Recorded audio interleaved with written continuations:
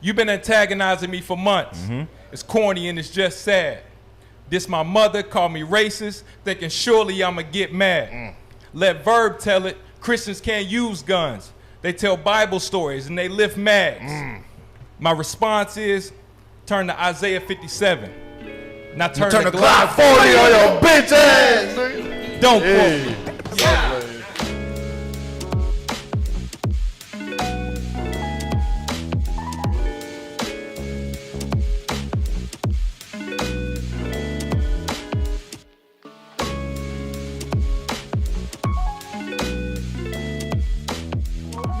Episode 4, we in here, we back.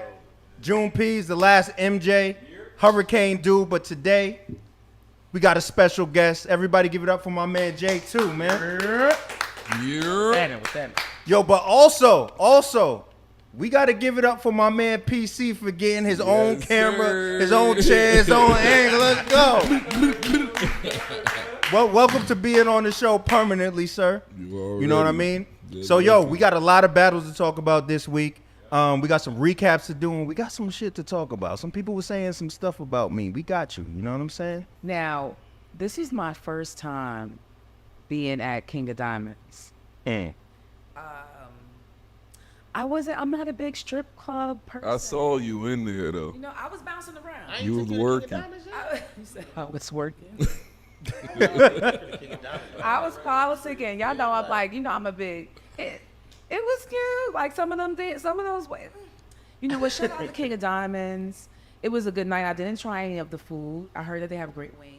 3 hours. It was a fire. Yeah, there was a waiting list for the wings. Yo, I went to the We bathroom. ordered wings and never got them. And I went to the bathroom and came out. And some dude was like, yo, I'm not going to lie, those wings are worth a wait. I'm like, what, they take like an hour? He said, I waited 3 hours for these. I said, nah, so That's right, though. Like, Yeah, that's Right. wild. in what country? Go in there and order that shit when you walk in, and they just hope you get it before you leave. Like crazy. Yo, when Magic City got the walk-up window, you gotta up your marketing. And we call it lemon pepper Blue to come out the bubble to go get some weed. That's how good at city. But KOD or what was that? What was that? Yes, King of Diamonds. But it's a great building. You know what I'm saying? I like everything about it. The battles, they were good. There's a couple of things I have to say though. I don't want battles at King Diamonds anymore. What is it? KOD. It's fucking with me.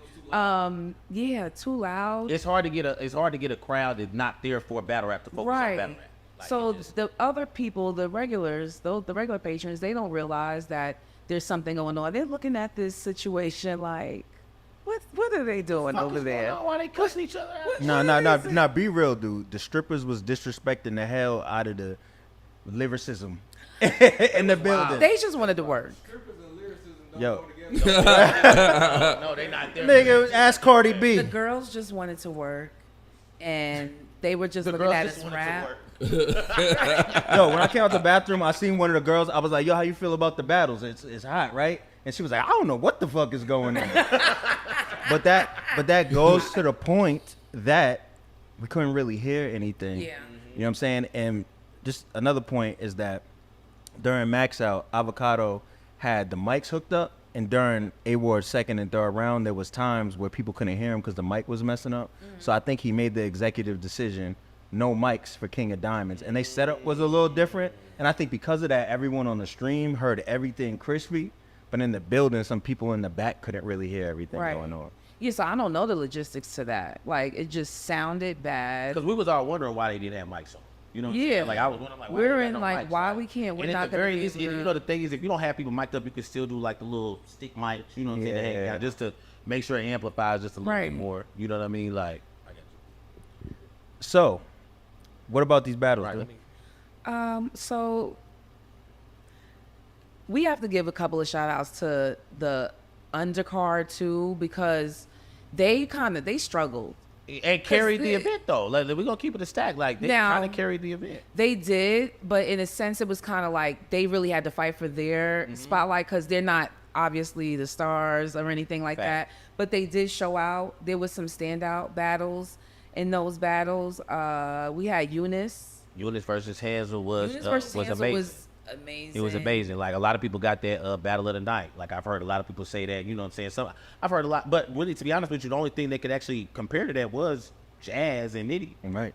You know what I'm saying? Like Hansel versus Eunice was like it was a bar fest. You know what I mean? It was performance heavy.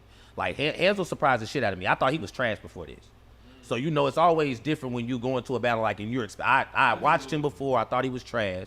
You know what I'm saying? I was like, and then he came in. I was like, this nigga actually fire. Like, you know what I'm saying? Like maybe somebody seen this before I seen this. You know what I mean? That's why he got his spot. You know what I'm saying? So like they had a crazy battle. Eunice was amazing as usual. Going into it, I had Eunice winning, but leaving, you know what I mean? I had Hansel winning clear, but in a great battle though. So yeah. they did. Who else? Who was on the? Well, shout out to So Severe. He did work. Facts. So Severe. Facts. Shout out So Severe. My first ever battle. Don't nobody know. That Shout was my out to you first and ever So battle. Severe. That's the nigga that gave me the shot. Like that's who gave me the shot. I like That's So what's Severe. up. And So Severe's fire. And then Clone and Next. That was a battle I really wanted Oh, to see. okay. Yeah, Next yeah. had a lot of energy in that battle. He always shows up. So the crowd got crazy during that battle though, right? Because I remember Clone like tweeting something like he didn't get to finish out the third or some shit like that because of the crowd. Like It was just people couldn't hear and people were restless and the strippers was talking and not ass clapping, just talking. they just talking. Yeah. Exactly. there was a lot of just blatant talking. Disrespect To for the the battle. point where you would say something, but then that was the thing. No one wasn't doing what they would usually do in that situation. Like usually, they would be like, "Shut the fuck up, hey yo, hold it down." They really wasn't doing that. It was kind of like they didn't know what to do in that situation. Cause it was so dense in the room. It You know what I'm was, saying? it was. And yo, who did Black Aladdin battle again? Like So Severe. Oh yeah. So Black Severe. Aladdin battle So Severe. Okay. All right, so 3 main event battles. It's Vixen and Chilla. You know what I'm saying? Jazz and Rum Nitty. And Geechee and Coffee. MJ, what we going with, man? Let's start with Geechee and Coffee. Okay. To me, that battle was so personal. Like, they really, that could have like been like a phone conversation between just them two. It was really, It was a real argument. You talking to each stupid. other. I You was getting some stupid. information I ain't even know I needed. Word. You know? But and then one thing I watch about battles is once it's over, are we dapping it up? Are we really cool? Do we really mean what we just said to each other? And they was like, I'm out, she's out. Some beef is real though. Yeah, and it felt that way. So that was definitely one to see. If I had to pick a winner, I'm leaning Geechee just because it was. Wow. Well, the reason You why. know, is- dude ain't going like on. that. Yeah, Speak I'm to it. gonna tell you Speak to why. it. I'm just please. The reason why is because I'm a degree of difficulty type of guy. So like what he was doing, you know, neither one. Damn, they was want you to break down degree of difficulty, No, but just look, okay, so just look, we got to that. keep this stat, right? We got to keep it a stat. One of the biggest reactions, and we're going to keep it all the way real. One of the biggest reactions that Geechee got in that first round was the I shot her, so I kneel, right? Hold on. What was the actual bar? I You gotta don't know. do it. Cause he gonna be like, I didn't say that shit. That nigga said, I couldn't stand to. I can't stand to watch you die. So I kneel. So I kneel. It was a performance bar. It was. But it was sloppy, and it wasn't, the setup wasn't man, amazing. There you go. We gonna keep it a stat, bro. Hold on, what you talking, Like, Pete? What you Geechee talking? didn't care. He didn't give a fuck. Like, we gonna keep it a stat. He didn't he care. didn't give a fuck. He didn't care about that. He didn't care. He had the bar. He said, you know what? I got this motherfucker. It's gonna hit. I'm Geechee. It's gonna land. What they gonna do? Not let it land? In my shit? And it landed. Nigga, I just threw and this they, whole event. and It's they gonna let land. it land, and they cheered. But the setup for that and everything could have been like if he really wanted to, because it's Geechee. If Geechee wanted to, he could have structured that so amazing that it could have like put us in a whole nother. You know what I'm saying? He didn't do that. So for me, I take points off because, bro, you didn't even give us what we could have got from you. Pause. Like, you know what I'm saying? You could have really gave us a fire ass bar. You know what I'm saying? Like dead ass. You like, pausing is crazy. Yo, I mean, I'm just keeping it a second. We I just gonna don't want get back to that in a second. I want no smoke. We gonna get back to that in a second. Pause. But you know what I'm saying? Like, J2 cannot it's kind of crazy. It's kind of crazy, but you know what I'm saying? Like, we could have got a way better Geechee than what we got. You know what I'm saying? So I felt like I got to take points away from that. And Coffee was, even though some of Coffee shit was amazing, some of her shit was really, really mid. Some of her shit was really mid, but a lot of the shit was really amazing. But I felt like I got 100% coffee though. Okay, but that's what I'm saying. The degree of difficulty of what Geechee was saying, some of those were like bars in what he was saying versus, Coffee was like, it was what it was, but it wasn't wrapped up in a way where I was like, oh, I see what she did. Oh, that was, it was never none of that. I think sometimes her rhyming. That's how you feel. It be rhyming. I'm telling y'all, she not. It was real. She does, but I think that when you really watch it and go back and see how she's performing, like you really see it. I felt her energy. I knew she meant everything Yeah, she was saying. I just if I had to pick a winner, I would go Geechee because of that one. Yo, dude, you look mad offended. Dude, she's super Listen, offended. please tell MJ your real thoughts. I want to hear this. No, I just feel like Geechee, he performed, but it did feel like not Geechee that we would have thought. Everybody knows that they were expecting more from him. Mm-hmm. Everybody knows that, just like him versus Jazz. It's the same thing, but just different situations. You know what I'm saying? She came gunning. And she was barring, and she was performing, and she was focused. She was looking right at him. She was serious. Now, All those things count for something. Now- And the bars definitely was there. Man, Even if you say you had a few bars that you felt like fell flat, the majority of us shit was hitting.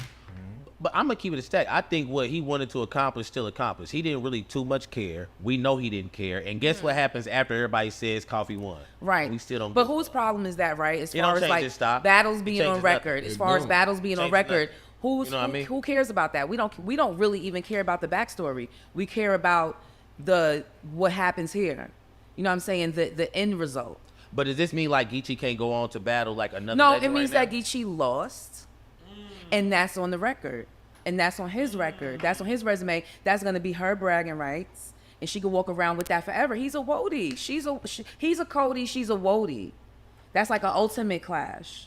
yo, P, man. Respect. yeah. I heard you over there like you had something to say. Go ahead. Men I know he don't- got something to say. Men don't take women serious. And in whose battle problem rap, is that? bro. Like that sounds personal. Listen you know what I mean? Look, if you want to do the science on it, Yeah, we can. majority of the intergender battles, the men always lose, bro. They don't take the women serious, bro. Whether But you wanna whose problem believe it is or that? They not. be losing. They be They losing. Yeah, but then do. that's a mark on your shit But wherever that it's don't at. mean that the I'm women gonna keep it a can stack, fuck dude. with Like them. I'm That as just much means- as I don't we would even like to believe say, that's in, just like- not true. It's just not true. Like when niggas lose to women, it's more of a positive mark on the woman's Right. resume than it is a negative mark. on the Yeah, man. No, that's I a get, but fact. who's- That's that's a like fact. more of a societal But issue. that's but to be honest, when you think about it, that's what matters. Hey, yo, ladies, how many of y'all feel like y'all can hang with us? Keep going. I know they can. Keep like going, they keep can. going. You know what I'm saying? Like you know what I'm saying? Like Red look like he's a bully. Like, so Fact. when a man does that, it's like, yo, easy. Because I'm gonna tell you right now, in the battle we're gonna talk about, we're talking about Rum Nitty. I think it was a jazz. Rum Nitty's first round was light. Let's go into it. But I Let's go. like how he came No, right it out. wasn't. Like, pimp slap.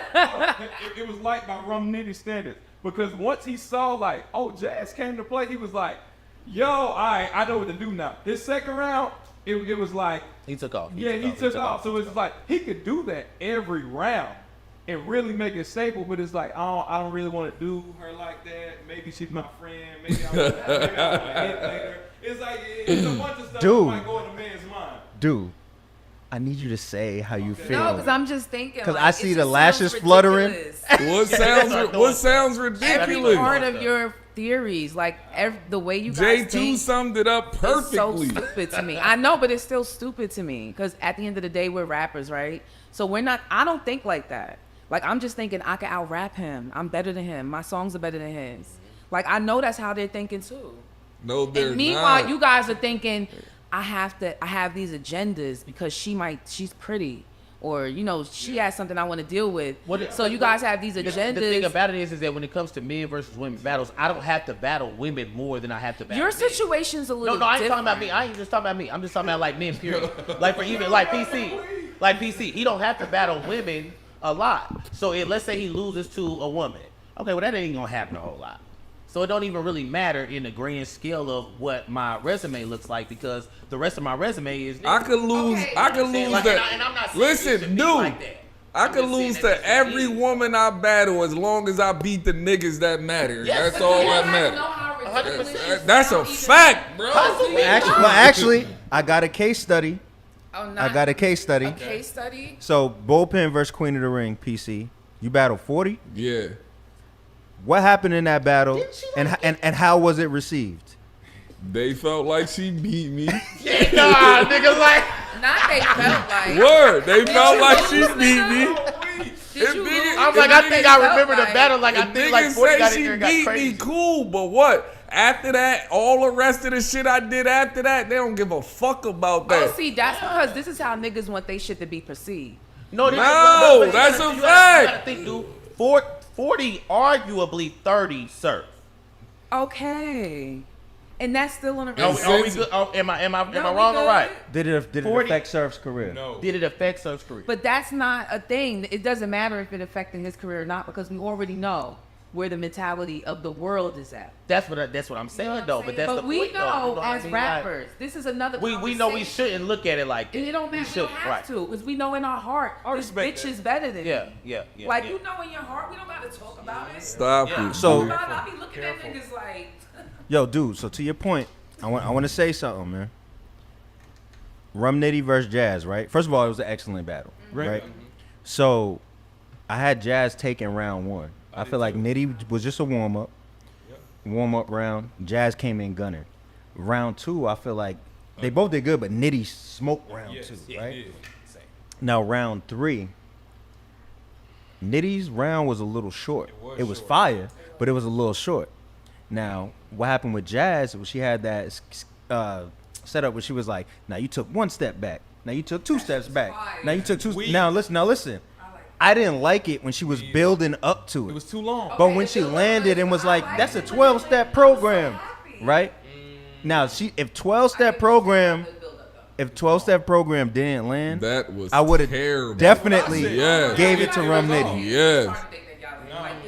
What? I'm saying, if a man said that, it would be a boot. Oh, definitely. I'm all about a boot. So could Rum have said that bar? No, he would know. When you ever saw a female get booed?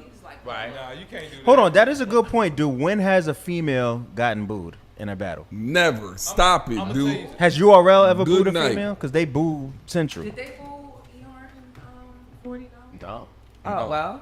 You Whose problem is that? That's you- not my problem. That means y'all They're have. the crowd. you can't. Y'all have a crutch. It's almost like you can't have your cake and eat it too. It's like A crutch? you can't we can't give you passes without like What bombing on you. passes No, are I know they this what I'm saying. Like no, this what I'm saying. Like if we're not booing you, when we should boo you. Wait a minute, but we don't even know if they should be booed. Hold on. What do you mean? Okay. For instance, and I hate to do this, y'all. I hate to say this. No, name. do it and say it. But Robin Rhymes, Uh-huh. we should be booing. Yeah, well. We should. But who's We should not be. Yo. Hold on. I got some pushback. I got some pushback. Not push back. Robin Rhymes is not the worst example of what a battle rapper is. To say that. What she say? Don't say meow. But she's like, Meow? What do you mean? she's like right there, close to worse. Like, And did I don't agree with hold that. on. What did she say, dude? What's the bar?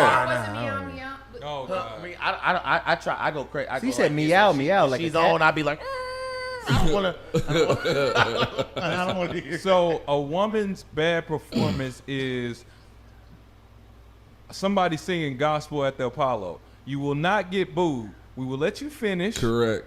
Okay, we okay because we don't want to go to hell. So we're gonna let you finish, and then we're just not gonna pick you when it's time to win. That's it. Yeah, word. Exactly what you're telling me. That's That's what I heard. though. That's what I heard. That's what I heard. I didn't even register that analogy. Yeah. If you I can't didn't- sing, I go to didn't. Apollo and sing gospel. Of They're course gonna let he you slide. did. The Sandman will not come out. Because when you're at the Apollo, it's skill set. No. You can look like anything. I never Right. seen gospel get booed at the Apollo. Never. Ever. I don't know if that's true or not, but I know that people have came to the People don't problem, play they with don't God know how like to that. sing. So that's what we're Especially talking not a woman about. of God. Let's bring it on in. Okay. Let's bring it on in. It's about skill. Yes. And that's what the problem is. You guys have your agendas, and I'm sure women have their agendas too. Word. Just to be fair, I'm sure women want to be rappers and be around rappers for their own personal reasons. I like that. A skill set like is that. still a skill set. It can be measured. Listen, Jazz the rapper has the skill set to be a fire rapper because she is. Absolutely. Right. Okay? Yeah. But what we're saying is that part right there in the dry spell in the third is questionable, which is why in the third it's Edge. Who do you give the third No, to? but that was the only dry spot in the third. Yeah. Okay. Okay. Yeah. And she Oh, stuck the landing. I have Jazz. You got And all Jazz. three- I had Jazz, Yes. but I had Jazz winning by. I almost gave it to Nitty That's just what I'm because I saying. didn't like the build up. But I gave the Okay. battle to Jazz. Okay. But I do think that the battle is so good, it's not gonna fall in the category of what we're It's a talking great about. battle. I think it was just a Right, good right, battle, right, so no right, one's right, gonna be like, right, "Oh, right. Nitty got You walked." guys- This It was a definitely not one of those classic? battles. No, I think it was very good. Okay. I think it was probably too short to be a class. Yeah, yeah, The battle itself. yeah. Now, Vixen versus Chilla Jones. Now this is the real test, dude. This is the real test. Keep it Yo, on PC, down. let's go to PC, man. How you This break is down not a Vixen and Chilla? test. Let Because they're battlers, but continue.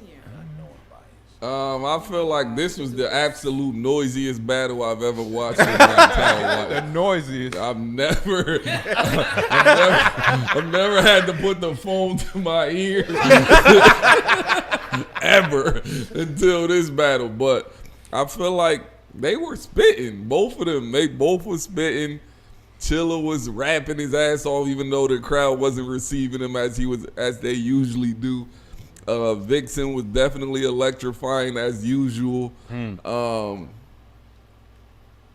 I just think that night they just wanted the women to win, man. I'm sorry, man. That whole night Vixen was they just wild. wanted the You ain't going women for to it. win. Vixen was wild. So hold on, dude. Before you talk, I ain't gonna say shit. so this is why I said this was the test, right? That battle was unanimous online with people saying that Vixen won. If there was a poll, it was probably 90 to 10%. Yes. You know what I'm saying? The reason why I said that was a test, I told I you she wanted to was gonna see win. what PC would say. Right. Now, to PC's point though, I had Vixen winning, Me too. but I think that Chilla Jones had an unnecessary non-reaction throughout all of his rounds. Yes, agree. absolutely. I feel like he came in gunning. Absolutely. I feel like he came in gunning. He came in gunning, but when the rounds is the booty meat and all this, and they getting Right. slapped and stuff So like whose that. problem The is booty that? meat. No, that's because you're Chilla's, getting- it's Chilla's problem. No, that's It's Chilla's problem, right? Chilla's problem. It's not Chilla's- only That is that, definitely his it's problem. Just like what we talk about, it's the perception, it's people's mentalities. She knows she could use these things against men. She's Yeah. laughing. She laughs. That's the she thing laughs about Vixen, every though, is month Vixen, to the Vixen's thing. smart. The same as Vixen Angel know how to does. go Every into The these same battles, as y'all like, snoring Angel. It's a cheat code. It's code. really just strategy. It's strategy. Okay. It's really, we're not gonna say it's a cheat code. We're It is. close It is. to No, that. no, no, no. Let's be It is for a real. cheat code. No, No, no, no. no, Look, I for men agree and with women. that. I It's agree one with for that. men Strategy and women. ain't Yes, always it a is. cheat You code, guys- though. You guys say things to get reactions on. That's a all cheat the code, time. too. That's But a it be cheat code, too. bullshit, though. Like you're this, you're that. Like you know what I'm saying. Like even with, let's What? talk about. What's a cheat code for a man on a woman? You snoring Angel does, because it wasn't a fire bar, but it was just funny. It was And just- niggas it knew it was- was gonna hit in the it- building. So then you saying jokes? Oh well, no. are cheat I codes. mean, No, you gotta this is think Yeah, it for is a for a cheat man, code. the cheat code over a It's woman a is strategic anytime you cheat can code. cower over her, Anything- and you can make yes. because the thing is, as a man, I can always make you look soft and feminine. Yes. I don't give a fuck how much of a alpha female you might be. But as a then- man, I'm gonna be able to Facts. make you look soft and Any- feminine. So So- that's a cheat so code in then- itself. You Any- want to know? Hold on, real quick. When But I will bet, you look like that? When Will I- you be perceived as that? When yes, you're that's what I'm being trying to. dominated That's what over I'm No, I'm about just to saying say. that's another cheat That's code. exactly what I'm It's about not to a say. cheat code. Because when I battled 40, they was like, "Who's saying gun bars to females and blah Right. blah blah?" They It's a saying audience. we don't want that from I ain't men. even You really feel talking me? about so much as what you say. I'm talking about your demeanor. Like you can always use your demeanor. He, And he- that's he- fine. well, Change, you know what, what I'm what he's saying? saying is, like, he didn't want to, like, he can't just do that. Like, he can't use his gun bars because they're gonna be like, "What's that?" So what? So what it is like, Right. anytime a man is basically showing like chauvinism over a woman, he gets the women this gonna be is- like, "Oh, that's weak," but the men gonna be like, men "Oh, are yeah, yeah, and yeah, And yeah, this yeah, is, yeah, and talk, this is talk." why, Because- this is why I like when Tay Rock battle bitches, because he don't give a fuck. Like Yeah, he we don't gotta give a take fuck. He all don't of give this a fuck. shit out of it when we What- battle each other. We're going for the jugular. Got a and that's question. it. What about Arsenal? When he battled, QB. that was the most disrespectful thing I ever seen in my Hold life. on, now, A lot hold of on, hold on, hold people on. actually win in that battle. Stop right there, right? Exactly. See? Hold on, hold on. See? Hold on. No, we got to stop right there because when we got talk you. about men and women and disrespect, we have to talk about this blue cocaine versus Let's capo talk battle. about it. Yo, so for those of y'all that don't know or might not have seen the clip, Blue Cocaine had a line where she basically was like, "Now your dick is my dick," and she grabbed his dick in the battle, right?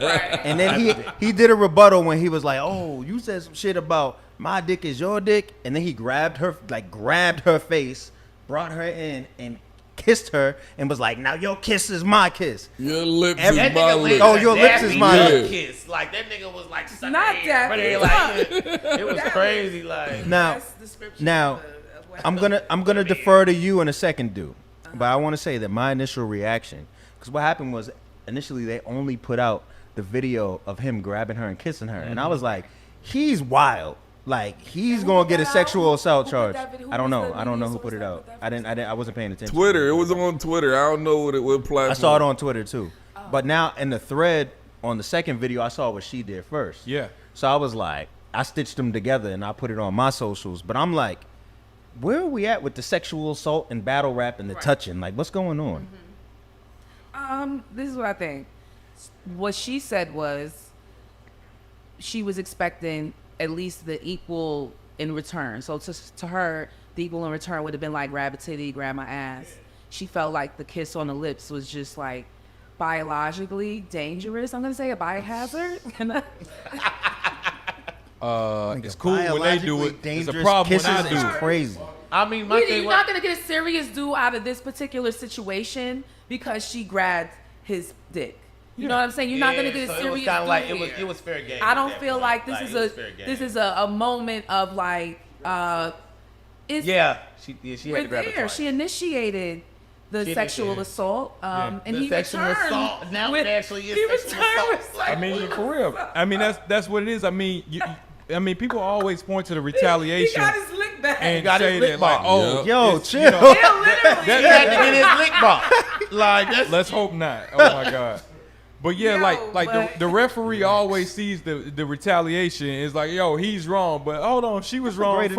analogy. That's a Absolutely. great analogy. So it's like, and like I said, I don't think that, like I said, that he meant any ill intent. You know what I'm saying? Yeah. She wasn't really disrespected. She said it.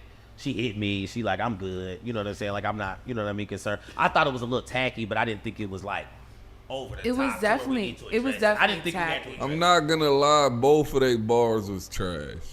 Let's go. My Like, dick is your dick, shit trash. Your lips is my shit trash. Everything is shit trash, bro. I'm gonna keep it a buck. Niggas is getting reaction off of shit just because of the performance of it. Like niggas is that getting goes on reaction the for bumps, for dunking on niggas. They getting reactions for what else we doing in battle rap Pickpocketing. right now? Like, Everything, pocket like, taps, pocket the taps. pocket like, taps, yeah, taking like- off jackets after that. Like what? Like what's up right now? What's I ain't gonna up? lie, I be wanting to come to a battle with a jacket on. Like I swear to God, I'm gonna take this bitch off. But look, it all started with the hat throw.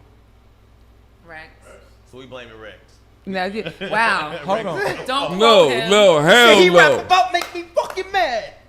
Nah, that's No. they like the too many antics now, bro. Hey, Yeah, you I'm know, not it's saying- daylight's we're not fault. gonna It's take daylight. But away antics what is they a part do of with battle antics, rap. yeah, Like Coliseum Battle League is literally built around. I seen some of the crazy. That's where he did the Reaper thing. Yeah, the Reaper. I seen fire come out of wrists. Oh no, but that's the battle where the dude came through and slapped the light skinned dude Shorty's butt. He's like, "Don't touch my girl! Don't touch my girl!" Yeah. I'm just That's saying, like, wild. antics is a thing in battle rap. Yo, there was no, battling. do we think Rex or do we think Daylight?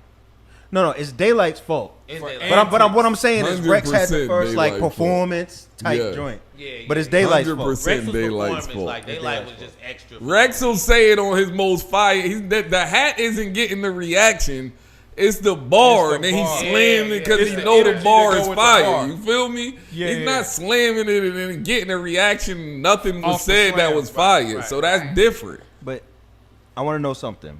And J2, to kind of the conversation we've been having all day, right? With you battling females, I feel like they try to put you in a box to make you battle females, right? So it's like, oh, we got a gay battle rapper. You got to battle in the gay league. All right, now you graduated to females. Yeah. Now, if you fire after the 50th battle, you can battle a dude, right? Yeah, and it's weird because like bro from the jump, like you know what I'm saying, I was battling niggas out the gate. You know what I'm saying? Like I went viral for battling Lady J. You know what I'm saying? Then me and Yoshi did. You know what I mean?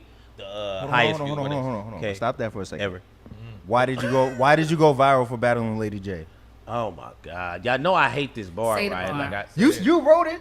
Oh did. my God. Say the bar. I said I would suck her daddy dick and spit her unborn siblings in her face. Jeez Louise, Papa. Now hold on. Yo. PC, Yo, please. okay, PC, let me please talk. go to PC. Go to Wait, PC. Let I me need talk PC's after reaction. that, please. Hold on, but let me say this though. Wow. They always talk believability in battle yo. rap. Oh my No, God. let me talk. Okay, I just had to drop another haymaker. My bad. Okay, I Dude, you see this? Why the fuck would I want to accept a battle against a nigga that could possibly say he's gonna suck my father's dick? Wait, like, hold I'm on, keeping PC. it a Hold buck, on, PC. bro. Hold This on, is why he's only subjective to only no, battling hold on, women. But it's because- not. But it's not though, bro. Because you got to think, bro. I've only got 5 women on my resume, bro. I'm 40 battles in. Hold on. So you So said that's not really what happens, bro. That's what they wanted to happen. Hey, Got side note. you. That's what they wanted to happen. Got Bro. you. I got like 5 women. I'm 40 battles in. Hold on. bro. Side note, PC. So you telling me you wouldn't battle Biggie?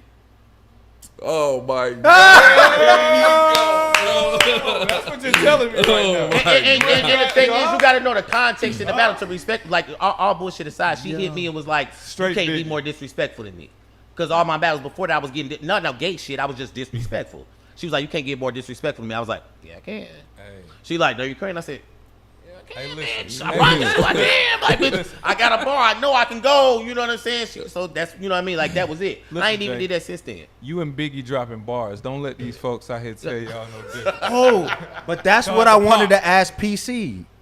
Yo, Yeah, you know. you what time talked it is. about how what Blue Cocaine and Capo said was trash. Okay. How do you feel about J2's bar lyrically?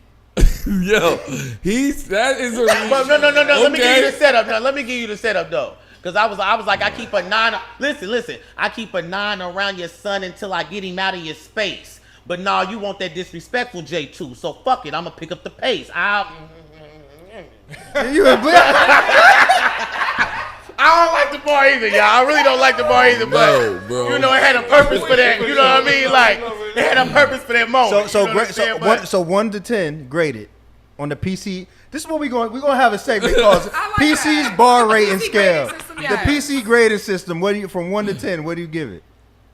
That is not it, bro. Disrespectful. You're not gonna act like it's can't not up there. Yo, Okay, I okay, don't so- want to hear that, bro. What are you talking about? Okay, so look, when Arsenal when Arsenal said he'll jump in his mama casket, where do you rate that bar? Give me the bar. When Arsenal said he'll jump in, Was it DNA? Arsenal? No, he was bad. It was Mr. Mr. Fab, I think it was. It was Yeah, Mr. Mr. Fab. Okay. He said he'll jump in the casket and fuck his mama while she was in the casket. Very cringeworthy. That's a 1. But where you got it at a 1? Yes. Okay, I can So be at a you 1. basically got an AO and he got a 1. I got a. You take an alright, AO? I take an AO.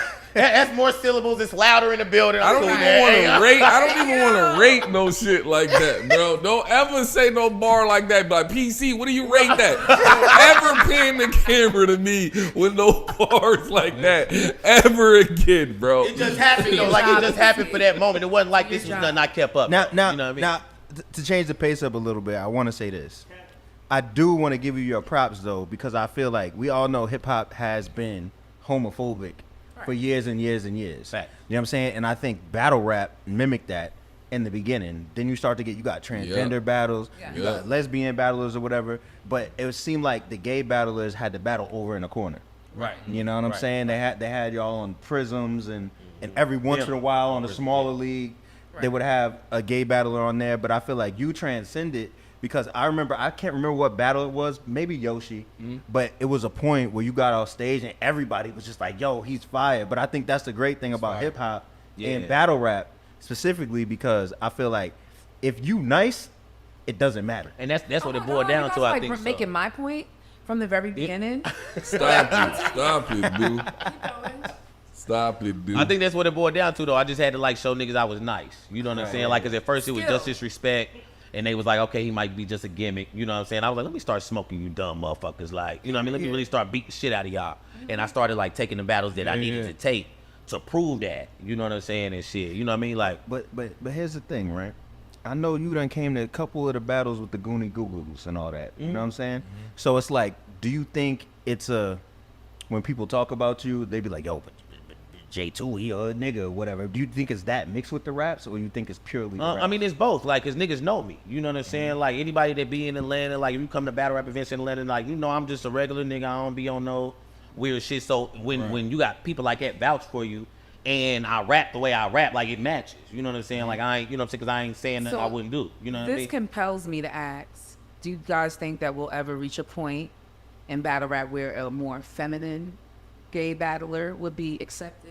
All right, hold on. Let me say this. Flamboyant. With the state of the culture, with me not knowing what to expect from my opponent, meaning like now I don't know if bro gonna dunk on me, grab my dick. I'm not trying to battle no gay nigga, and I don't know.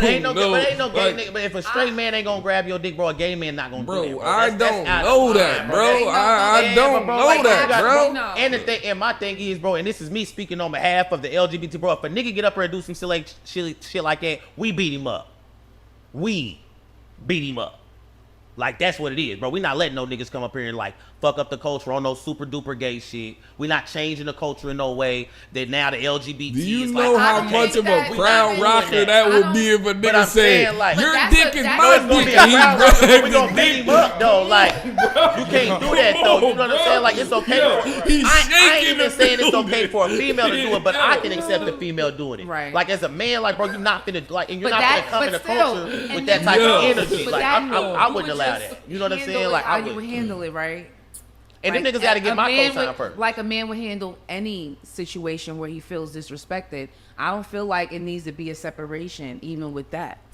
Dude, I just asked. No, and I'm serious. You're not letting I'm not letting. Yeah, but we're not letting nobody disrespect us in any way. Like I just said. So we don't gotta be a Do you know how big of a reaction it will be if he said, your dick is my dick? Boom, grab this dick at a Summer Madness. No, that's Summer Madness. Summer Madness. Bro, I'm gonna be watching like all I work for. 15 down the drain. He done fucked it up. So let me ask y'all a question though. The same way J2 was like, no, we beating him up if he do that, right? Let me ask you this. What will it take? Because I seen men and women like grab each other and do all type of stuff. We've been seeing this for a couple years now, right? What would it take as a man for us, like, what is drawing the line with what you can do to a woman? Because honestly, when I seen old dude kiss blue cocaine and I didn't kind of see like what happened before, I was like, that's mad disrespectful that niggas is just pushing her out the way to react and shit. Like No, wait. what? They was pushing her out the way to react. Yes, Yeah, for real. yeah. Yo, he disrespected the shit up. Battle rap Niggas is is so... like- Go ahead, MJ. It's like, no, wait, stop. They were pushing her out the way and they were reacting. You understand where we're at, right? Yes. People be on the post like, my mom just died. They like, well, when are you coming back outside? Like, we got to know where we're at. Exactly. I literally had to push Capo off of me. They was reacting so hard. Right there. Oh, you was standing right behind. I was standing right behind Blue, and he said he was. They had pushed him into me. I'm like, y'all good? Like, is that crazy? I mean, it's the shock value of it, but it was also the rebuttal of what because of what she did. So, And then, so once he did that, it turned into girls versus boys. Period. But she set it off. But that shit's nasty to me because I be feeling like The only nasty thing about it is the biohazard. no. This is what I feel. If you ever do something to where your character is in question or you in legal trouble, and the judge can go and say, She grabbed his right here, he sexual assaulted this woman. Yeah, but they possibly transfer bodily fluids through the kiss. Do the kiss. Right. That's the assault. So that's where we're at. Oh, here go dude. K. No, but legally, but legally, She actually assaulted him first.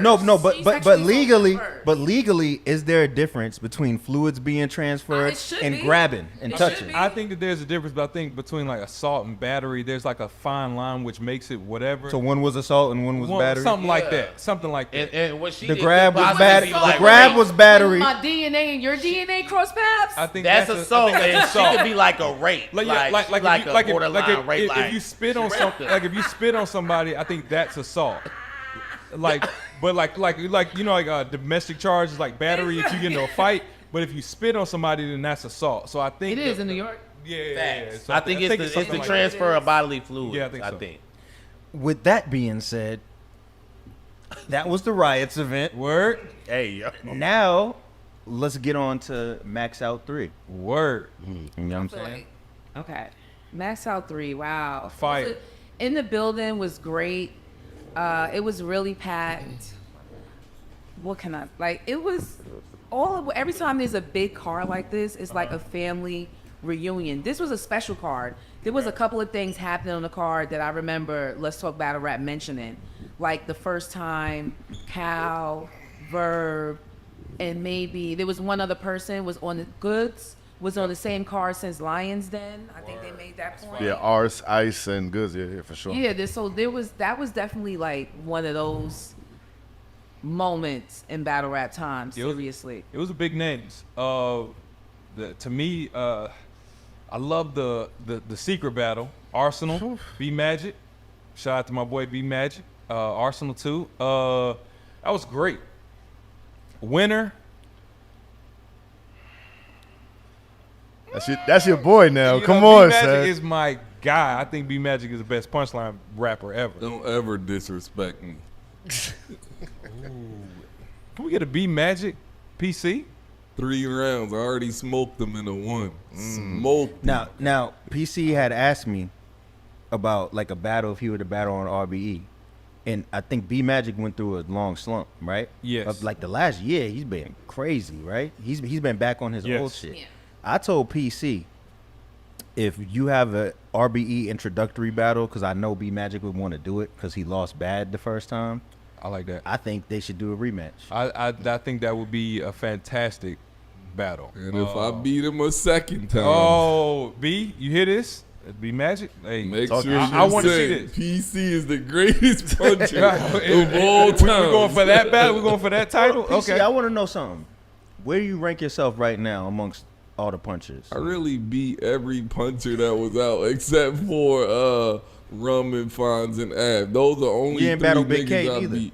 Nah, but K, they don't really label him like they do. He a puncher though. Rum, For Fonz. sure. He is He is a puncher, He a but he's like an overall good battle But rapper. he will also have like a full round of minimal punches where he just talking to you. Yeah. A real punchline nigga is not gonna waste a round to talk to you. He's Gotcha. gonna talk to you within landing punchline. Yeah. So that's why I don't rank K with the punchers. I'm not saying he's But, not a but puncher. let me ask you this. The fact that you told the whole story about what a nigga's bitch about, does that take you out of the puncher category? No, I And put did you in the that 2 years ago. I feel like Trapped if in the it was closet, such thing nigga. as slugging, like because I feel like Big K does have a version of punching because everything's so is weighty when it hits. To me, Big K is like the white version of Jada Kiss. Like they don't waste words. They only talk straight, like talk to you. Yeah. Direct. It's nothing made Direct up. It's for nothing the funny. It's bars in the talk, and it's wisdom, it's jewels, it's street knowledge. He's white Jada Kiss to me. He got it all to me, bro. Yeah, he got it. He all around. He He all around. Got it. Like, Yeah. I feel what you're saying, PC, talking about the whole punching shit, because sometimes he can just angle. Is the champion. You know what I'm Like saying? he said, He like, switch it up. like one of his most famous shits, the ward is when first time you shot a gun, you went outside with your big cousin. Big cousin. When I first time I shot a gun, I closed my eyes and I hit something. See, That was hard. that's a hard bar, but it's not a Lyrical, punchline. yeah, it's not. You feel me? It's not. But here's the thing. That's a Jada Kiss line. Technically, the dictionary defines a punchline as anything with a build-up that you land on. Thank so you. technically, a joke. Shut up, dude. Technically, a joke is a punchline. Yeah, Technically, But a guys, you joke. guys be fucking shit up with your fucking street gander and you come in here and you flip shit and you remix shit and you water shit down. Yeah. Hold and you on, be hold mad on. when y'all get corrected. I want to do a brief intermission. I want to shout out the sponsors. My son, they looking good over here. Come on, man. Yeah. Yeah, you know. Shout out to the Lord. You know. Come on, man. Shout out to the Wolf, man. We outside. Shout out Lord man. Wolf, my guy Muhammad. Thanks for Absolutely. dipping us out and dripping us. You know what I'm Absolutely. saying? But I wanna switch something up. Let's start with Ill Will and Hitman. All right, bet. Off top? Top to bottom? We ain't gonna do the build up. Okay. Go ahead. Y'all was right. All right, man. This was amazing. It's probably one of the best battles. It ranks highly up there. Ill Will comes out on fire, doing what we talked about. Gunny. Ill Will is one of the nicest battle rappers. Just like Big K, they can do everything. So he came out lyrically insane. Hitman comes out, does what Hitman does, puts on the show. Say, well, let's get into these ball heads and bullets. That was hard. Hard. Like, he just, the word MC, a master of the ceremony. KRS. Yeah, absolutely. All right, KRS. KRS. He commandeered the room. He did what Hitman does, and he made it questionable. He made it like, well, I don't know who really won here. Here, it's like, it's what you have a taste for, or what you think is more Absolutely. impressive, or what's a better I degree agree. of difficulty out of the two. You could pick either way. Second round, I go with the slight edge to Ill Will. Because what he was saying was just, it was, man, that dude is so nice, dog. We're the worst masterfully crafted. Masterfully crafted. Nothing was wasted. He went out there and represented the hip to the hop. Oh no, he mastered the ceremony. no. When he was like, I don't even know what round it was in, but when this nigga said, he was like, yo, your girl would be in the house, like, oh Lord, not this again. Like, yo, I was like, yo, this nigga. He apologized to her. That was in the second. That was yo, it was. Not, I was like, That was fire. it was fire. Like, that dude is amazing. Third round. Again, it goes back to the first round. What you kind of have a taste for. I feel like Ill Will, was he a little short, I think, in the third? Was it? He said the Maybe a Keebler little elf bit. line in the third. Yo, that's By the trunk? By the trunk? In the trunk. Yeah, man. he said I like Keebler Elf. I got you bacon in the trunk. That's crazy. That dude. That's fine. Luck To said me, that. that's Luck said that. you said Luck said the same bar. Yeah. Keep it in trunk like a keep the elf. Man. You know what I'm saying? Versus Hollows. No, but I'm not gonna lie though. Yeah. Sometimes there's similar bars, and you be like, he stole that. What did he say? The What fact was that- Lux doing? He said something like, I keep it in the trunk like a Keebler elf. But this is Yeah, he different. did Versus say Hollow. something This that. is Word. different. Fire. Keep it in the trunk like It's a different Keebler than Elf, bacon. and I got you bacon in the trunk like a Keebler Elf. Same shit. Is It's different. It's a little. It's It's one word difference, nigga. Bacon and Yeah, but that's that a, one word It's a means double everything, entendre. June. Yeah, but It's if a double verse, entendre. it's a verse. This is perfect. Cause He's I like, you want to say fuck out of here. I always go for originality.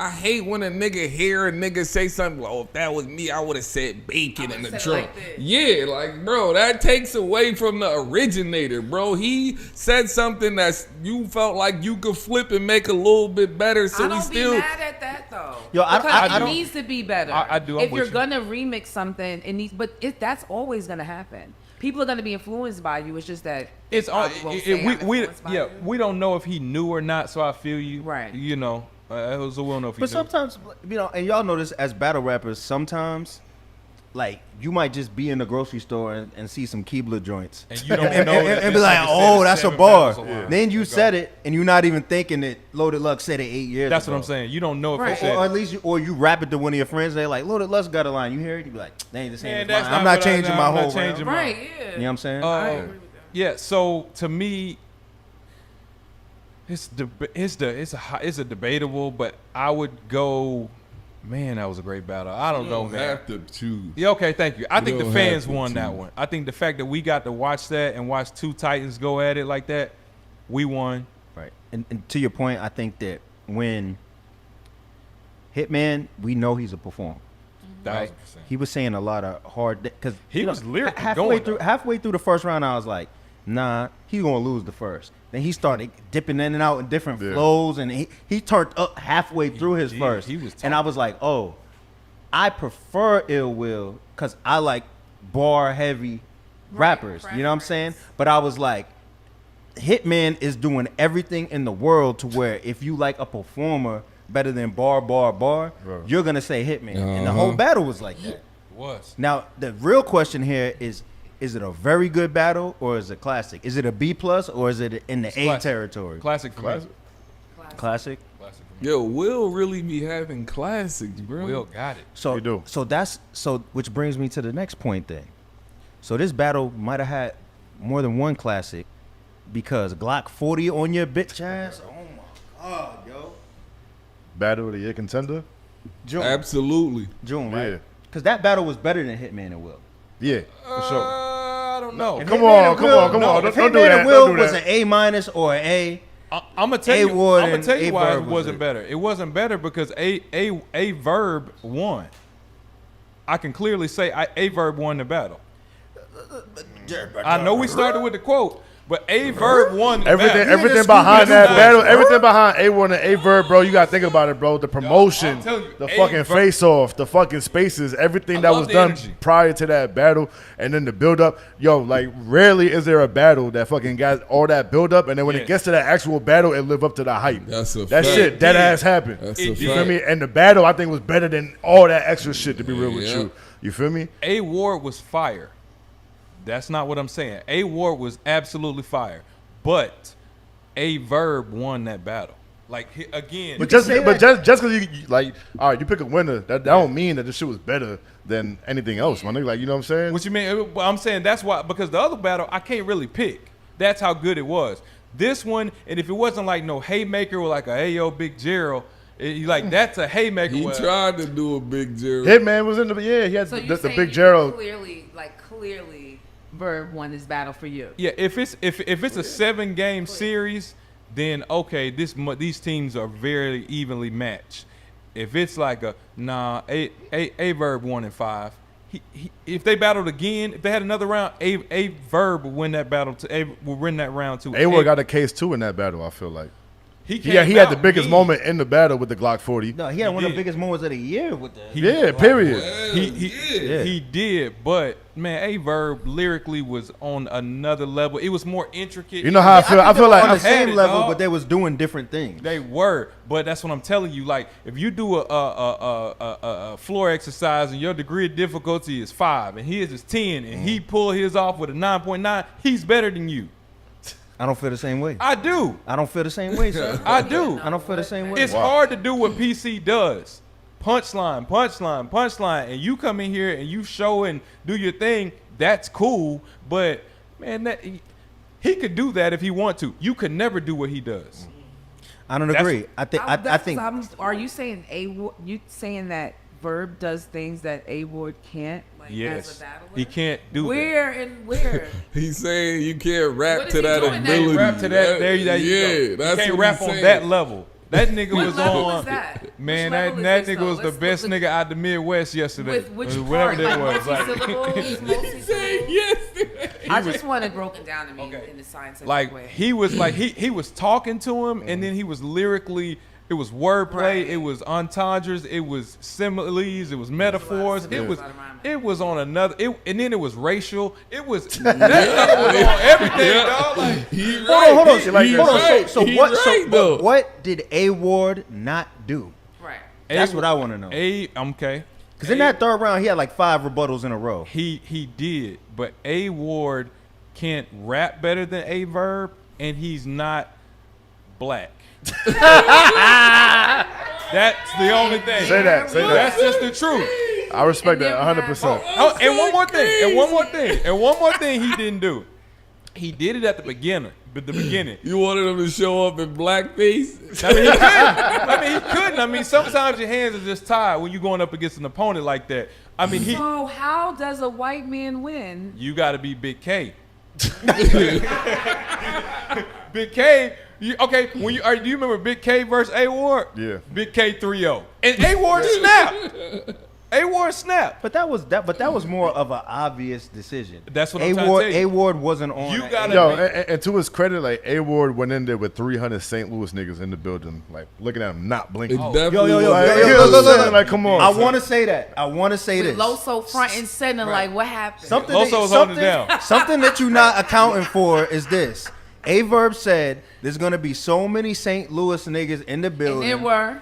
with them red hats on, And there were. that they just gonna be staring at you. You gonna get crickets. You gonna have to rap through it. He said Glock 40 on your bitch ass, mushed his head, and Yes. all the St. Louis niggas said, Yes. Yeah, Did. it fell back. He yeah. didn't back down at all. So I'm with you. He did it, but he just doesn't have what it takes to get to that level. That So what A-Verb you're saying on. is your black bias is stronger than your Christian No, bias. no, because I'm an Eminem fan. Eminem can rap. I rap 99.9% He of likes niggas that ever syllables. walk. He likes okay? lots of words. He likes a lot. You like lots of words. I like talent. It's not that. I like likes talent. Lots of words. You like lots of words because you keep doing this lyrical. He can't rap better than him. Okay, He can't no. rap No, better. That's but what let it me is. say this. All right, watch this. Watch this. It's Watch battle this. rap. Watch this. Watch this, It's dude. the grammar Watch for this. you. QP from Michigan is one of my favorite battle rappers. Right, but QP, it's not only that with battle rap. QP does have a style. he does. But I don't love want to that. bring QP into the conversation because I feel like they're not similar in that way. I know how Verb raps. There's a lot of multi-syllables. Yeah, I'm telling you, I like a guy that doesn't do that. A lot of words. QP doesn't do that. I like talent. If you got it, you got it. This is preference. This is a preference conversation. Murder Mook is that. He's the best. Jesus He can't- Christ. See, now this is how I know this is a preference conversation. No, it's about winning. That's why Murder Mook is the best battle rapper, because he understands how to win. He understands how to win. Michael Jordan is not the best shooter. Michael Jordan is not the best ball handler. Michael Jordan is not the best defender. Michael Jordan is not the best dunker. Tell him. Okay? But he's the best basketball player to ever 'Cause he play know because how he to understands how to win. Mook know how to Yeah. win. So that's what I'm saying. Like, but No matter when we talk about Mook, I hate this. Hold on. Nah, Real quick. Hold on. Because we gotta go. We gotta go over the. That's another topic Fact. for another Yeah, episode. yeah. But I do want to say this, right? Okay. You are discounting one thing. What's that? Glad When you stopped it. saying like he's not black, I think glad I think Ilmac, Pat Stay, Roan, A Ward, and Big K all have a pocket that they can rap in that's respectable.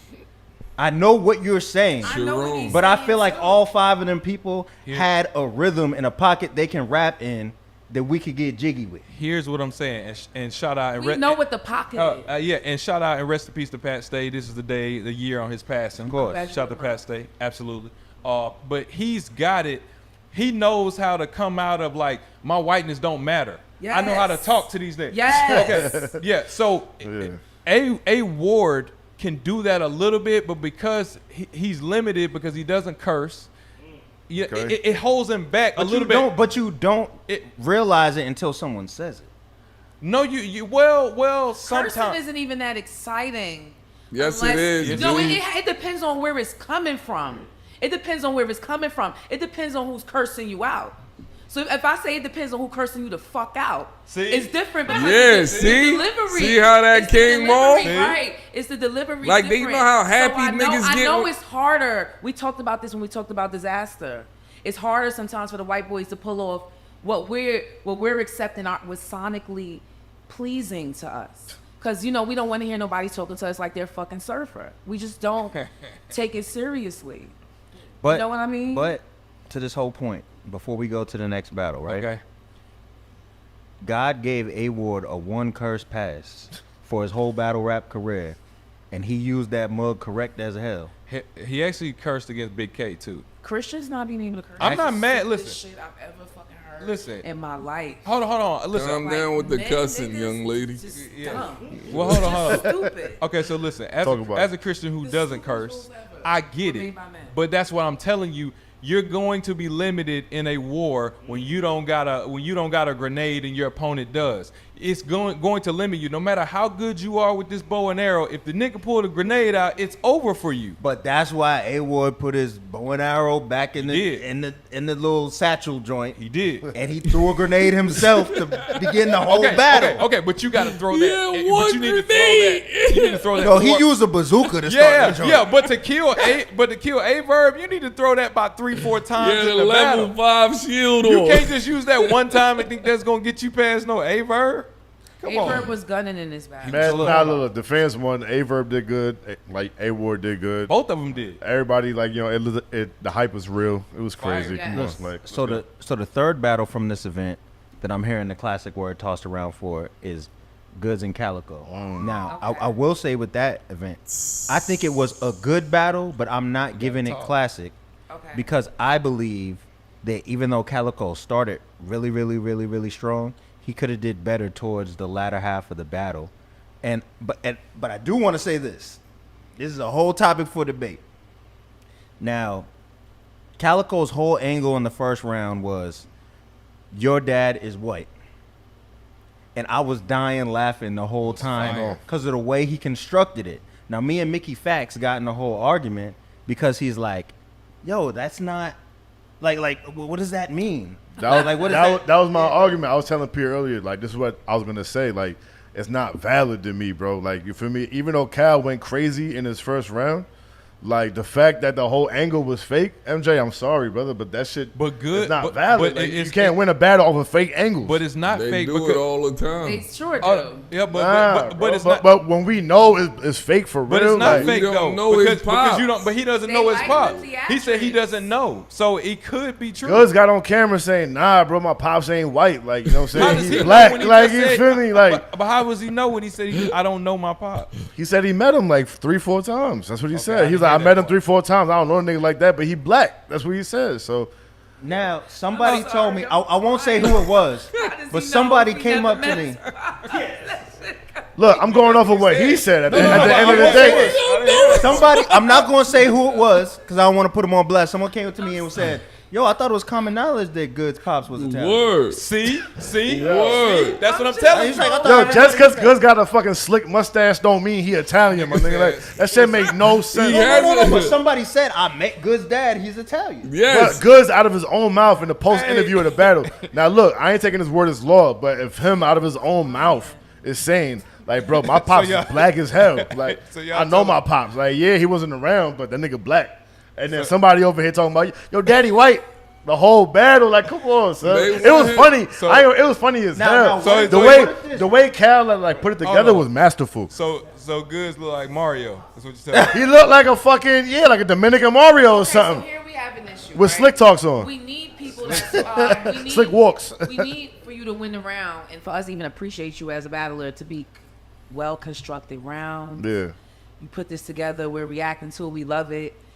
Do we give Cal more points for making the lie sound so vivid? No, hold You on, know, hold on, and hold that- on. that'd be Hold on. allowed. I want to cut you Cal off. won the I want first to cut you off. round. Knowledge you right there.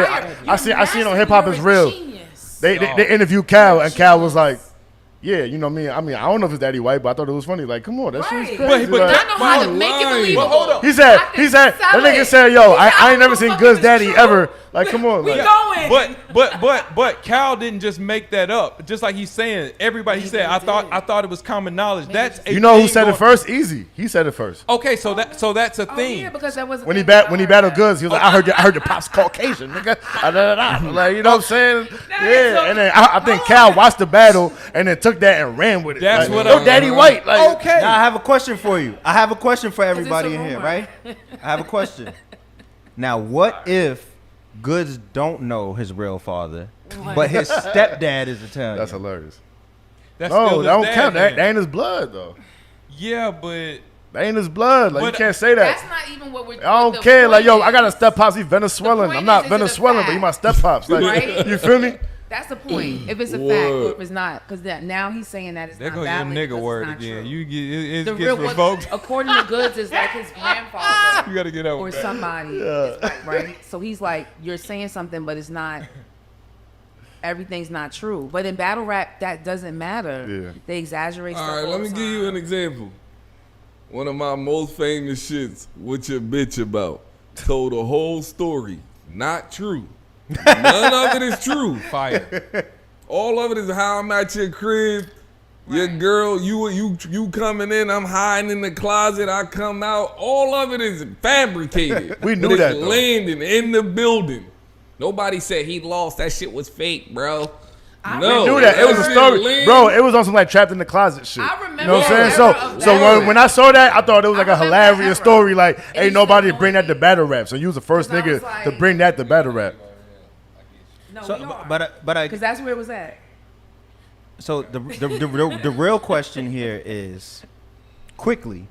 Okay. Real question here is, if you make something up in a battle and land it, is it corny or is it acceptable? And in my It's both. opinion, I think if you take if it's funny, it's just funny. Who cares? I think people are too serious when they're like, "Oh, is that not what?" Yeah, that's what it is. I don't care. It was just funny. Yeah, it just depends. I agree, but on how the can you give him the subject round matter. when the whole round was about that? though? Because the round was so. Every the- single no, said the hit. round, Like, the yeah. round was masterfully done. This nigga said, this nigga here teaching credit to niggas. When you, he said, when you had, he said he here teaching credit Yeah, to niggas. MJ left You that had a shit, though. 750 Like, when he cut that Nah, belt court. he said you teaching credit to niggas Is pitiful. Is pitiful. Knowing he had an 850 when they cut the the umbilical. Yeah. That was hard. That was hard. That was hard. Listen, That was hard. that's fire. That was hard. And it's questionable that your dad could be. It's questionable. Not like he just made this up today and sold it to the Because room. all he had to It's do Yo, was yo, post the questionable. photo I'm gonna of stop his talking dad. shit right about all that because at the end of the day, I do agree that Cal won. In my opinion. won. You Yes, feel he me? won. Regardless of the fake angle or not, Yes, I feel he like he won. out rapped Goods. I feel like Goods got to a level in battle rap where,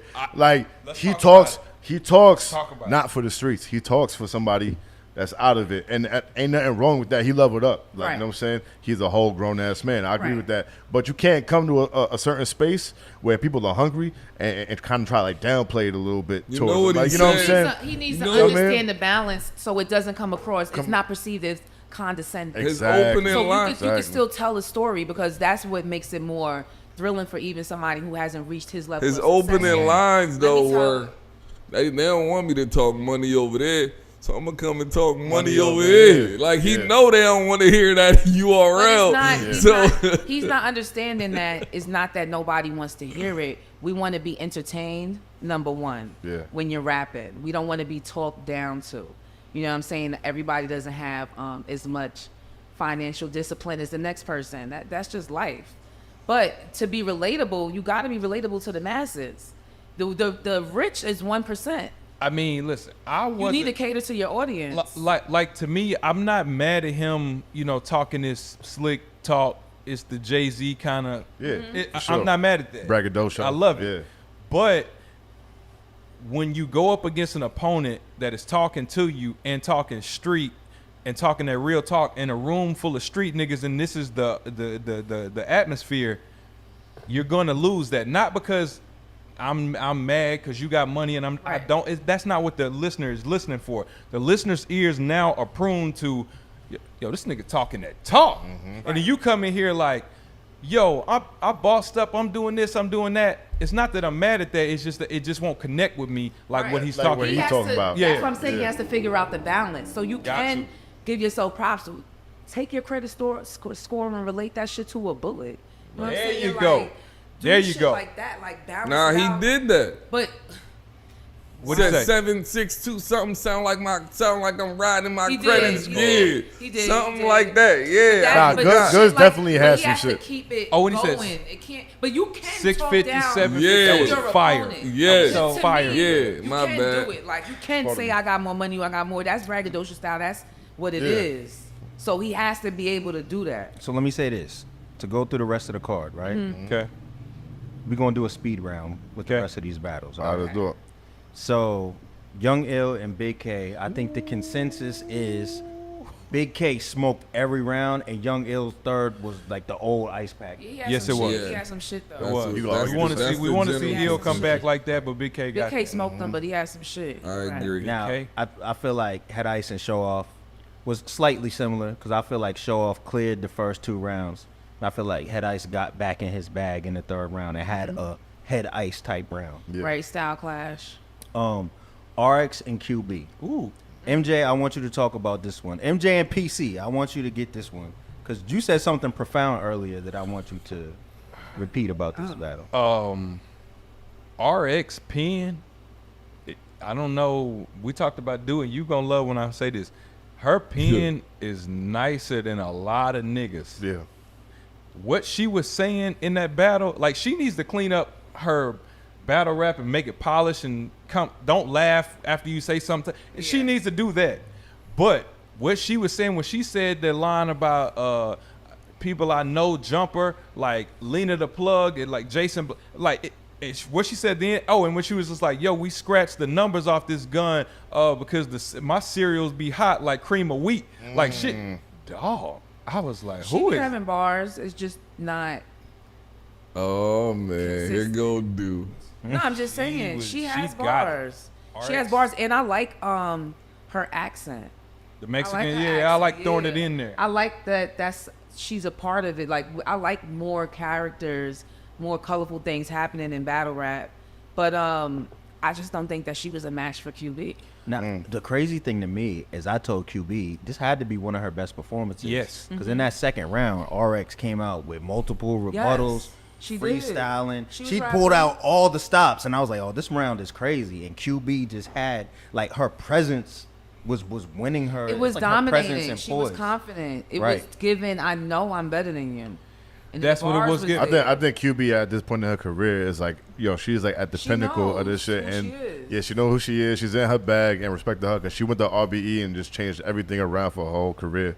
And did. yeah, for sure. And her and RX, bro, like RX, yeah, salute. Like I said, on paper, she is crazy, but like I said, it's a rap battle. You know what I'm saying? QB You definitely always wanted. I think just edged it off of what we're talking about, but lyrically, RX Yeah, No, she's but you're not nasty. gonna do that, right? sick. So, QB was barring. Oh, You're not doing 1000%. that. You're not doing that. She was, but RX. Think about She what wasn't MJ saying no- said that versus cream of wheat Averb, line. and now think about what he's saying now. Nah, because I still look at RX like she's hard. You know what I'm saying? Like, I feel like she just needs to practice, like, her delivery. It would be maybe the giggling and laughing Yep. after delivering the bar, because then it's like, I peeped that. Let me too. ask you- QB was in the zone. Like it was no breaking. QB was, it was in her, but QB was barring. Like, She come on, was. y'all. Come on. So, was. dude, let me like, ask you a trying to question. make it seem like it was a pen, like the pens was like, no. he was talking Yeah. crazy just now. Like, No, that was crazy.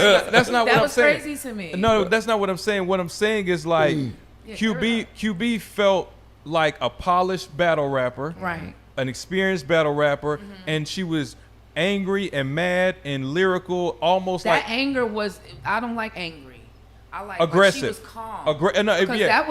that was domineering. She was Passive dominating. aggressive. Okay. But to me, QB, that's the same way Arsenal is when he battles. He doesn't really Yeah. like you. It's aggression. And was she got that, confrontational. and she's got that. But what I'm saying is, when I hear that, I don't hear like, yo, this is a lyrical genius is in there. I don't hear that. I hear this is Yeah. an amazing battle rapper. But what I'm telling she you, got bars. she got bars, just like Arsenal got bars. But that's not what sells them. Damn, What- I'm so mad I can't recall these bars back. I'm saying she got it. She snapped and she won. But RX, You just don't win off of presence. no, You she don't can't. win 3 Goods rounds. won mad You battles know- off presence. Oh, yeah, you Yeah, but he be saying little slick. That was be a bars, slogan. No, she she. having bars. You know, It's just not like super lyrical. Like everybody weighs this thing differently. Yo. But you could do presence and bars and like it fills up space. Hold on, I'm gonna do something real quick. I'm gonna go to everybody and I'm gonna say, you got 3 seconds to answer. You cannot think too long. You ready? What's Good's best bar that he's known for? When you think of Goods, what bar you think of? Oh my god, I don't know. Okay, what bar you think of? and I still got my $10 personal bottle of Henny. What you think of? They say goods, why you drink before every battle? Because I'm already celebrating my win. And PC, where you? I don't even gotta rap this battle. I could beat you doing this, and he drink the Okay, So everything okay, he does is Henny bottle. okay. Right. So to bring us back to the point, you know what I'm saying? The Goods got bars. He be saying stuff. every bar he's known for is Is him the drinking some Henny or swag. When I think of him and Calico, I think eggshell white. You know what I'm saying? Nah, look, Okay, good- so when he said that, he said, "Yo, I got eggshell white coupe. I got your chick in it." It was like that line on a scale of 1 to 10. That bar is about a 6, but because he is goods and he's saying it the way he says it and he sells it in the room, oh, that's a 9. That's a 10. No, but that's But not that's true. not that- That was Because that line was kind of hot. though. No, I'm not 'cause gonna that's lie. what I was gonna say. Like sometimes simplicity Y'all are boot is Cassidy fire. for that. No, Hell yeah. Y'all they are were. boot Cassidy for that. He's no. right. He ain't You, lying. if Cassidy came in, yo, and I'm in the eggshell white, y'all would be like, yo, this Because nigga rapping like it'll be the lines 2000. before it. Nah, that's real. It'll be the lines Y'all before are it boot Cassidy after for that. it that'll fuck us over He's with Cassidy. absolutely It's the correct. whole package. Please, y'all, don't do that. He sold it. Listen, when you are a polished battle rapper like Goods, like QB, you can sell anything. I'm But a you have hustler, to baby. sell I it. sell Yeah, water yeah. to You a have to well. sell it. That's different than a nigga saying something. It's like, I don't even know who this guy is, and he ain't really saying it right. But boy, this nigga show is spitting. That's a lyricist like B Magic. Well, I don't know this nigga name. It's like, yo, this nigga said, stab you to my make the like class sack and make my blade brown. It's like, yo, like it's like, wait a minute. Yeah, it's a different level. But I'm not. But if Yeah. B Magic said eggshell chicken, it. Yeah, but it's but 10,000. Yeah, but B Magic saying that would be bar 1. It wouldn't be bar 4. Yeah, it would I be agree with that. I agree with that. haymaker. Nah, yeah, Good said it as the haymaker. He can because he's that fire and that iconic. In that but delivery, it's not. in that presence, in that I could fucking act this whole thing out. Yeah. Yes, Yo, June. which is why Calico won. There's a battle I want to shout out here, right? Excel versus Def the Kid. So people who don't understand, and it's Soul Eater, by the way. That's what it is. It's Soul Yeah. Eater. The- On the last blog. If yeah. you know, you know. So, Def the Kid, like, there's like 5 battlers on iBattle. I'm like, if they let these niggas in the door, they're gonna fuck somebody Shut up. up, yeah. You know what I mean? And Def the Kid was one of them. How did you call that battle? That was like one of the better battles of the night, to be real with you. I think so too. You know what I'm saying? And XL though, he a vet, and I feel like XL won clear. Definitely Kid kind of showed like, you know, his position in the whole thing. Like I was like, yo, like an iBattle dude coming in, crossing over to the big leagues and shit. And he's kind of doing his thing, and it was fire, like on both ends. But XL clear. Yeah. Yo, I would be mad as shit if I spent mad time picking out a bucket hat, and I show up and my opponent got Got on on the bucket joint hat. too. I'd be mad as hell. Should have known Bucket better. hat battle. But Schoolboy Q battle. But shout out to them because Excel, I feel like it was a veteran thing. Yeah. You know what I'm saying? I feel like he pulled out the win because he was a vet, because in the beginning of the battle, I felt like, oh, Def might clear the battle. But Excel came back. I really, really enjoyed that joint. That was the first one I really sat down and paid attention to every single line. For sure. Let me ask you this. I think it was the Cinco Zay when the security guard got into it. Let's talk about I it. think that goes hand in hand with battle rap now.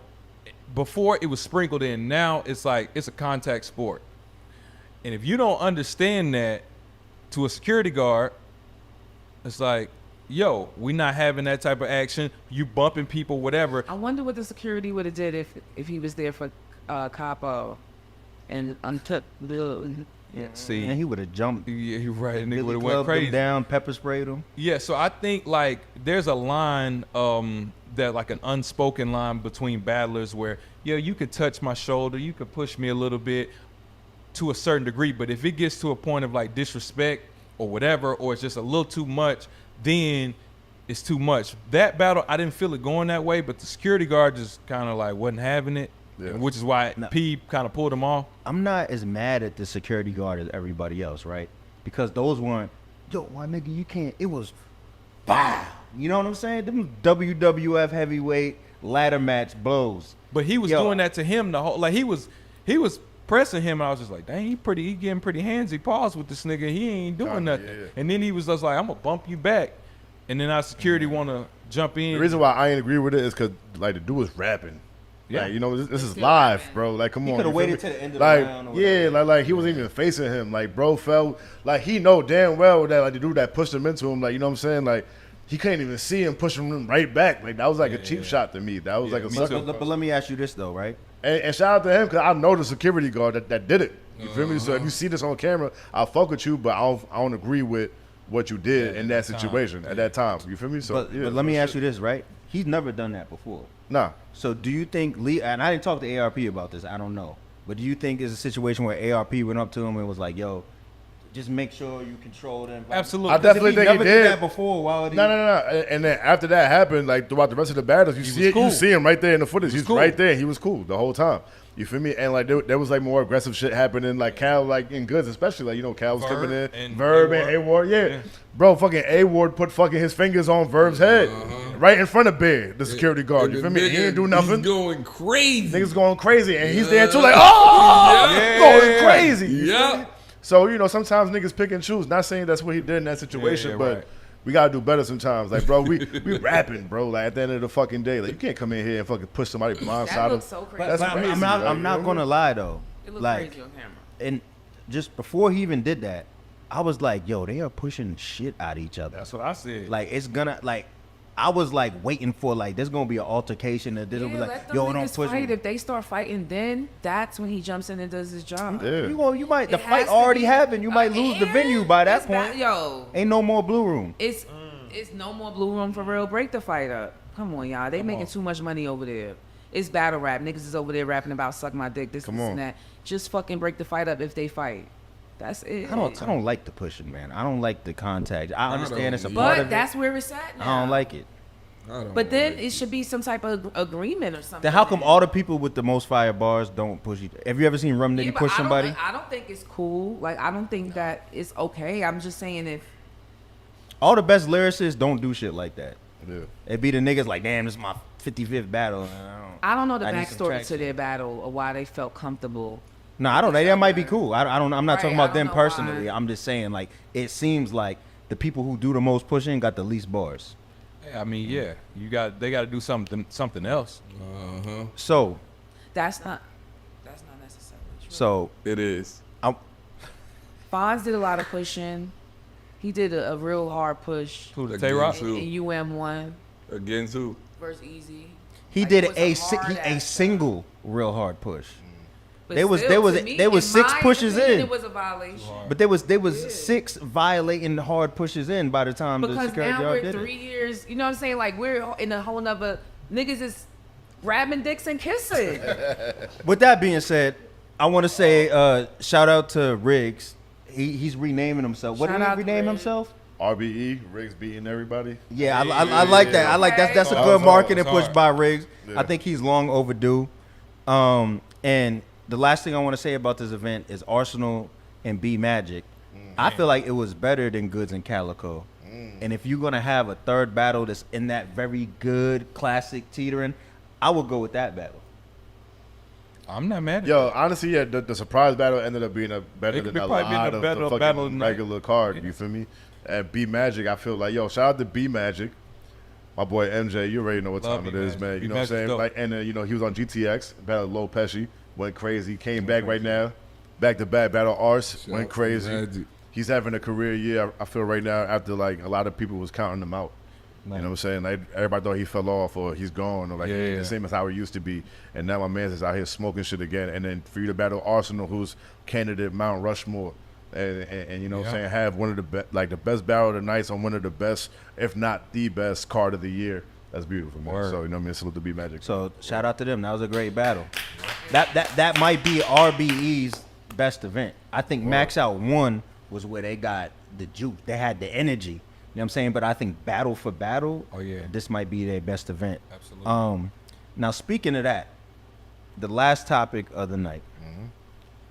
When I saw Big K's performance versus Young Ill, Okay. I jumped on Twitter and I said, yo, there's no argument, there's no nothing. Right now for me, Big K is hands down champion of the year. Okay. And you said that, and then Easy kind of went off on you. Okay. He ain't go off on me. He quoted the tweet and said, don't nobody respect. This is why people don't respect your opinion. That you can't say that because I'm gonna tell you why. Easy, you are fire, okay, and you have the juice, okay. But Big K, doesn't have any NDA in his swag. He doesn't have nothing funny going on. He just got wins and bars and nothing funny. So yes, you are right there with Big K, 1000%. Ill Will too, great, having a great year.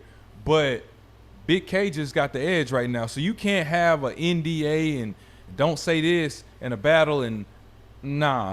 If you got to lay it all on the line and defend that and stand on that and come up out of that, and that's when we go like, yo, he had, cards up against the wall, back up against the wall, and this nigga played his cards right versus he had his back up against the wall, but then he said, you can't say this about me when I'm back. Nah. That's not no. And then Easy know, like Big K's on the tier. Like just literally after Big K battle Young Ill, I seen on Twitter, he's hitting up K like, yo, you know what? Yeah, battle me in December. Cause he know, like, you know what I'm saying? He know the vibes, like, you feel me? So I feel like that is the end game for this year.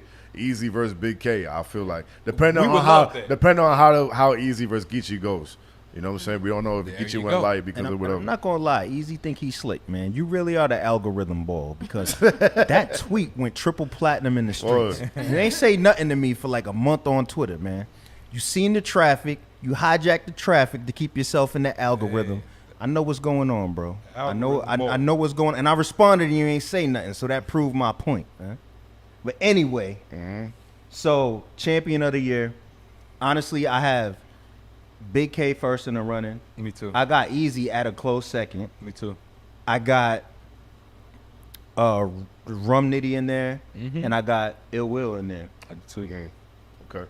But I think Easy. I think it's literally Easy and Big K, and I think with Big K just clearing a couple opponents this year versus Easy having really close battles that was very good, had a lot of replay value. I think that's what the separation is right there. Yeah. Who is y'all champion of the year? Who is the best battle rapper of 2023 for y'all? I put it like this, right? Easy, like he's arguably like undefeated for the past 2-3 years now. You know what I'm saying? Like I can't really say he had a clear loss since then. You feel me? But Big K this year, the level of competition is what I'm looking at. Like who has ever battled Mook and Rex back to back and arguably beat both of them? Right. Who? But then nobody. But then A Ward didn't have a clear loss before he battled Big K. And he 3-0. Yeah, he never But then he lost battled Frack before Big K. No, but what I'm saying is Big K battled him first. Oh, right. Yeah. And 3-0. I didn't think that was gonna happen. Nah, not at all. And his first round was crazy. And then look, versus Ill right now, like nobody thought that he would have to go super crazy, but he did. When he came out in his first round, I'm like, yo, bro, spazzing on Ill. And like on some mad shit, like, yo, y'all got Ill in front of me after all the shit I'm doing for y'all this year. And he proved his point.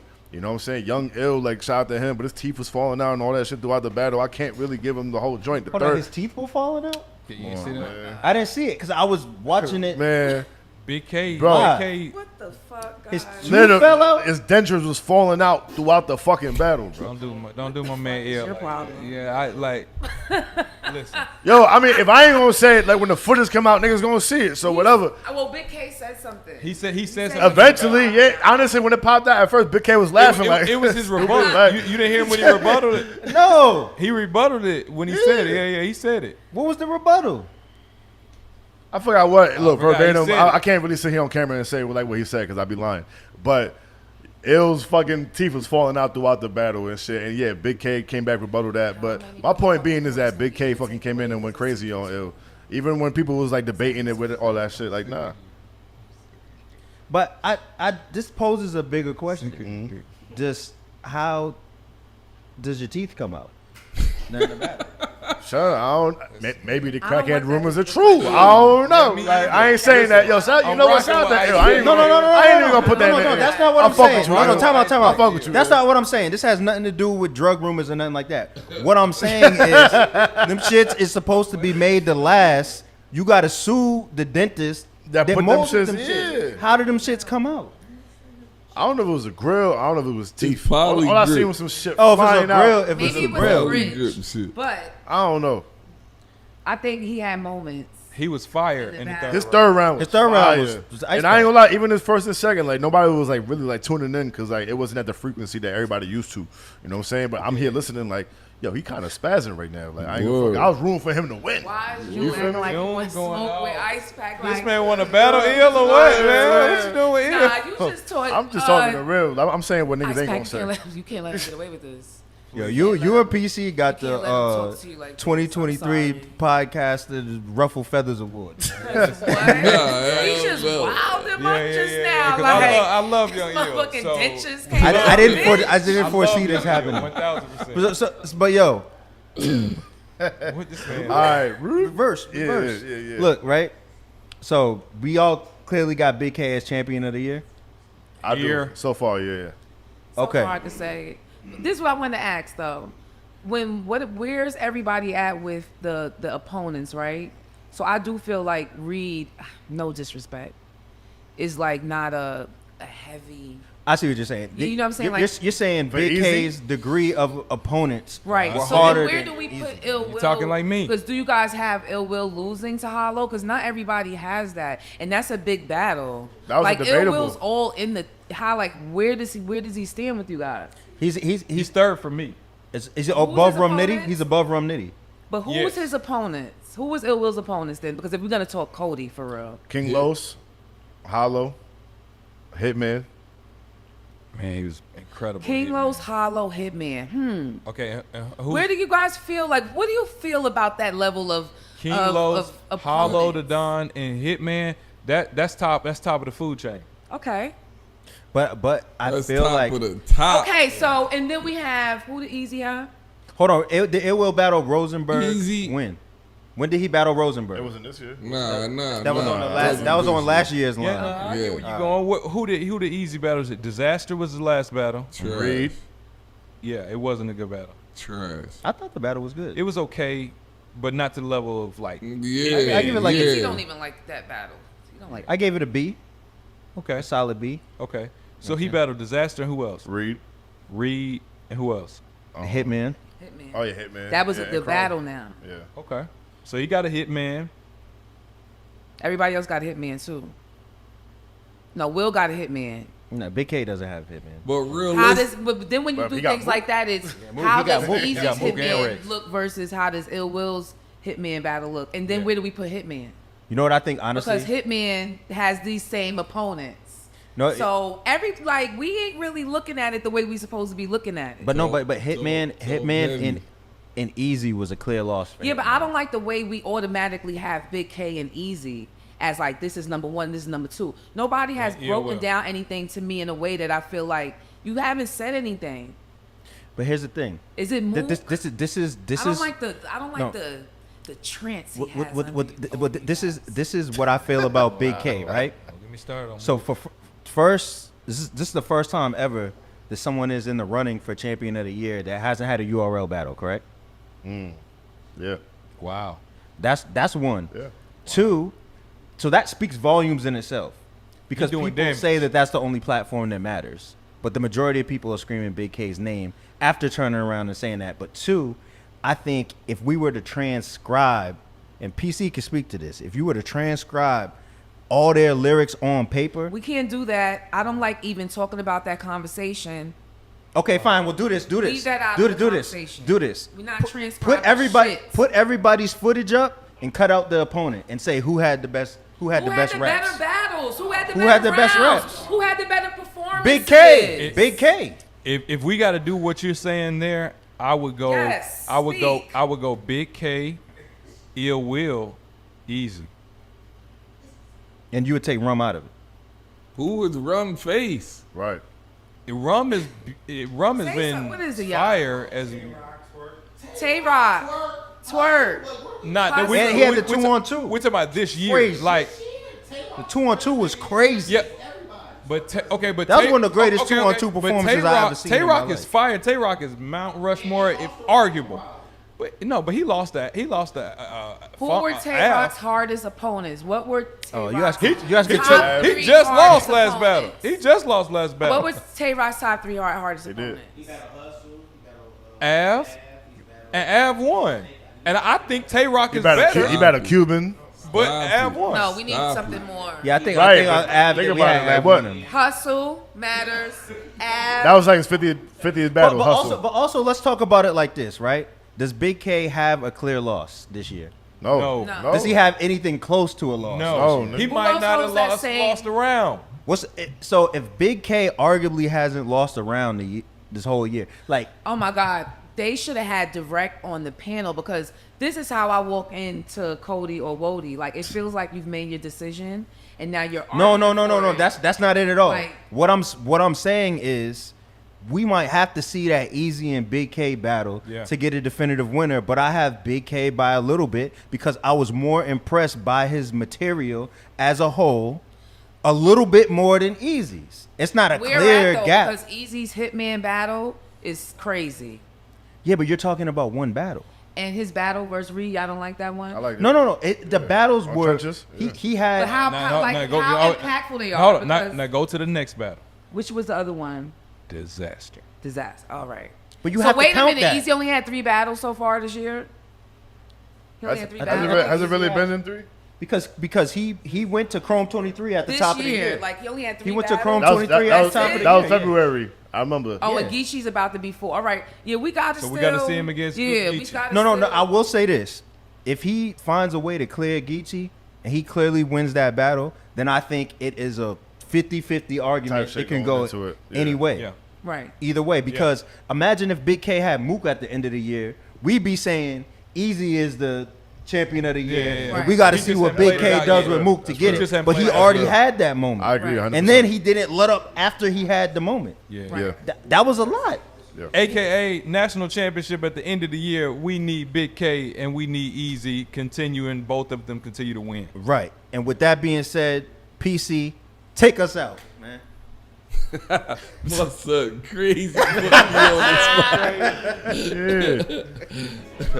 Man, P to the third letter, you ain't never heard better, man. Thanks for tuning in to episode 4. Don't quote me. Come on. The gang is here. Yeah.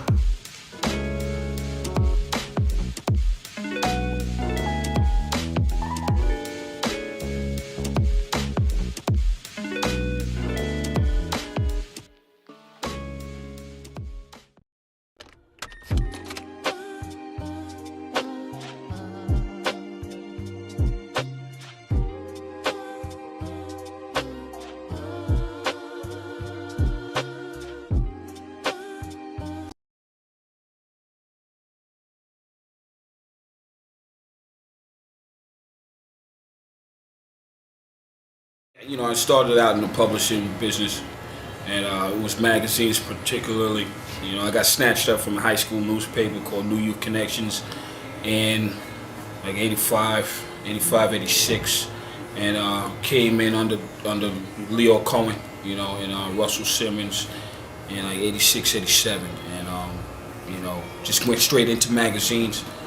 My area of expertise is like, you know, I have a lot of different firsts. You know, I was the first magazine A&R, like, you know, journalists, hip hop journalists, A&R. But my real area of expertise was really print. You know, that's writing is my #1 hat, and you know, phonetic spelling in this industry is pretty much, you know, been coined because of my particular writing style. You know, which I always call radio graffiti. You know, it's just became a brand. You know, it became synonymous with hip hop and with hip hop spelling. So, you know, that's, you know, I went on, you know, thank God, to do other things like, you know, when I got to the Source magazine and I saw how Dave and John, you know, how they got money together to get, you know, the Source van, you know, the first Source van. And then, you know, that was a beautiful van, man. That's, you know, you talk about 20 speakers, you know, 10 speakers on each side. And it was just banging. We had, you know, a mixer in the back, but you had all kinds of stuff. You had, you know, it was Sega, there was Sprite was a contributor to that, but, you know, it was the first of a kind. You know, that was definitely, you know, it was a prototype. And then, you know, years later, it got to within 10 years, you're talking about like 8 trucks like that. A whole industry having, you know, different you know, trucks that have their brand and their identity. You know, their vehicles, their street vehicles, the street van. So, you know, it was a major influence, man. 'Cause everybody saw that before. One of the biggest brands in the history of the world, you know, for Think Small, they already was putting TV commercials out, you know, in '91. You know, Tribe Called Quest had a commercial. I'm sure, like, not PE, but several of Rush associated label artists, you know, which was primarily Def Jam and everybody else that was underneath Russell, had, you know, a few different joints, especially with Sprite. You know, Sprite was the first ones. Even though it was a Coca-Cola company, it was Sprite, you know, specifically as a brand that was doing the hip hop commercials, you know. And so that's why when it came down to the Source van, you don't see the Coca-Cola logo, you see the Sprite logo on there. Because they were already like, you know, here's Coca-Cola, we want to protect our flagship brand, but here's Sprite. You know, let's use this to experiment. You know, Sprite, you know, this is, you know, for lack of a better term, and say, you know, we challenge the next generation, which is Pepsi. You know, let's go out there and it's like, yeah, we got the youth. Let's show them that we got the next generation too, especially in the urban areas. So they were already in that market. You know, it's just, it came very subtle. City was on fire. You know, crack had just taking a major stranglehold now. You know, now it was national. And we were late. You know, New York was late. So it had already swept the country from left to east. So, you know, by the time that it gets to New York, you know, DC already was flooded. Philly already was flooded. Texas was already flooded. You know, major Boston was already hit. However, although we had it only in certain pockets, you know what I'm saying? And, you know, just, you know, primarily, it wasn't like cocaine where you could get it, you know, more readily because it's a much more expensive drug. You know, it's still, crack still came out in the urban economic areas, the ghettos, because it was, you know, hand in hand, $5, you know, little money, so you were able to control it. But the explosion was too big, you know what I mean? It spilled over. So the city now is just restless. Plus we're getting an influx of the music was just ridiculous, man. We got all kinds of stuff coming out. Road to the Riches, Coogee Rap. You got, you know, PE dropping B-side Wins Again. You know, one of my favorite B-side records that they came out but their, you know, initial joint was Bum Rush the Show. They coming out with Bum Rush the Show. What the hell is this? And you got an image of like a group of dudes just bum rushing the DJ, stopping the music, you know, provocative. But, you know, they were really saying something and using hard sound to say it. You already got Run DMC, which is, you know, they have ushered in now rock and rap together. You got two of the hardest elements of music coming together. Shows with Aerosmith, get me on the verge of, yo, this is huge. Then you got Salt and Pepper. Salt and Pepper over there, I Desire. Them chicks looking hot coming out of Queens, with the Dapper Dan, the whole Dapper Dan look. So here's the backdrop. Here's New York City, black and white. Graffiti all on the subways, kids crying, dudes smoking in the back. Last car, yo, where you live at, shorty? You know what I'm saying? Drinking 40s. Yo, what you looking at, nigga? You know what I mean? Getting pulled out. Yeah, so what size you wear, kid? They're getting hemmed up back there. You had to have something that you holding something to even sit back there. You know what I mean? I don't even think the conductor wanted to open the doors back there because it wasn't safe. So, but then here's the color. The color is the Dapper Dan outfits. The color is the music. The music is bringing the color. The color is the culture bringing the color. Now, you know, Sprite, we gotta get involved. Even though this looks really dismal out here, there's some good stuff happening. You know, and it's the music, you know, and it's the culture that's driving it. You still got breakdance. You got Rocksteady crew battling other crews. You got mad other crews battling, coming. We got shows. There were hip-hop shows even far back as then. No fights going on. You know what I mean? People ain't out in front of the joint, the venue, you know, with a torch burning crack. It was not seen. It was not happening. Maybe, you know, you dip away, you know, smoke some pot here, there, or maybe something else, but it was not out in the open. And primarily, these people were not about that. So you still had some good stuff happening. You know, you had the color there, you know, as far as like the culture, the progressiveness of the movement. Here, you know, there's peace, there's love, there's unity, there's having fun. And in the backdrop, it's like, here's capitalism. You know, here's this monster gray blob that's just gonna be, you know, little by little, it's gonna be taking over the whole country. You know, people just didn't see, except for the drug dealers and the suppliers. Like, yo, just wait, it's coming. You know, New York City having 5 families, 1 for each borough. More than any other city, you know, in the United States. We got 5 record labels. You know what I'm saying? 1 for each borough. You know, more than any other place in the United States, especially since hip hop, you know, universally is known for coming out of the Bronx. All right, you got these different, you know, labels. You got these different, you know, labels battling each other, different families, if you will. Your membership to each family is identified, you're identified by your jacket. You know, those jackets didn't come about until the late 80s, the early 90s. You know, out of all the labels, you know, Sugar Hill and Joy, you know, you had P-Long Records. You had Profile that had the you know, the major money behind it, and especially with Russell being successful of signing Run DMC to Profile, you know. So now you see, you know, the corporation can see it like, yo, there's big money here. You know, Run DMC is the first ones to break American Bandstand. They're in China. These dudes are in Russia. You know what I mean? This ain't, you know, we thought it was gonna only last 6 weeks. You know? This is major. So all the corporations like Sprite, like we were talking about, as far as beverages and stuff like that, you know, now you got a whole generation, a whole culture to market to. But, you know, with that comes the challenge. You know, it comes to corruption of the culture. You know what I mean? Because things now are being settled with an envelope. Conversations happening under the table. Behind the scenes, there's more going on for the bigger picture. There wasn't no big picture to us, really, other than we could get a check for this.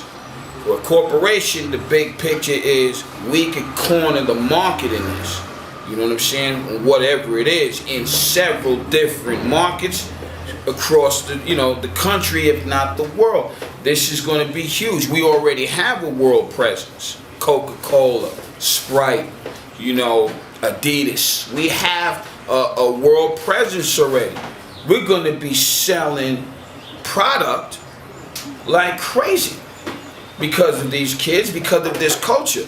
You know, even if it gets worse, you know, economically, where crack takes hold and this, you know, this backdrop of black and white and gray, dismal, you know, city life, this is going to be so bright and shining that we could be the ones that light up this beacon because of the money that we infuse into this product, you know, and that way we'll control the market. Now they're very smart, you know. You're talking about not only that, but you know, the creation of a business ecosystem.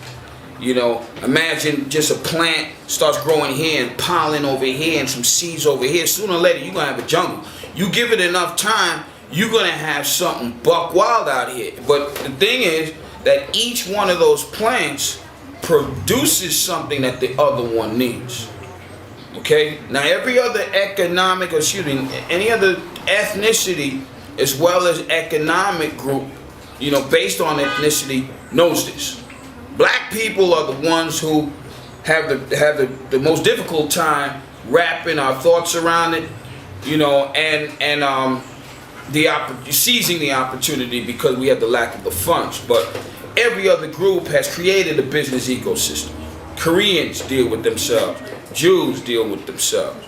You know, Hungarians, Polish, Russians, especially communistic countries, China. They're forced to deal with themselves because nobody wants to. Mexico, you know what I mean? Is actually doing both. That is the strength of the group. That is the mentality that the corporations brought to the table. You know, in my particular case, you know, I'm writing for magazines, but before that, and even for a while I was doing that, I'm still bombing trains. Like I'm still hitting trains. You know, I'm going to yards in the middle of the night. You know, cans of spray paint. You know, bottles of ink. You know, I'm challenging other writers. I'm robbing other writers. I'm getting it in.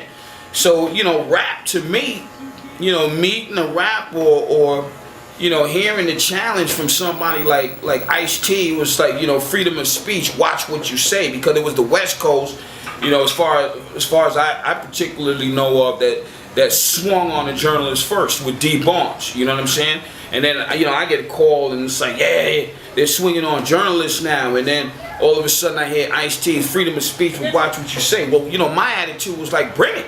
And yeah, I'm with this all day. I'm with this all day. I'm robbing other writers. You know what I mean? I'm in the dark doing that. Under the city in the dark doing that. Forget about somebody that I can't see. You know what I mean? I'm already home now. Like, you know, they were already thinking about me. It was like, yo, Bones is somebody's replacement. This dude, you know, he embodies hip hop. He didn't come out of college. He came out of high school writing for magazines on a national level. He changed the way phonetically everything is spelled. You know, he's cornering his own publishing, you know, piece of this thing, and with hip hop, and you know, you can't do anything, you know, with hip hop and rap, especially, you know, affecting rap music without magazines. So we were the gatekeepers for the record labels, you know, and that was a position of tremendous respect that we were in. There's people like Puffy wanted to be like us, man. You know, even though you were doing A&R, you know, I was doing A&R too. I'm over at Island 4th and Broadway. We had Eric B. and Rakim. What the fuck you at? We had the best living rapper in history. What the fuck you at? You know what I mean? I'm coming over there with Mobb Deep. I had Biggie. I had Fat Joe. I had Wu-Tang Clan because I'm at the source. So I had Unsigned Hype with my man Matty C. You know what I mean? So I'm getting pitched anything that goes to Unsigned Hype, anything that came through the Fat Tape. You know what I mean? Check the history of the source, the Fat Tape. Who was behind that? These brothers is blessing me with music. I had the pick of the litter. I had anybody that I wanted. Puff didn't have that. There was nobody in the game. Andre Harrell didn't have that. There was nobody in the game that had that type of strength that I had. Plus, I was writing for the magazine and doing everybody else's bio. So I saw the corporations by the mid-90s, Sprites and the Coca-Colas and the Adidas and Nike and the different labels that now are, you know, the Gambinos, the Genevieves, the Lucchese families of music, the big whopping niggas, you know, juggernauts, throwing money at rappers to get on soundtracks for movies. Get them on a soundtrack. We're gonna just, you know, we're going to make more money than we did before. Well, how did they know that they were going to do that? Because of the movies that's already been marketed to the urban market. Boys in the Hood. Menace to Society. You know what I'm saying? Juice, which was my first project that I did with Chris Blackwell. You know, I was the script consultant for Juice. He asked me to read the script. He said, how much do you think we should invest? I said, what's the number? He said $3 million. I was like, do that. You make it in the first day. He's still making money off Juice. We didn't know the possibilities, but, you know, we knew it when Russell is the one that actually made it possible with Crush Group. You know, so the paradigm was there. Everybody had a piece of the action and had a piece of the contribution in the progression to hip-hop culture and rap the business. But here is, you know, the corporation that was looking down, seeing the overall pie and be like, let's take the most lucrative parts of it. So by the mid-90s, you got soundtracks going on. And even if rappers weren't any actors, which I don't believe, I think a lot of these niggas was actors from day one because them niggas is still soft. You know, they put them on the soundtrack and in movies.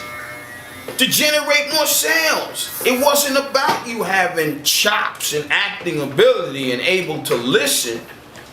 You know, it was about we can maximize the box office even more, you know, by having them on the soundtrack. But, you know, let's find a place to put them in. Like Juice, like Crush Groove, Boys in the Hood, Menace to Society, which Ice Cube took that and ran. You know what I mean? Colors, which Ice-T took that and ran. No matter how you feel about it, and me and that dude, you know, haven't seen eye to eye on the same page for like, you know, over 20 years because of one situation. The dude's getting paid every day of his life. He'll never have to work again. He's in syndication. He's in a totally different place. So, you know, that's what happens, you know what I'm saying, when the corporations came in. By the mid-90s, we had literally went from cassette tapes that cab drivers in New York City used to promote for the Cold Crush, for the Fantastic Romantic Five, for Busy Bee, you know, Love Bug, and you know, probably like Cool Herc and the Herculoids, playing it in the cab while you want to go over and catch a bag from the Hardest Hard, you know what I mean, over there on St. Nick, to having jet planes, man. We went from cassette tapes to jet planes. That's what it is. We would have never been able to do that had not we carried a bag across the street and not ask any questions, you know? You know, when a dude who takes off his apron and puts on his Brooklyn leather jacket and says, you want to make some money, the answer is hell yeah. That's what we're here to do, make some money. You had a lot of people who was writing about the culture, about the music, that loved it, but spoke about it and spoke about artists from a fan's perspective. And quickly, for anybody who's discerning, you know, in eye and ear, you'd be like, that person was bought, you know, just with the opening line.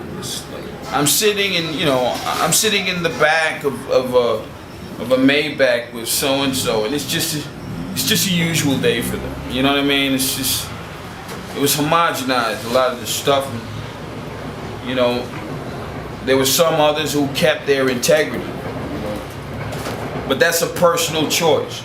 But by that time, what I'm saying is that, you know, we're now already in a short span of like 10, 12, maybe 15 years from like the birth of crack, we're deep in it now, man.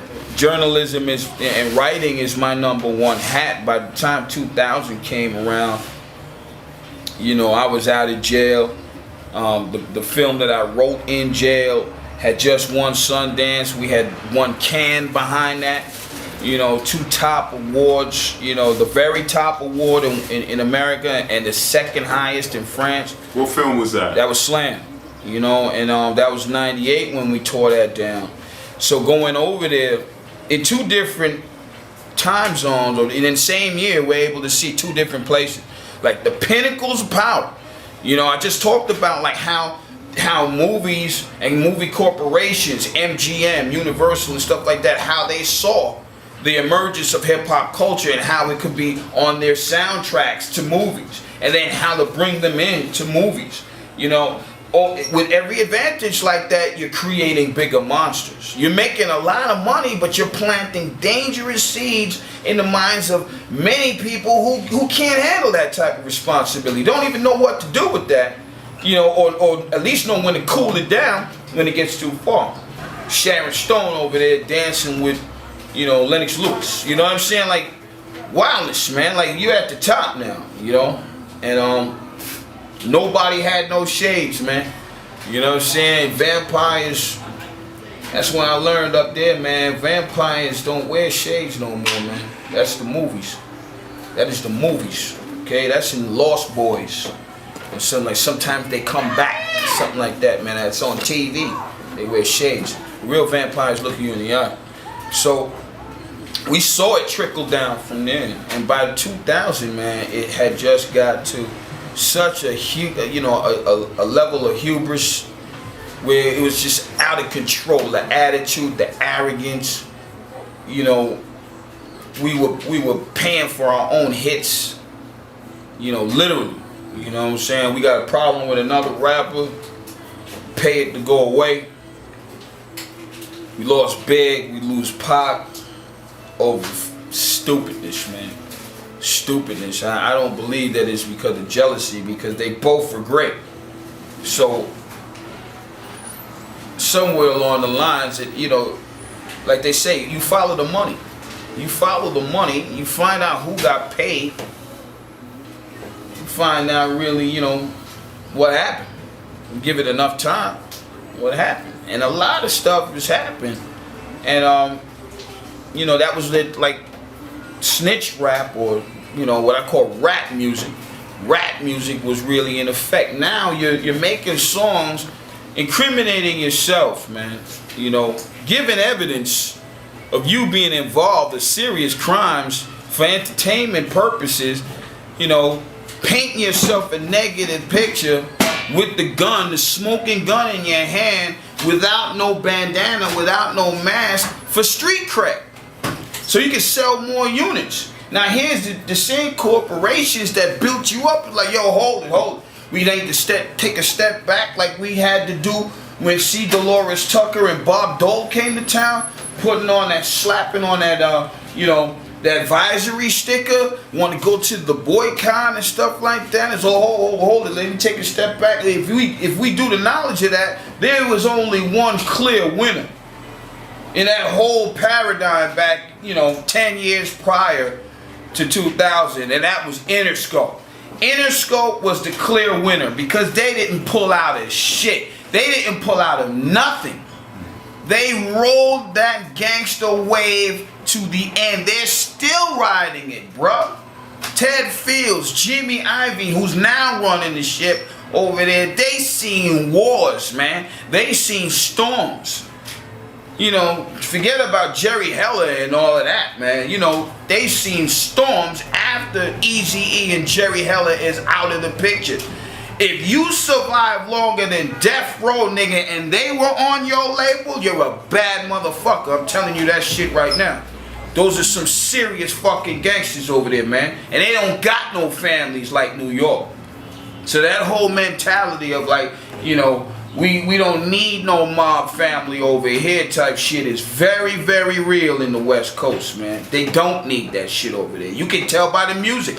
The music enough is hard enough to control. You must be out of your mind. You want to go over there and try to take some shit over. So by 2000, we're all corrupted, man. Everybody in this shit got blood on their hands, got dirt on their suit. It ain't Easter, man. You know, that's one thing you got to be real clear about. You know, this type of machine cannot destroy itself, or else it would have happened already. It's like the stock market or something like that. The whole, you know, the whole American financial system, or the World Bank itself. It would have happened already if it was able to just collapse. This shit ain't just gonna collapse. You have to smash it. You gotta smash it, man. You know, or else it'll just completely, you know, regenerate itself. It'll keep fixing itself, man. No matter how far down, it'll climb back out of that abyss. You have to shut it down. You gotta crush the whole thing for it to start over. You know, there's no way to clean it, because it was built on dirty money anyway. I mean, for people that have record labels, they don't just give Jeezy a record label. They don't just give Master P a label. You know what I'm saying? Baby a label. You gotta have so much crack and drug money to launder that shit that you're given a label. Now you could declare that shit on paper. You can tax the black money. That's what the Jews taught the mob to do.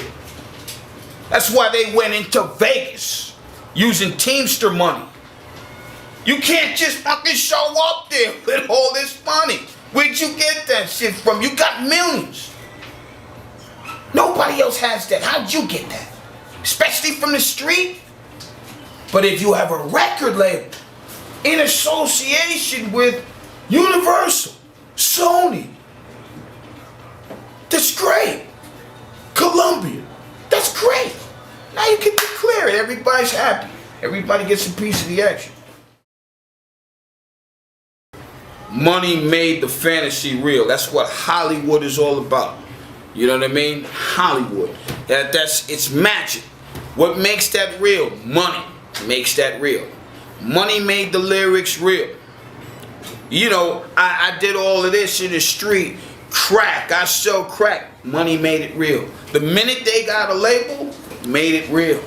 My man from Rocksteady, the VP of Rocksteady, always said that it was the breakdown of the park jams. That was the breakdown of hip-hop culture that created this entity that rap could just take on this whole different persona, because we were no longer unified. It was no longer coming, you know, there was no longer a space, a development space where we could come together and make something. You know, scratch, cut, dance, sign graffiti books, tag up in people's books, get down with different crews, hear different news in the community, word on the street. When that broke down, you're talking to each other in booths from different locations. And then here comes the beef, and the beef sold units. And then the units make money. And then the hits go out, people show up dead. And then there's strip clubs popping up and chicks in the video. Money made all that real, man. Money made that all. Rap music is the biggest casino and the only casino that the urban community has ever seen. Everybody else, you got Aqueduct, you got Empire, you got Atlantic City, you got Vegas, Mohegan Sun. We got rap. We're taking in buco amounts of cash. We don't give a shit about regulation. There is no regulation, man. Boston is down. Chicago is down. Houston is down. Everybody is down. I don't care where you're from. Everybody wants a piece of this. It's a vocation at this point. Rap is a vocation. You go to school to master rap. If you want to be a master at rap and have a shot at being one of the top dudes in this industry, and it's less than 0.0001% to master rap, drop out of school. Ignore all academia. Smoke weed, get high. Bang chicks with unprotected sex. Then talk about it. You know what I'm saying? Sell dope to an undercover cop. Get locked down. Do 5, 15. Come out, then talk about it. You're in. You're in, son. You're gonna make so much money. Hell, I'll come back from the grave and I'll sign your ass, nigga. I'll tell you that now. That's what it is. That's what it always was. It's never been no other fine print on the end of the contract. It was just invisible ink. That's all. You couldn't see it no matter what vision you had. It was like, there's a price to be paid. That's all. There's a price to be paid. But if you're willing to play this game, you'll get rich. You just probably won't be alive long enough to spend it all. That's a fact. We're gonna make ultimately a lot more, and it's gonna destroy your community. That beautiful shit you had going on back in the 70s and in the 80s with the colorful radios and hats and shit, yeah, that's gone. You can forget about that. You know, and how your mama felt, you know, when you were holding that award, the tears were coming down, you finally made it. Remember that moment and shit? And, you know, you always said you was gonna do something good. Well, you can forget that shit too. That's gone. And remember that time that you was, you know, you was gonna give to the community and start companies and stuff like that, and get people to create an entrepreneurial program and stuff like that, so they don't have to necessarily rap to become what you have become or even beyond that. Well, you can forget about that shit too, because there's cutbacks, and you got to tax that money that you're giving away. You got to declare that. So that's coming out of your pocket in 2 ways, not just one. You don't really want to do that, do you? You don't really want to play this game, do you? It's much easier just to go along under the radar collecting than it is to try to be the one at the top. Because the one at the top is the lightning rod, and they're going to get hit sooner or later. It's too competitive not to. Now we got all kind of technology, and just the stuff that they created and mixing alone is just unbelievable. I saw a mixing board that looks like an iPad, man. It was like an iPad. It was a console board, like a an ASCAM board, man, that big. That it was two areas for turntables, and it looked like you were sitting on the deck of the Enterprise, yo. This is something that Sulu would be handling. Sulu was DJing like this. The sound was crazy. You see mad different colors, purple and yellow. Look like, like the stuff we put on the train in the dark, man. It's unbelievable, the sound. Pounding. It's like, this is the future of DJing. You don't even have turntables no more. There was no mixer. You got a flat screen for music. It's over. This dude was scratching, like this, tapping a button. Get the here. It's over, man. It's over. You don't see no Sega on that. Sega's gone, nigga. You got Call of Duty. You got some other mad, violent, wild game coming out. And you notice something? They ain't sponsoring no hip-hop. They got their own market. They don't need us no more, man. They don't need us no more. Donkey Kong is over. It's no longer a veil like, this is what we do behind closed doors. You know that already. You can pick up any magazine, any book, talk to somebody, some gossip blog on the internet. Big deal. Big deal. We do coke, we do weed, we get blown up. We do all of this stuff. We got mollies out here. We can get anything we want. We're mixing drugs. You got a TV show on cable that is dedicated to making crystal meth. The whole show. I mean, how many years has that been on? It's in syndication. That's 5 years already? At least. This show is about a teacher.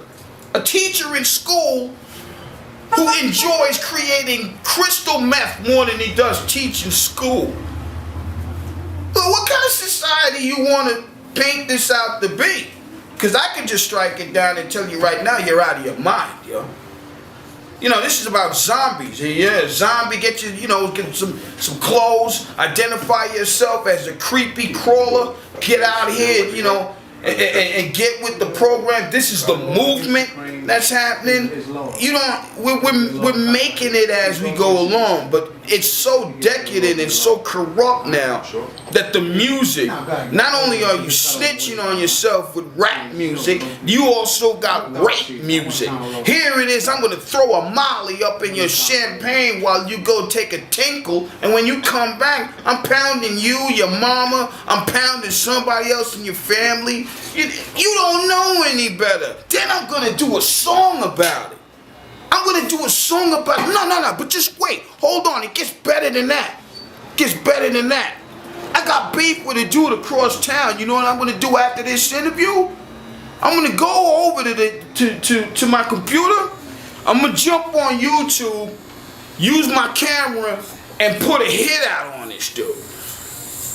And I guarantee you, by tomorrow, after the nigga's dead, I'm gonna come back on, get behind my computer and be like, I told you. And I bet you, before the week is over, I'll have over 1 million hits. All I gotta do that is at least twice to show you it ain't no accident. All I gotta do is show you that I'm not playing any games, that this ain't no accident, and I'm gonna have a hell of a lot of followers, man. And I'm gonna get checks from Google. Like this, son. Cheese.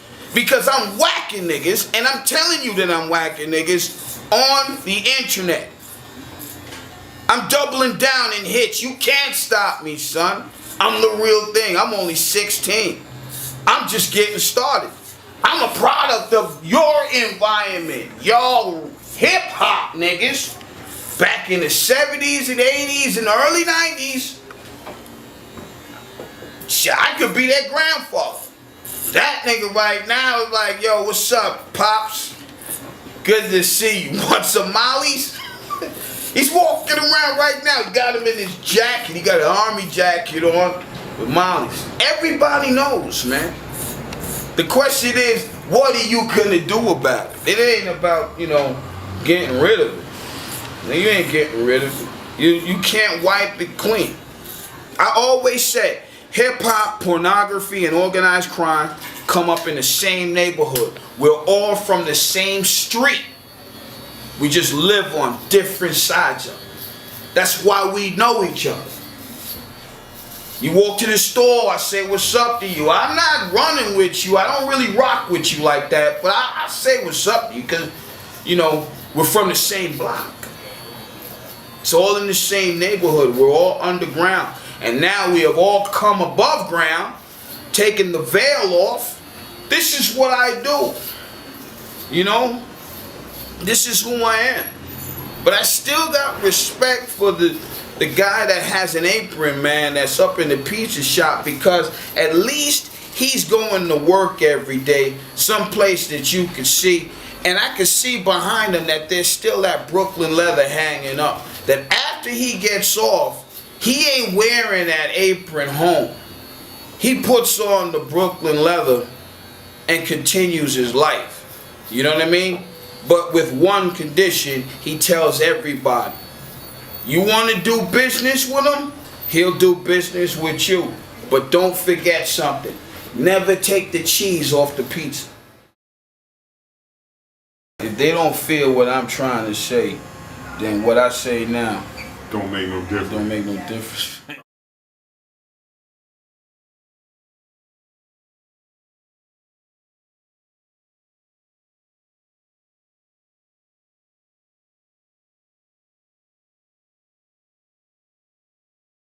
Hey, what it do, man? It's your boy Michael Montana, and I just skipped class with Progress Report, man. Let's get it! The Progress Report.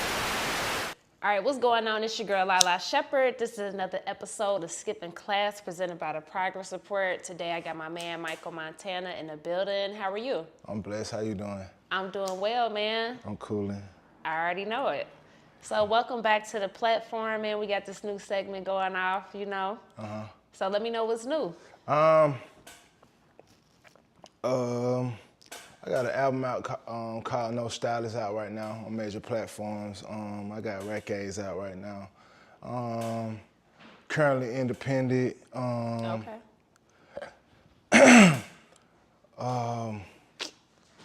Man, a lot has been going on. You know what I'm saying? Since I've been up here. Nah, for sure. Feel me? But most importantly, my album, No Stylist, I want people to go check that out. Absolutely. It's a whole new sound on there. It's a new flow.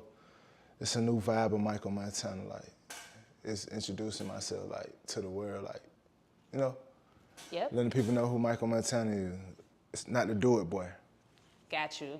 First, I wanted to talk about that new single, Rackades, man. Talk about the feedback that you've been getting on it, too.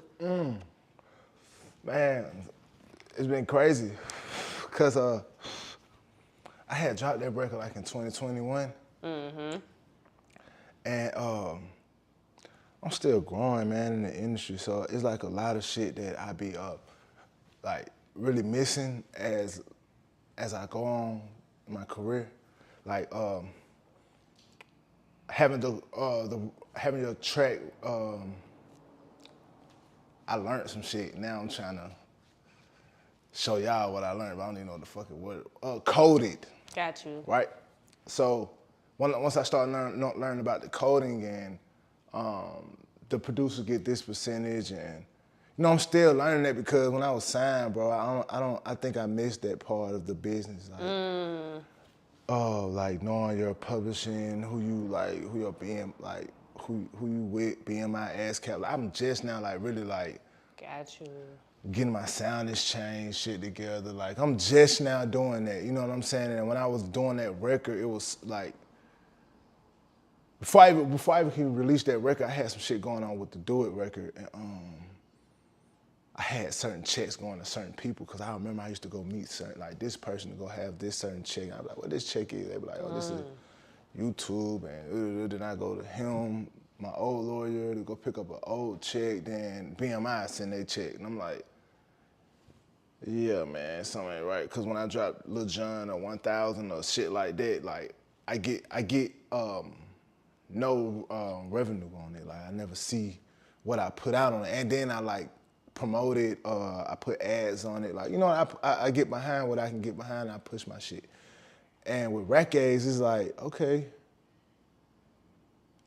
can't get over the other side of this shit. Like, you know what I'm saying? Then once I got with somebody who knew the business that wanted to work with me, and they were just telling me like, hey, Michael, you need to, before we can push this record, your name alone is, with this and this and this and this. So before we could do that, of course, I did not know this was gonna be a 6 month to another year process, but that shit is a process. Like, and when I meet certain DJs as I move around and as I'm still handling the business, and I still go places, I still hang out, I still, I run into people and I run into DJs, and when I run into DJ, they be like, man, what's up? What happened to the Do It record, Michael? You be tripping. What happened? What happened? What happened, bro? Like, what happened with that one?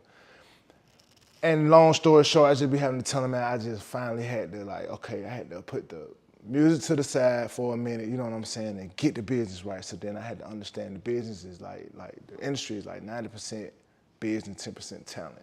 And once I understood that tapped me in, okay, cool. The record is gonna be there. The people, they ready for it, they fuck with me, they understand my situation. Cause 9 times out of 10, I either probably done spoke on it, and I have real core people that like follow me. Like I have real core fans, I have real core supporters like that really like tune into what I do, and they be like, damn, Michael, you know what I'm saying? Did you, whenever you gonna drop the record, we waiting on you, did you handle that? Did you do that? Then once I did that and then released it. We want you to come skip class with us and share your story on our new segment called Skipping Class. Look, we want to talk to all the artists, indie or mainstream, or if you're an entrepreneur, come build your brand with us and tell your story to the world. You'll also get the shot in our locker, and you'll get promo clips for all your fans. So DM us today or visit our website, tprmediagroup.com. Get locked in with us.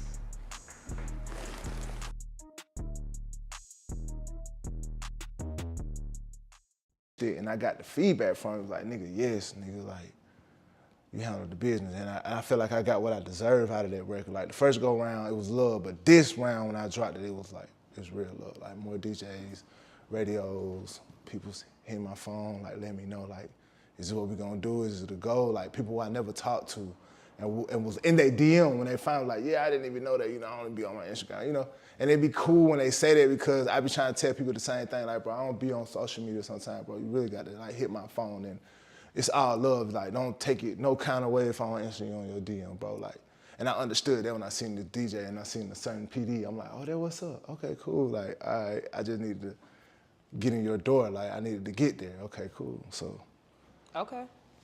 I say I got a amazing like response from it. Like, dope. Great. Yes.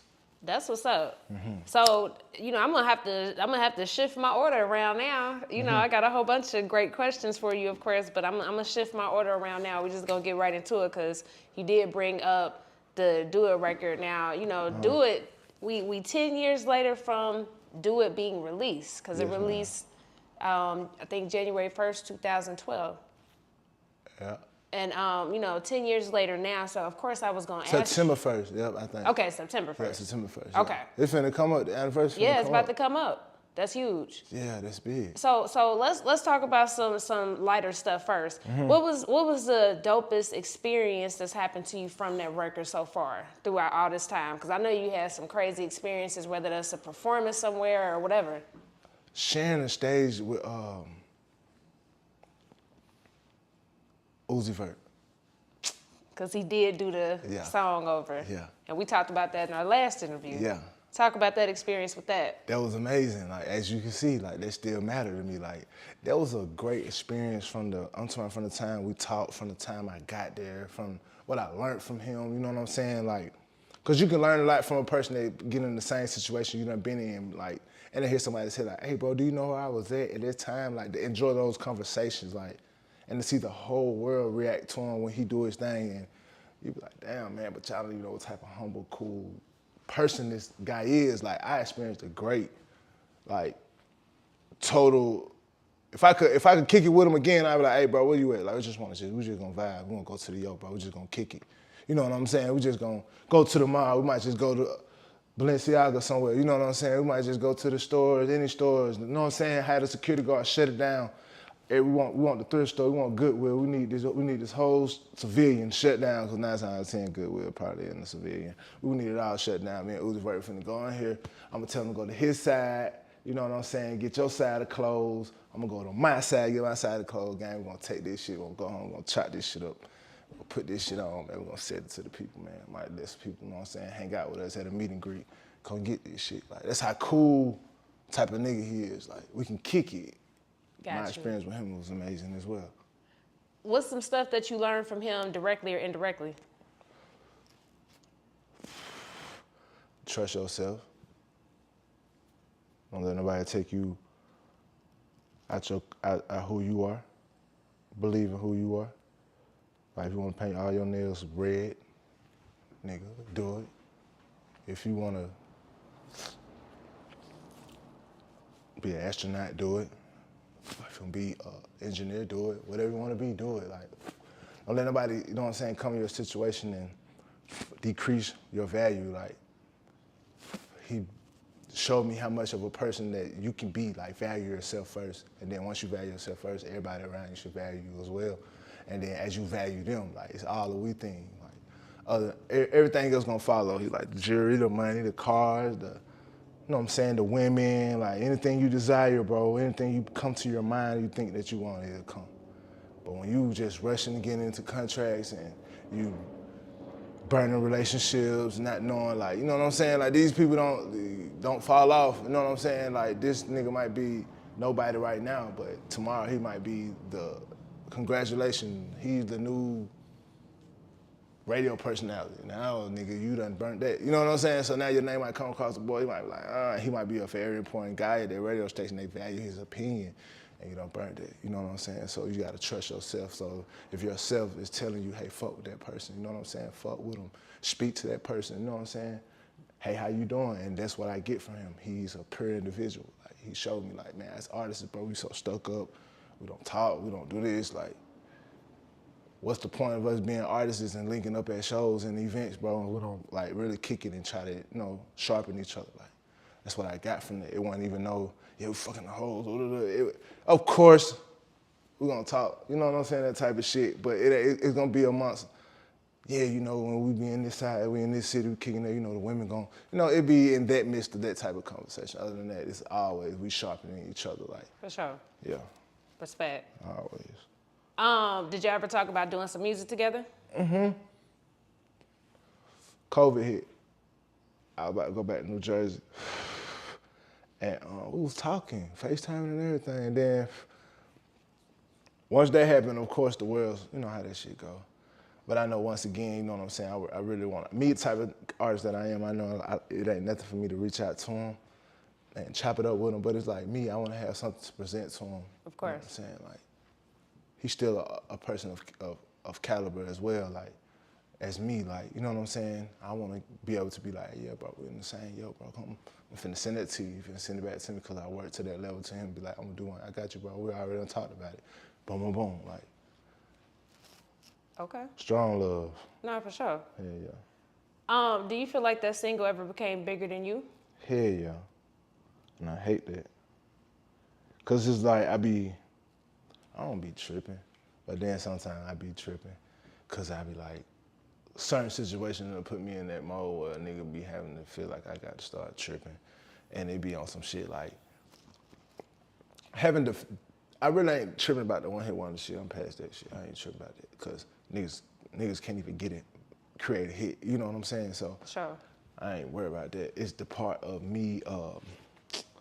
Man, it was a lot of like shit I'm going through. Like I was going through legal shit, and once I'm around unfamiliar shit that I'm not used to, unfamiliar contracts, and I'm not used to this, and I'm like, well, damn, this is good for me right now. I need to go ahead and, yeah, man. And I'm getting into shit not knowing, like, bro, hey, at the end of the day, bro, you know, nigga, these folks looking at you like a business kid. I ain't know that till now, because now when people talk to me, they don't talk to me like, yeah, nigga, you know you can dress, yeah, we know. Like all that shit I try to throw up to them, they're like, hey, that shit don't matter, like, cause we know this, Michael. We trying to say, and it'll get so frustrating because it's like, bro, somebody will say, that's still with me from that time, like, bro, you still like, come on, bro, like, you gotta, you know what I'm saying? Don't get so excited, bro. Like, okay, grace it, because once you start fighting shit, bro, you start overthinking it. You start,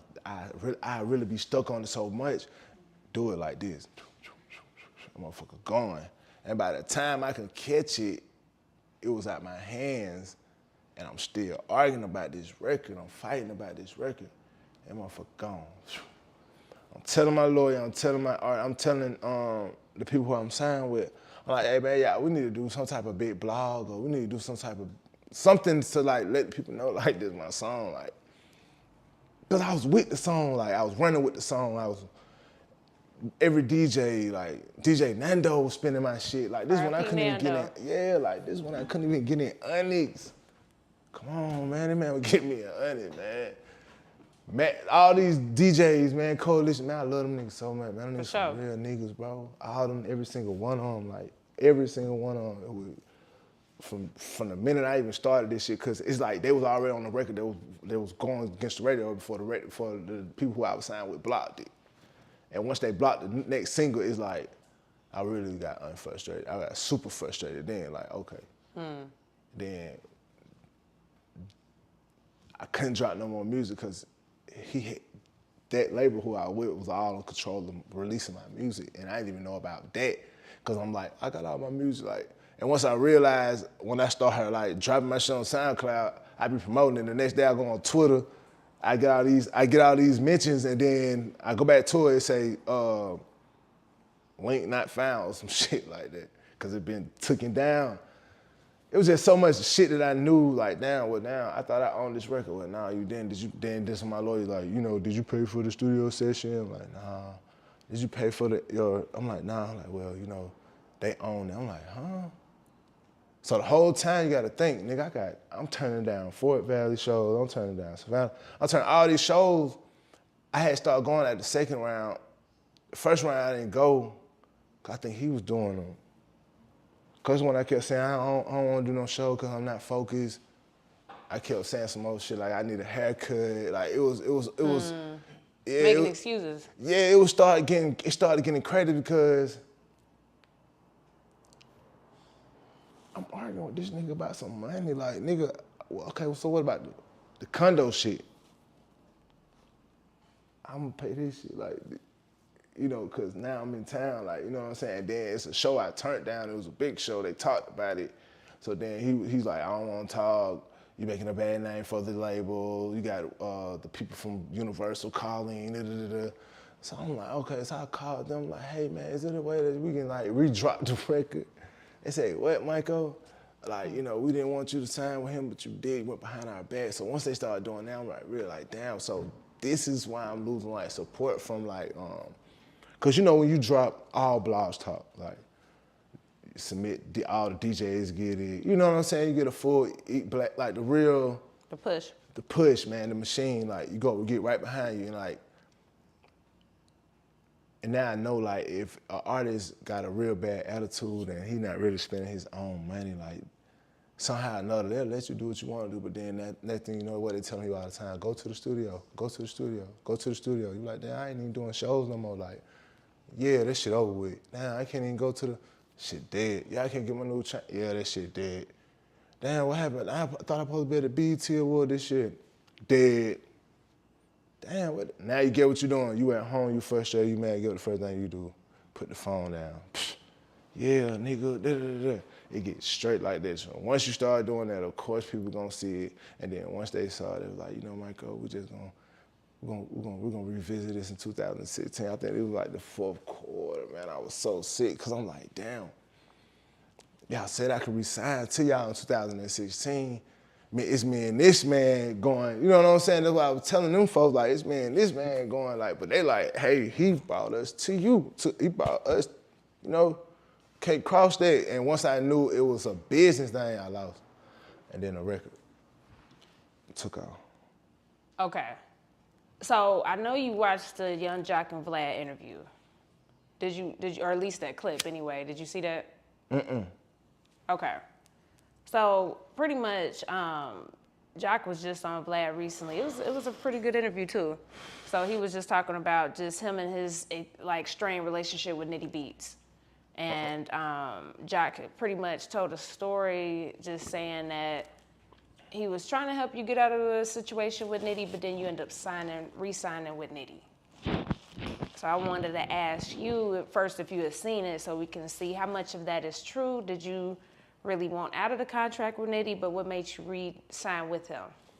Man, damn, what is it? You said Vlad? Yeah, it's a clip. I would play it right now, but I don't want that nigga to copyright my shit. But Right. we're gonna watch it though. We're gonna listen to it. Okay, cool.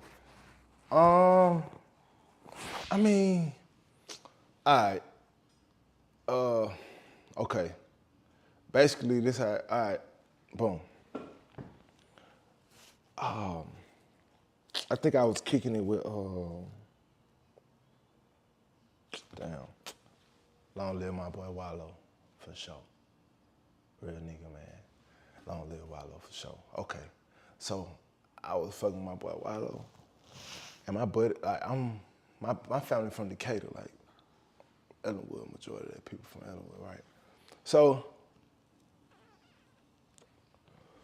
I kept saying, like, hey, man, try to get this. This the same time around, like, do it was, this, I want to say this around, like, in what, 2010. Yeah, that shit was the worst year, boy. 2010, 11, because 2012, that motherfucker got up out of here. 2010. I said, hey, bro, I'm signing to the contract with this man, bro. I'm in a bad contract. Like, he ain't trying to, like, do shit. Like, he ain't trying to push a nigga shit. He ain't, nigga, nothing. He locking the studio on me no more. I can't do shit, bro. What can you, like, you know what I'm saying? Get me over there with, because he over there with, like, he was fucking with Block, Job, fuck with all the niggas over there. Like, Wallow was the man. Like, definitely that man over there. So, went to him. He was like, you know what, Michael?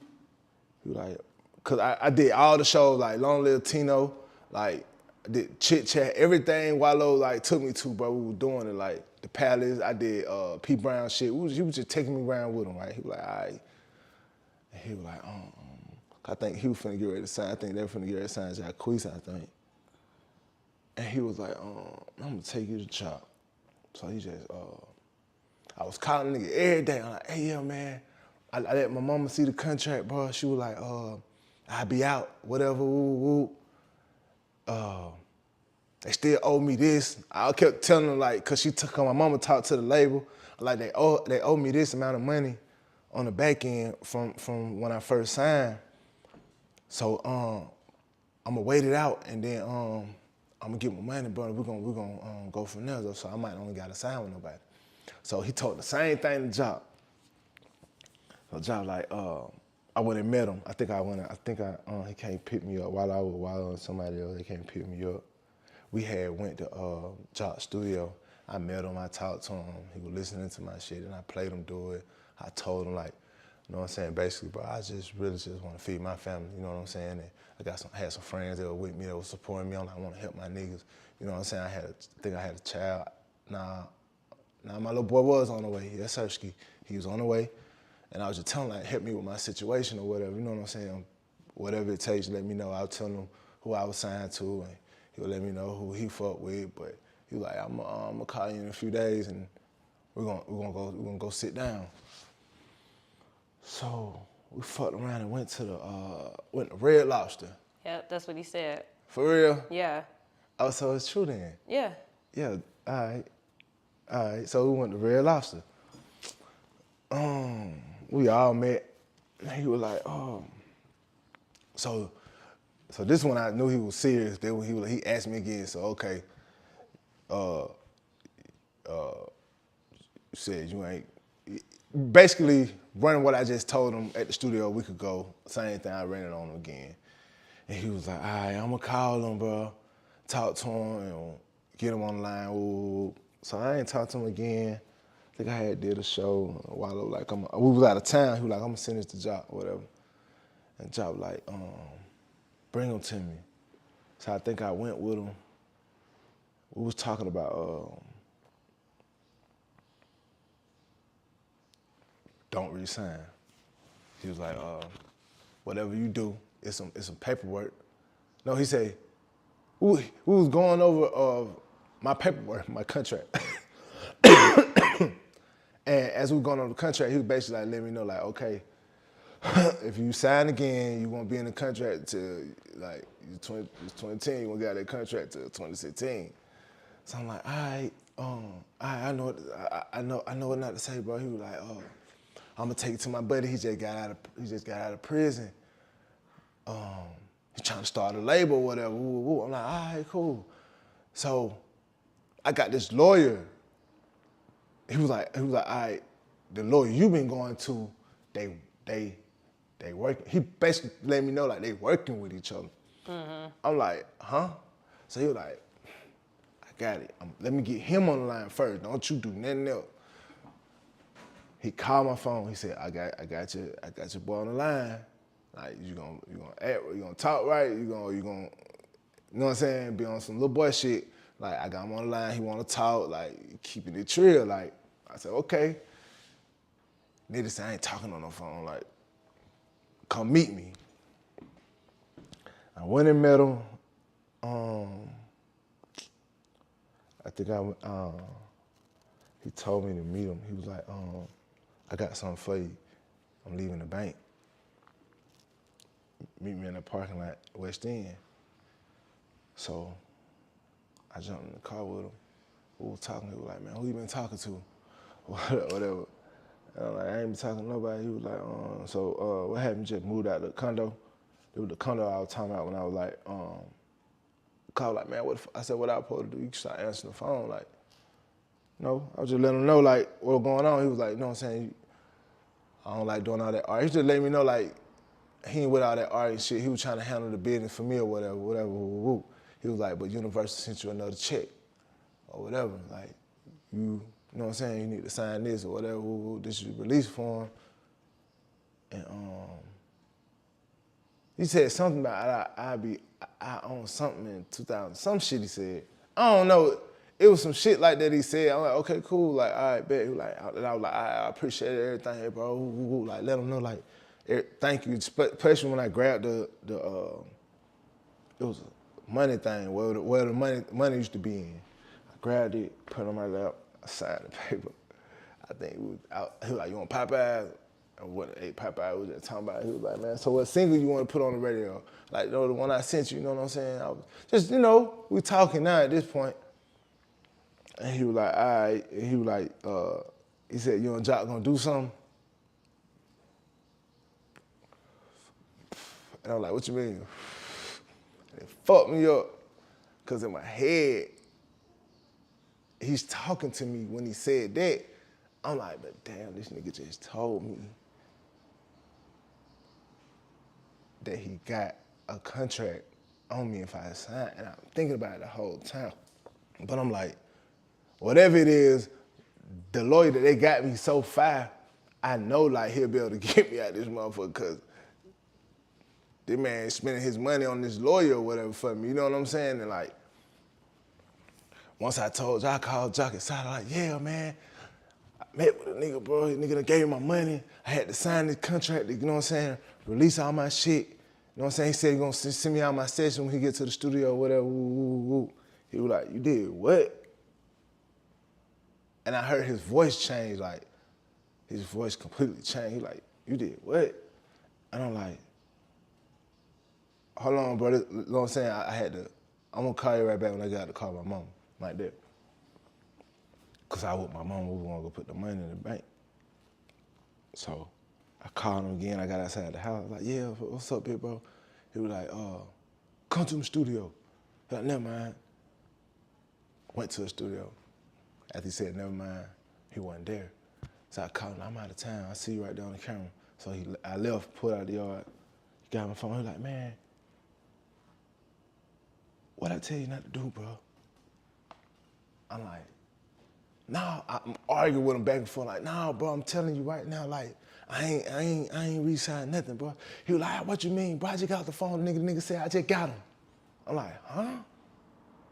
He was like, man, the nigga just hung up the phone with me. He just said, hey, man, you know, Michael, man, I got the boy. I got him. I'm like, what? I said, that what he said, them his exact words. So I said, man, you got to be lying, bro. He just gave me my money, bro. He told me finna send me a session, man. You know what I'm saying? I'm about to get back on the road. He released me back to, he told me who finna be with me, Rico and Hotel, whatever. You know what I'm saying? I'm giving him all other information thinking I'm doing the right thing, like, but he still telling me, like, man, what the fuck I'm gonna tell this man, bro? Like, he telling me, I'm like, what, man?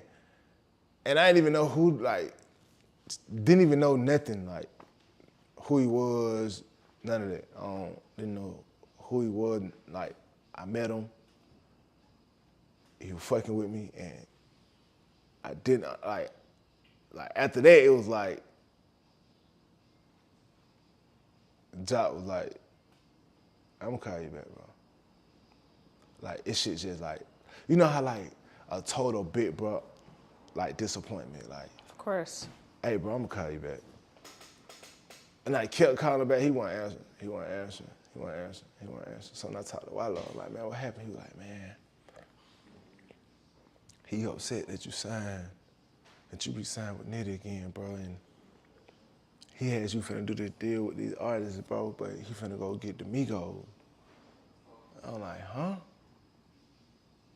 I'm like, I ain't know who it was, but as I started, like, being around Wallow, of course, like, I'm still gonna go around Jock, but it ain't the same no more. Like, it's like, yeah, I see. You know, I'm still on the road. I'm still moving. Like, he's still like, okay, cool. Like, I heard that just announced for birthday bash, woo. But he knew the type of contract I was in. Like, he knew I wasn't happy in it. So he was like, is he treating you better? Like, has y'all been talking? You know what I'm saying? Like, is y'all talking about, like, you know what I'm saying? When you gonna be able to drop an album? Like, you know, it's time for an album now, Mike. Like, you know what I'm saying? He would let me know, like, I'm like, I said, is it somehow you can get in on the management? Like, can you, I'm talking about, I was trying to get the nigga to do some joint venture shit. He was like, he about to get ready to sign this comedy group. He working on some comedy shit. And from that on, like, I never really, like, talked to Jock or Wallow from then, R.I.P. Wallow. Got you.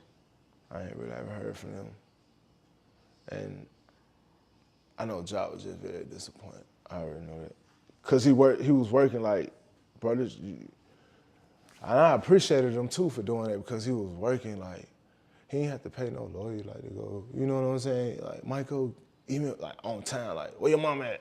Tell your mom to meet me somewhere and give me the contract, Michael. Like, he was trying, like, and when it happened, it was like disappointing. I'm like, fuck. And then when I understood it, I'm like, it was like they did it's like Nitty knew that the whole time what he was doing. Like, maybe he didn't, or maybe he was just being who he was, you know what I'm saying? And I wasn't paying attention, but you know, that just come with having experience in this shit and going through this shit with it. I was more upset that I disappointed Jock. I really wasn't concerned about that because we was already was at where we was at with it anyways, but I felt more of like Jock feelings towards it, like, yeah, bro, like if I was to see him now, like I'd pull him to the side, like, yeah. I know he probably like, nah, man, cause he's not like he a real one, like. I was gonna say, what would you say to Jock right now if you could? Bro, I really appreciate what you did, you know what I'm saying, done, your appreciation, you know what I'm saying, your concern, your, you know what I'm saying, determination to get it done, you know what I'm saying, to just take time out your day, like, you know what I'm saying, this around the time he's having kids, like building the studios, house got burnt down, like all this shit was going on, he still made time for me to come to a studio and be around them and welcome, like a lot of people couldn't get around him, you know what I'm saying, regardless of whoever saw him, like, but to be around him is different because you can learn a lot from him, and I would definitely tell him I apologize for not, you know what I'm saying, listening, because I knew he only gave that game to a few people, like, you know, once you get right there around them key type individuals, like, that bridge wasn't burnt, it was just like he didn't understand, because he knew I didn't understand, and we got that understanding to know, like, little bro, it's all good, like, good luck with everything, keep going, like, off real, like, definitely, like, and whatever I can do for you from this point on, like, it's whatever, like, you know what I'm saying? Because my arm gonna stretch out as long as 285 for him, like, all around, Spaghetti Junction, like, just because he stood up, like, a lot of people did that, like, looked out for me or whatever, you know what I'm saying? But Jock really, like, put his arm out, like, let's go, Mike, whatever, like, while I was in a situation where people ain't really gonna deal with you 9 times out of 10 when you in a situation, like, you in 2 situations, like, he like, Universal, I got them, like, you need to talk about this one, because, yeah, man, Home stood out. I almost could have burnt the whole bridge with somebody that he knew before me, like, you know what I'm saying? Like, he stood up for me for that, you know what I'm saying? And that was some big brother shit. I don't got no big brother. I have a big brother, I do. And I'm pretty sure he'll stand up for me as well, but Jock stood on business, like, you know what I'm saying? Like, I signed to him if he was assigned to me, like, I was trying to sign to him then, just to show him how much I appreciate him, but it's all love, though. I got you. Hell yeah. So that person that we talking about is QCP. Yeah, man. So have y'all spoken at all ever since that conversation? Or that situation, I should say? Nah, I would love, you know what? I did, and he, what's up, Mike? Like, cool. P cool as hell. P a real nigga. When I say, nobody, it's like, them niggas don't call me Michael.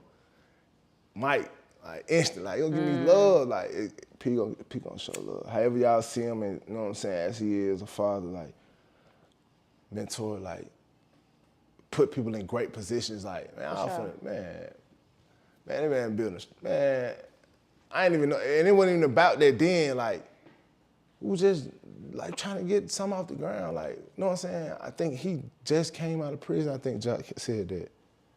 I ain't even know nothing about nothing, I was just, like, thankful to even meet him, to even, like, know, like, you was putting your arm in it too, but thank you. Like, I didn't even know that. I'm thinking it was Jock the whole time. He kept talking about my man. Every time I call him or link up with him, I'm in the truck with my man. Like, okay. You know what I'm saying? He'll holler at me from there. Like, that's love. So what's your relationship like with Nitty now? He blocked me. Oh, shit. Yeah, man, that man blocked me.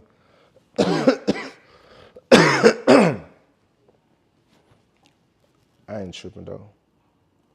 Maybe it was cause like, I don't know why the fuck that man blocked me. I don't know. I ain't tripping, you know what I'm saying? I don't got nothing negative to say about it, you know what I'm saying? I see him again, nigga, and he looked out. Did what you could do, you know what I'm saying? Like, cause he ain't have to do that. He ain't even have to, you know what I'm saying? Like, call in to different labels and shit to come hear me, you know what I'm saying? And really, DJ Southwest Atlanta really brought Universal to sign me on the south side at the gate on Tar Boulevard. Shout out DJ Pancake, the real DJ Ace. Like, that's how Universal got down here. Shout out to Ray, Low, A&R when I was doing mariachi, performing with K-Camp, do it on the north side. Then he got the Nitty. Nitty didn't even want to fuck with me. Nitty was signing K-Camp. The K-Camp was trying to get the deal. That shit crazy, because when he was getting out of the deal, he was like, yeah, but I was so excited because that was Nitty had it going down. Like, Nitty was going crazy. And I was like, I want to sign with K-Camp. I want to be with them because K-Camp had K-Camp beat, K-Camp t-shirts. And Yeah. I want to be, like, you know, I wanted to be around that type of shit. Like, it was caring, love, like, everybody was kicking it, you know what I'm saying? It was a family over there oriented, but it was just with K-Camp. Like, K-Camp support system was like that. Once I got over there and understood it. You tell me the whole time, bro, you don't think you need to go that way, we're gonna go this way. You tell me that shit the whole time. I ain't listen. It's all good. Got you. So how difficult or easy is it, you know, do you think for people to look past the hit single Do It and focus on your new music? I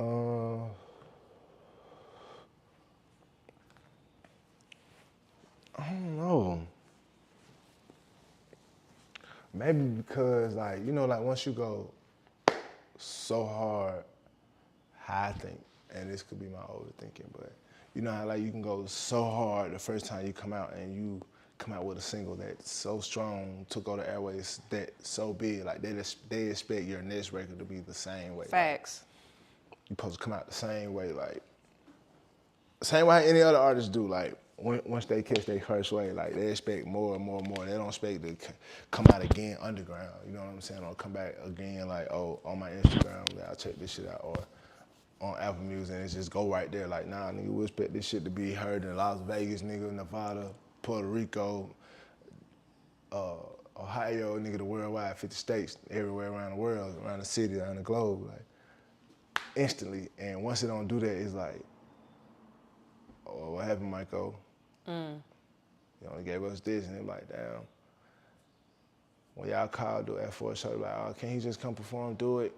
And then sometimes I might be like, nah. You ain't heard my new shit? I instantly be telling my management, tell them, like, once they call me. And I had to get them to understand it, like, man, tell them, like, when they call, like, I don't mind to come do that, you know what I'm saying? But I'm not really stuck there, you know what I'm saying? And I enjoy performing the record. I enjoy the reaction from that record, but it's like, sometimes that record give me like, it maybe could be just thinking about how like, I really couldn't really enjoy the record. So it's like kind of bittersweet. I understand. You feel me? So, and it's like, all right. So sometimes I be like, I might think like, you ain't finna try to do it. I'm like, oh, okay. Let's shout it so down. Like, I'm about to get ready. You know what I'm saying? I'm into it, because sometimes I be wanting them to be like, hey man, this is my new shit. And sometimes they'll know it. And if I go to like one of these cities, like North Carolina, like anywhere around that really like been fucking with me, or you like that knows Michael Montana music, knows I'm coming to their show, like know I'm coming to their city, like they coming out, they listening for me to drop this song, listen for me to say this, and this for me to say this ad lib, like they knowing what's going on, but it's like worldwide. If I go like further past there, you know what I'm saying? Like you know, they might vibe with woo, then I get to be like, little shout it so damn bad, hush you, match. Then it's lights, camera, action, everything visual, you know what I'm saying? It's vibes, it's going up. Everybody singing, everybody happy, we partying now.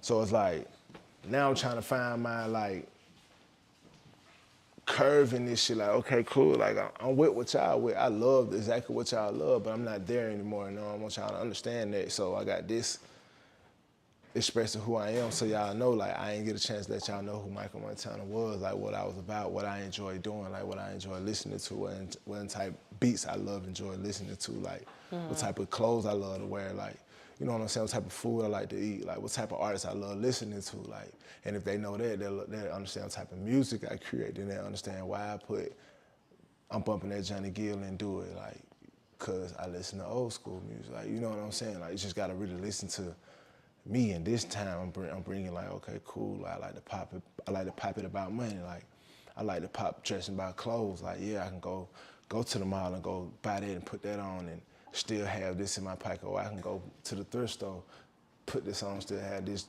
in my pocket. Like either way it go, like I'm still gonna do my thing. Like I'm gonna go see the kids. I'm gonna go spread love to the kids. I'm gonna go do my thing with mine. You know what I'm saying? Me and my family go continue to be a brother and a father, a uncle. You know what I'm saying? Continue being who I am, and then bring my day-to-day to my artistry and be like, okay, cool, it's Mike on my channel. Like, I ain't just, every time an artist like, let's do a song, then I hear the beat, it's a dun-dun-dun-dun, like, kind of like twerking song. I'm like, shit, bro, drop some other shit, play some other shit. And they get to playing some other shit, and I get to dropping some old crazy ass shit on it. Like, oh, let's do that. Yeah, let's do that. You know what I'm saying? Let's put my story on there with your story. Like, and I'm basically like breaking them in. Like, yeah, I know you might be with all that, cool, but shit, bro, you know what I'm saying? Do the people like I'm trying to see, cause I don't know you, I don't know your story. Like, let's put our story on this motherfucker. And that's what I did on Do It. Like, there's still a storyline if y'all listen to Do It. Like, I just put my storylines on my music. So hopefully, this go round with records and no stylists, y'all go listen to that. Like, you know what I'm saying? You'll understand, like, that's Michael Montana. Like, you know what I'm saying? It's enough time right now for you to just really, like, get in front of your TV, you know what I'm saying? Put your headphones on and get in front of your camera, you know what I'm saying? And record yourself while you bopping to it, and then you'll get in your zone. Go on my Instagram, watch my videos, see how I rock, see how I move, like, get into me, you know what I'm saying? So you'll know, like, oh, nah, this how Brody kick it. This how he vibe. Oh, okay, cool. You might do your, how I dance, like, you might do your expressions like me, you know what I'm saying? Like, just like, oh, he just ain't do it. You just sent me a video doing front back, side, TikTok. That's cool, I love that, but go do that one. Like, go do that one, go do that one. This right here, you might listen to this song, waking up on a Saturday, like, this might change your mood. Like, you gotta go, you know, I can't wait till y'all hear another song that might remind you or Do It, but, you know, I don't really like to, people wanted me to chase that so bad. I never could try to, like, do that. I never wanted to do that. I was always like, man, go listen to that shit on YouTube. Like, I mean, you know? okay, and I get that, but also too, it's a blessing to have one of them songs though, because it's like you always got a record. Like, you always, like, it's always relevant. Any sports, homecoming type shit. So it's like, you know, it's bittersweet. I get what you're saying, but it's still more sweet though. Yeah, now that more you're getting sweet. your business together and shit. Yeah. It's Okay, gonna be it's better. more sweet. It's more sweet. It's definitely more sweet.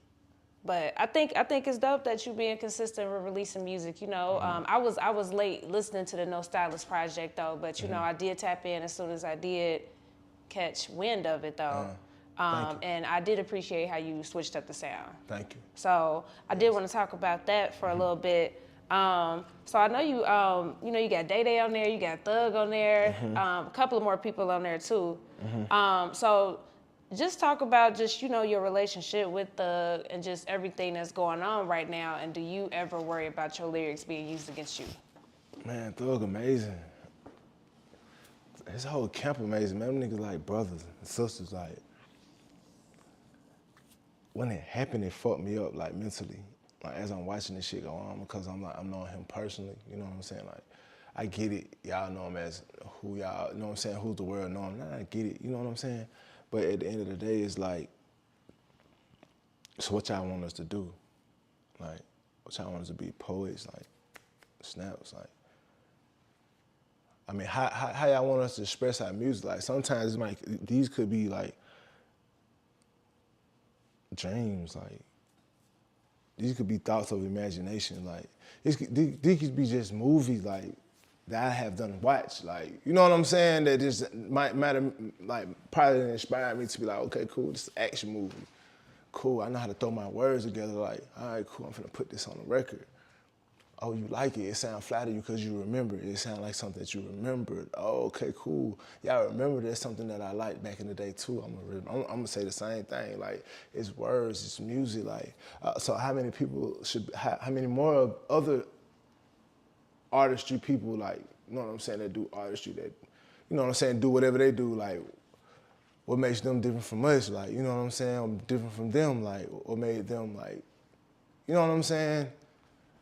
evil or fucked up, or you know what I'm saying, should be like, broadcasted like they just fucked up individuals. Like, we are human beings. If y'all take y'all mask off and just show who y'all are, like if y'all turn around and show exactly who y'all are, like, would y'all be evil guys too? Like, would y'all be mean? Like, would we look at y'all like y'all mean? We want to lock up y'all when y'all take that shit off, and then y'all come behind that and y'all pursue who y'all is? Would we look at y'all like y'all mean when y'all walk up on us and y'all might say evil things or might say shit that might cross us the wrong way? Like, how should we react to that?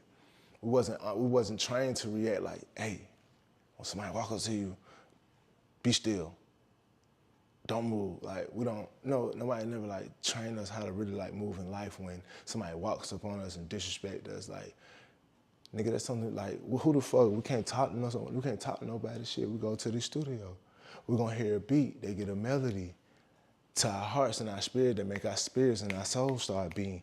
And once they start transferring to the music, our soul react to the music, then we just put it on a beat. And y'all enjoy it because it reminds y'all something that y'all went through might not be something similar, but somebody that you done been around, something you done heard sounds similar to what you enjoying right now. So shit, you vibing. But somebody long down the line gonna be like, okay, shit, I feel like this making my son want to go get a knife. Shit, man, cut that shit out. Cause I remember when I was young, my mom wouldn't let me listen to this until I was old enough to go get my own speaker, my own goddamn recorder, my own, I could play it, drop it.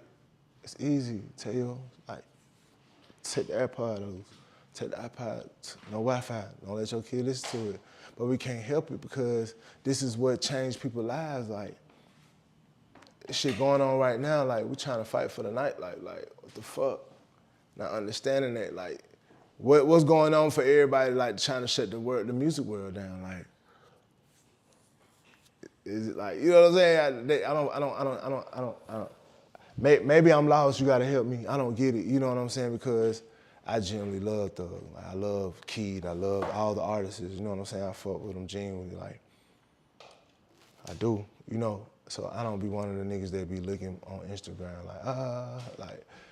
Hell nah, cause see, man, got kids, got a mom, like people depend on him, and at the end of the day, like, I know he loves music, you know what I'm saying, and he loves the artistry of it, like he loves seeing us, like, enjoy it, you know what I'm saying, like, that's what, who imagine how many other artists is like gonna have to like decrypt what they say, like, that shit might sound weird to the world now y'all don't like it because it don't sound the same no more, like, so now when you hear the club, you on a drinking, crime off, fuck that shit, blah, blah. And you get to find it, like, bro, it's just a moment, you know what I'm saying? It's just like, I don't know what this shit coming to, so it's like, what y'all want us to do? Y'all want us to just like hum on this shit on a fast beat, just hum on it, like, we got to tell the story, like, we got to get it across, like, y'all get y'all stories across, they always do.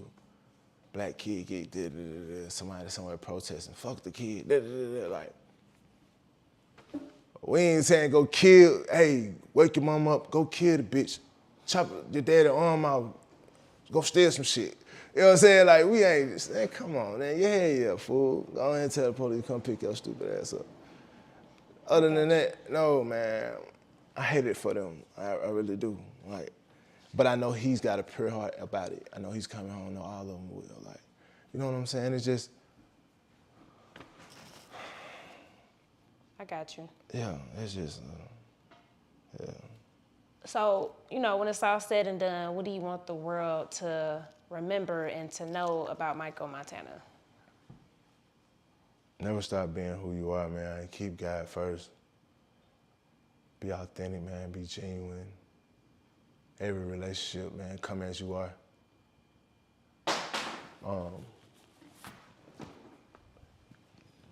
Be yourself. Express yourself. Enjoy what you do. Believe in what you do. Trust what you do. Trust the process in what you do. Love yourself first so you can love what you do. And then once you understand that, man, most importantly, man, like, give it all you got. The first shot, the second shot, the last shot, the only shot. Nigga, give that shit all you got, whatever it is. If it's singing on the side of the street and you watching this nigga, somehow give it all you got. Somebody is watching, somebody who can be happy enough to believe in you and, you know, take you to the next level. You paint, you do hair, and you got an ice machine, nigga, like, somebody is like this shit, somebody's gonna need you, you know what I'm saying? So you don't stop believing in you and always tell yourself the world needs me at all times. Respect.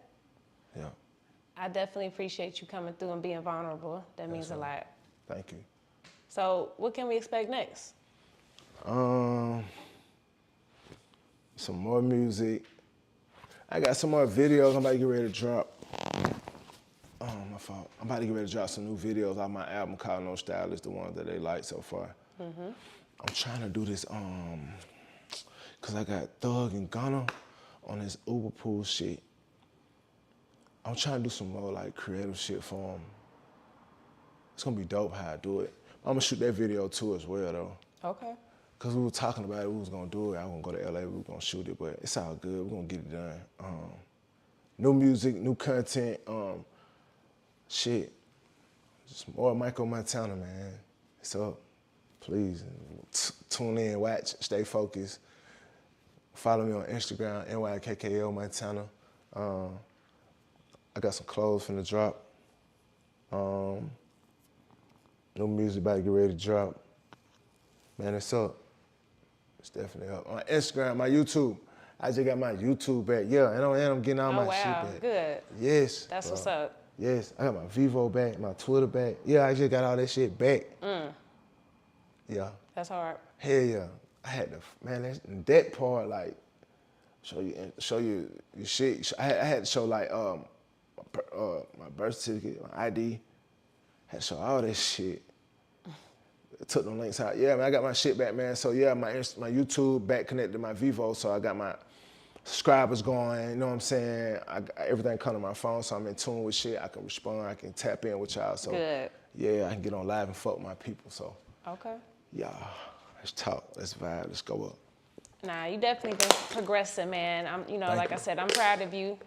Should just keep going up. Yes, you man. got my support. Yeah, always, thank you. Yeah. You got mine, thank you, I appreciate it. The Progress Report.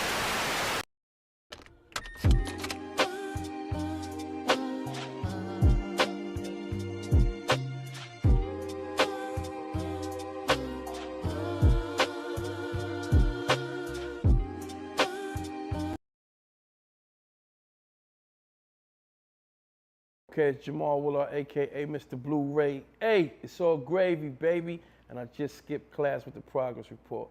Bang!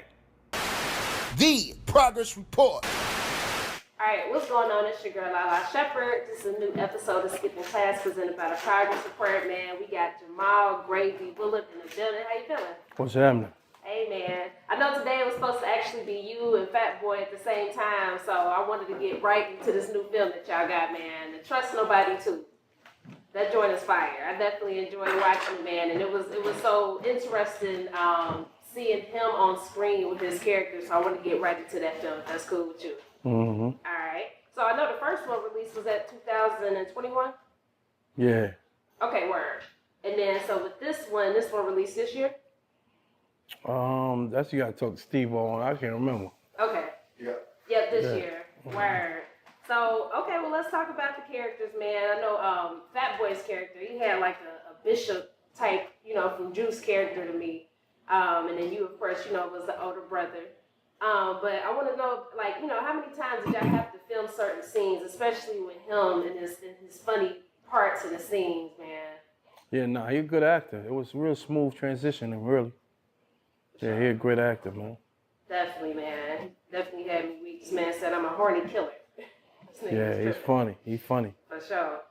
Talk about y'all chemistry on camera, and what was the first time that y'all met?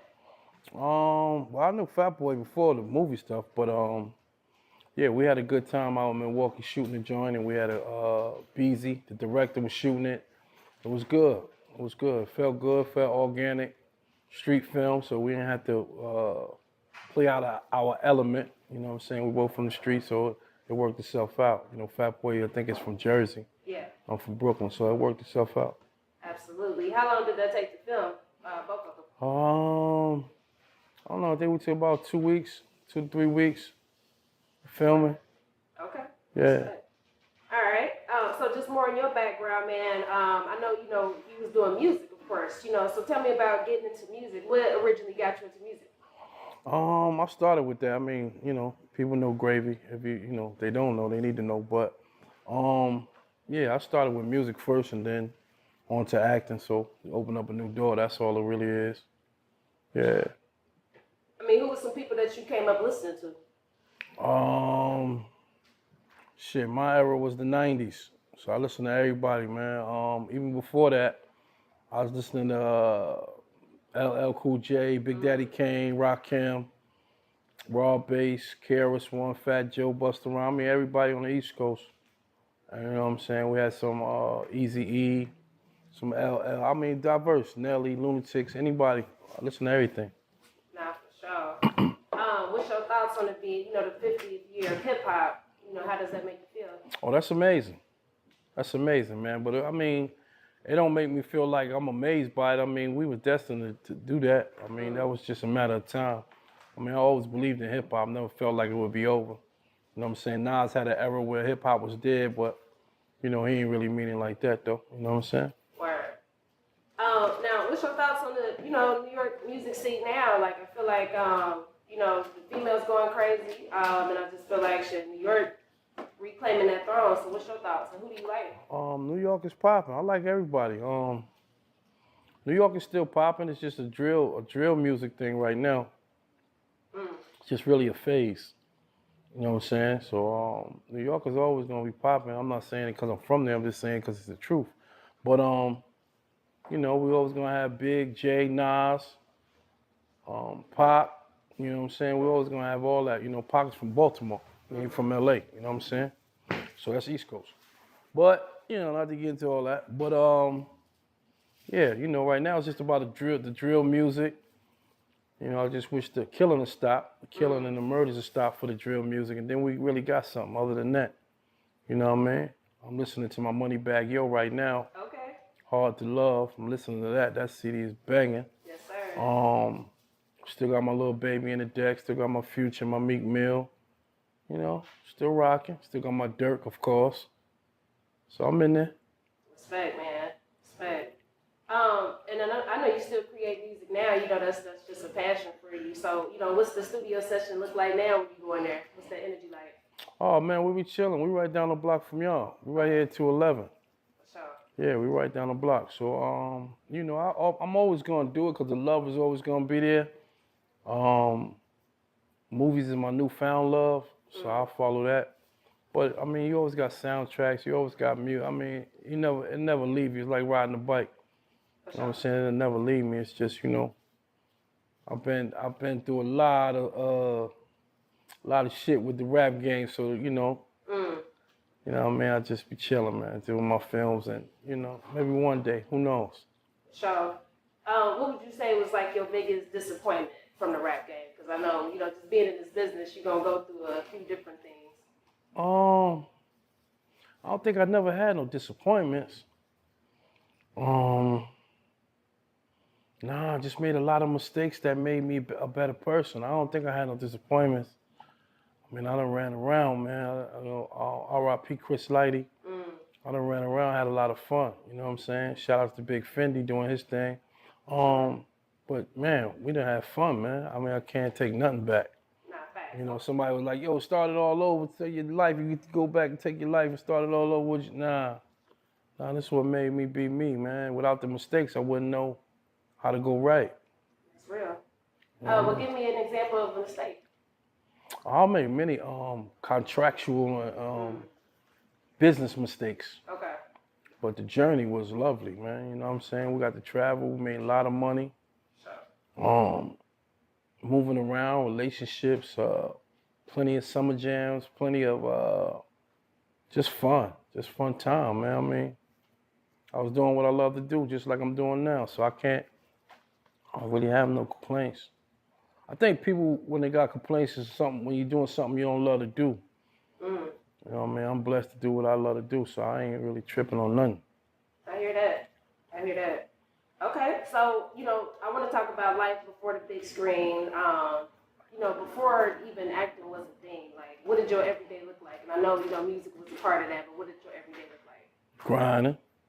Grinding, running around, traveling, studio time, studio full time, music full time, mixtapes full time.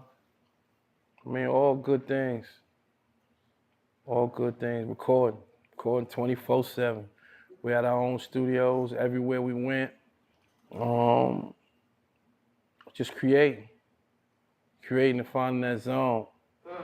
You know what I mean? And if I wasn't doing that, I was playing ball, chilling and relaxing and doing other things, chasing bras and just running through the hood. That's about it. Sure. Okay, and then now, big break moment, coming to the big screen, like, were you ever interested in acting? Nah, that wasn't my calling. That wasn't something I was thinking about. I was trying to play basketball and rap all day long. That's it. That's all I was doing. And I think when God showed me a different calling, that's all it is, just showing you past. But I think everybody has a certain calling and they just got to tap into it. For sure. So how did you, become comfortable with that then and embrace that? I think some people try to shy away from, certain stuff because it's not the thing that they was thinking it was, they was going to get into something for originally. I don't know. Me, I always been me. I ain't never changed to be something I wasn't. I guess I'm just comfortable with me and my skin. Like a lot of people ain't, like today's society with mental illness, a lot of people don't really know who they are. And they still, even though they're older, they still can't comprehend. Like common sense is not common. You know what I mean? So it's like when people are chasing things that they're not good at, they still think they're good at it. Because, I get a million people that say they can act. And then, I ask them like, okay, what you ever shot before? What you ever did? Just to see, they ain't did nothing. So it's like, I don't even understand how to conversate with you. You ain't never did acting and then you come in, just like the same thing with anything in life. Makeup artists, ain't never did no makeup. She'll makeup artist. Instagram, society, the social media, how I paste this picture, because I'm not really a social media guy, you know what I mean? But the youth is, you know what I'm saying, they on it, 16, 17, 18 hours, they on it. I'm trying to learn a little something, but when I was coming up, we had a two-way page, we had beepers, we had other type of joints, but we wasn't really, the bad guys was never wanting to be in front of the lens, you feel me? It's like the new age is just different. You know what I mean? You got all these goofy niggas trying to be something they not. So, here you go. It's goofy land. You feel me? It's fly to be goofy. Yeah. It's real talk. Real talk. Man. That's just Gravy speaking, not Jamal, but For sure. Why they call you Gravy, by the way? Always on top of my game. Always on top of my game. Gravy always make everything better. Come with a lot of ingredients, though. But, it is what it is. Gotcha. Sure, man. So of course, the breakout role, Biggie, that's where we, saw you out on a big screen. When was the last time you saw the film? Shit, maybe a week ago. My daughter was watching it. Yeah, meanwhile, a week ago, just passing through. My daughter was checking it out. Like, oh man, you know what I'm saying? Stuff like that. But, I mean, it's always on, though. It's always, it's gonna rock for the next 20 years. That's just life. That, All Eyes on Me, Barbershop. Like, I always do franchise joints, so it don't matter. I just wound up landing franchise joints that will be classics urbanly forever.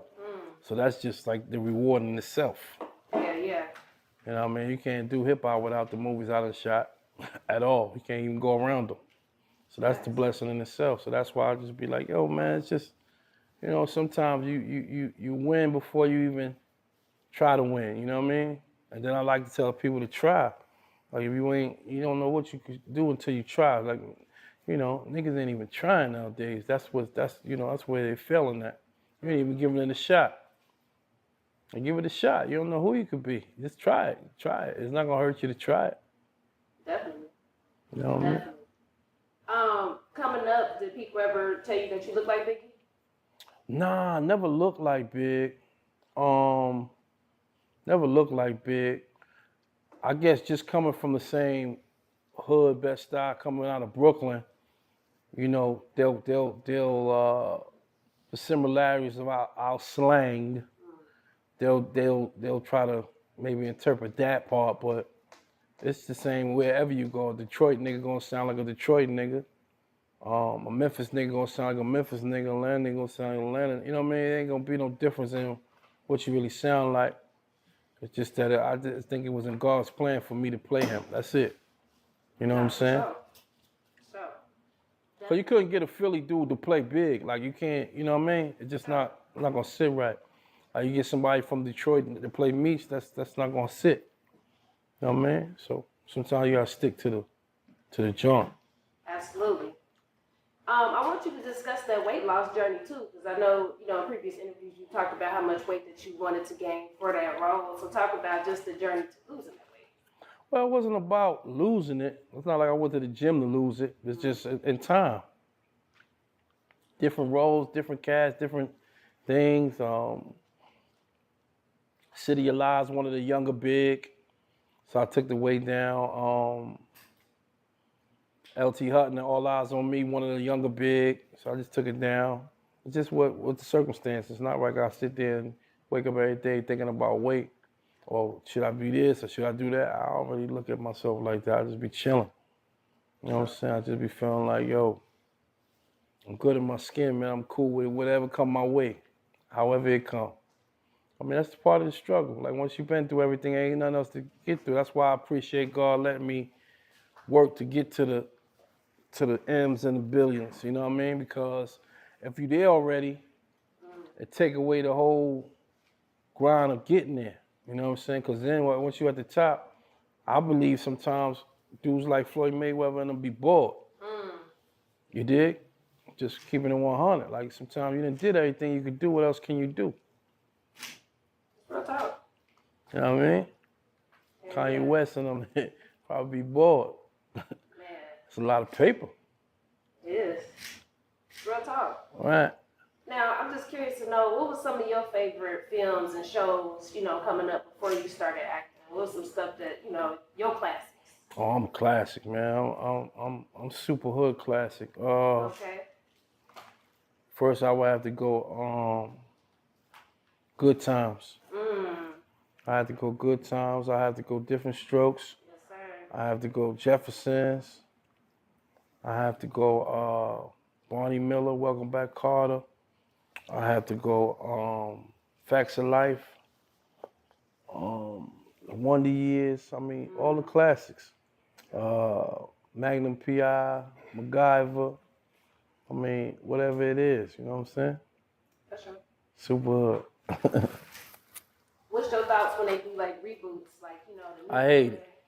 When they mess it up, yeah. When they fuck the movies up, yeah. That's what you mean? Yeah, when they fuck them up. Because you can't redo, like, you just can't do it. You can't redo New Jack City, man. You just can't touch it. You can't redo Juice. Can't do no talk. You can't, certain things you just can't touch. You know what I'm saying? Just leave it as it is. You know what I mean? I respect the big homie Jamie Foxx, of course. I love him. So I'm gonna let the Annie slide. You feel me? But everything else, I ain't rocking with. What about this new color purple coming up? What you think? Oh no, Oprah do what she do, so I'm gonna rock with that. Okay. You know what I mean? Plus that's not rebooted really, cause you know what I mean, she really made that pop. So we gotta go with that. And it should be good. Yeah, I'm It's excited. amazing new cast, right? Absolutely. I'm excited to Like, see Fantasia do her thing. Won't stand on that. Absolutely. Okay, respect. Mm-hmm. Also too, man, one of my favorite apps, we was kind of talking off air, man, Tubi. I fuck with Tubi because there's so much on there. You had a lot of, you know, dope films on there as well. Just a lot of classic films and shows. But what's your thoughts like when people hate on the Tubi app? I ain't never heard nobody hating on it. Really? Nah, I ain't never heard nobody hating on it. I mean, it's a new way. Nah, I ain't been on Twitter since. Twitter, man, what's that? Like, man, we don't even do that. I mean, you know, everybody's entitled to whatever their opinion is and what they feel like. Me, I'm more I'm diverse into anybody's thing. Like, you know, everybody in the room right now might feel they like what they like, but I'll try to make it where we all like one thing in common to make it all work the same way. Because that's just a mother trait. My mom just got all that in me. You know, before it was Fox grabbing Tubi and Tubi was buzzing and Tubi was this and that, I already believed into the structure of what they were doing. First of all, they were giving away films for free. Yeah. So I mean, there's no way around that. You know what I'm saying? And as people, we attracted to free. You know what I'm saying? Not as a good or bad thing, but it's just life. Like, we love free things. So if anything, I'm giving you free game. Like, I knew that stock was gonna move before it moved. So I just jumped on it, and I felt like now everybody's jumping on it, everybody's this, that, and the third. But then, you know, they see Fox coming and grabbing, there's more money added to it and advertising dollars. That's cool. But just, you know, at the end of the day, it's a way to entertain and give back, and people ain't gotta pay. You can take a shot on your next star for free. That's the whole thing. Everything else costs paper. Not saying that I'm not gonna put out films that cost. I mean, I play all genres. I play A-list, B-list, C-list, whatever list you wanna call it. But at the end of the day, it's just work, because everybody's not Tubi, everybody's not Roku, everybody's not Pluto, everybody's not Hulu. Like, everybody likes what they like. You know what I'm saying? If I was asking my man, what you rocking, he'd tell me. You know, some people watch Tubi, some people don't. You know what I mean? So it's your choice of what you want to do, because I'm gonna expand to do everything anyway.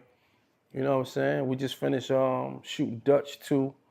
And I know Manny Haley, shout out to my man Manny Haley from Brooklyn. He about to put it all over the place. So it really don't matter, man. Just good work is good work. I'm with you, man. What's your thoughts on the actors strike right now? I don't know nothing about it. I've been working.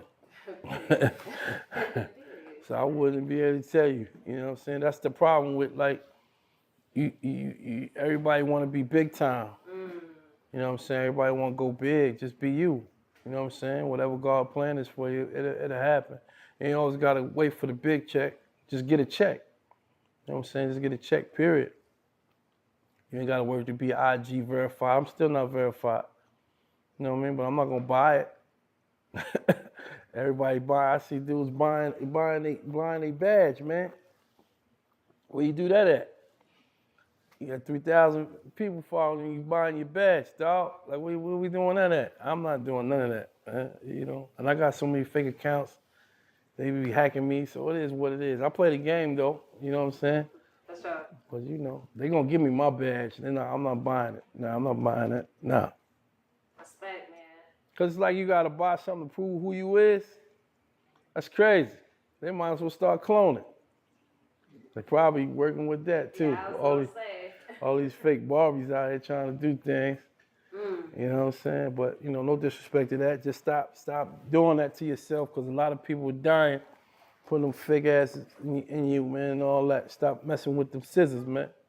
Chill out. Just love yourself for who you are. You know what I'm saying? That's it. So you anti-plastic surgery? I'm not gonna say I could tell anybody what to do. I'm never gonna say that. I'm not, you know, I'm not God. But you ain't gotta be somebody else to please somebody else.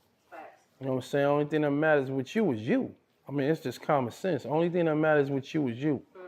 So however you wake up and want to do whatever you know, make you be you, do you. Don't apply different things, and you know what I'm saying? You know, I'm not out here trying to be that damn Superman. Superman died in a wheelchair, dog. So what you trying to say with that one? You know what I mean? Like, what happened? How can a Superman be in a wheelchair? Right. Things happen. Everything's possible. You can't be on that type of time, man. Just be happy you living life. And I stress that because life just ain't what it used to be, man. Like, somebody had died close to you, one of your friends, and you be talking about, yo, going to watch the LeBron James game, in less than 30 minutes after the nigga leaving the funeral.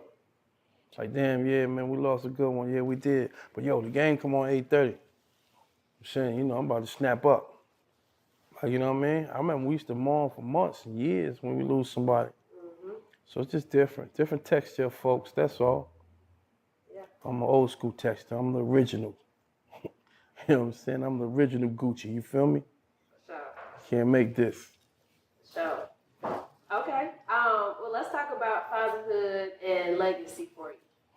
Oh man, legacy. I don't know. That's in God's hands. Fatherhood. I love it.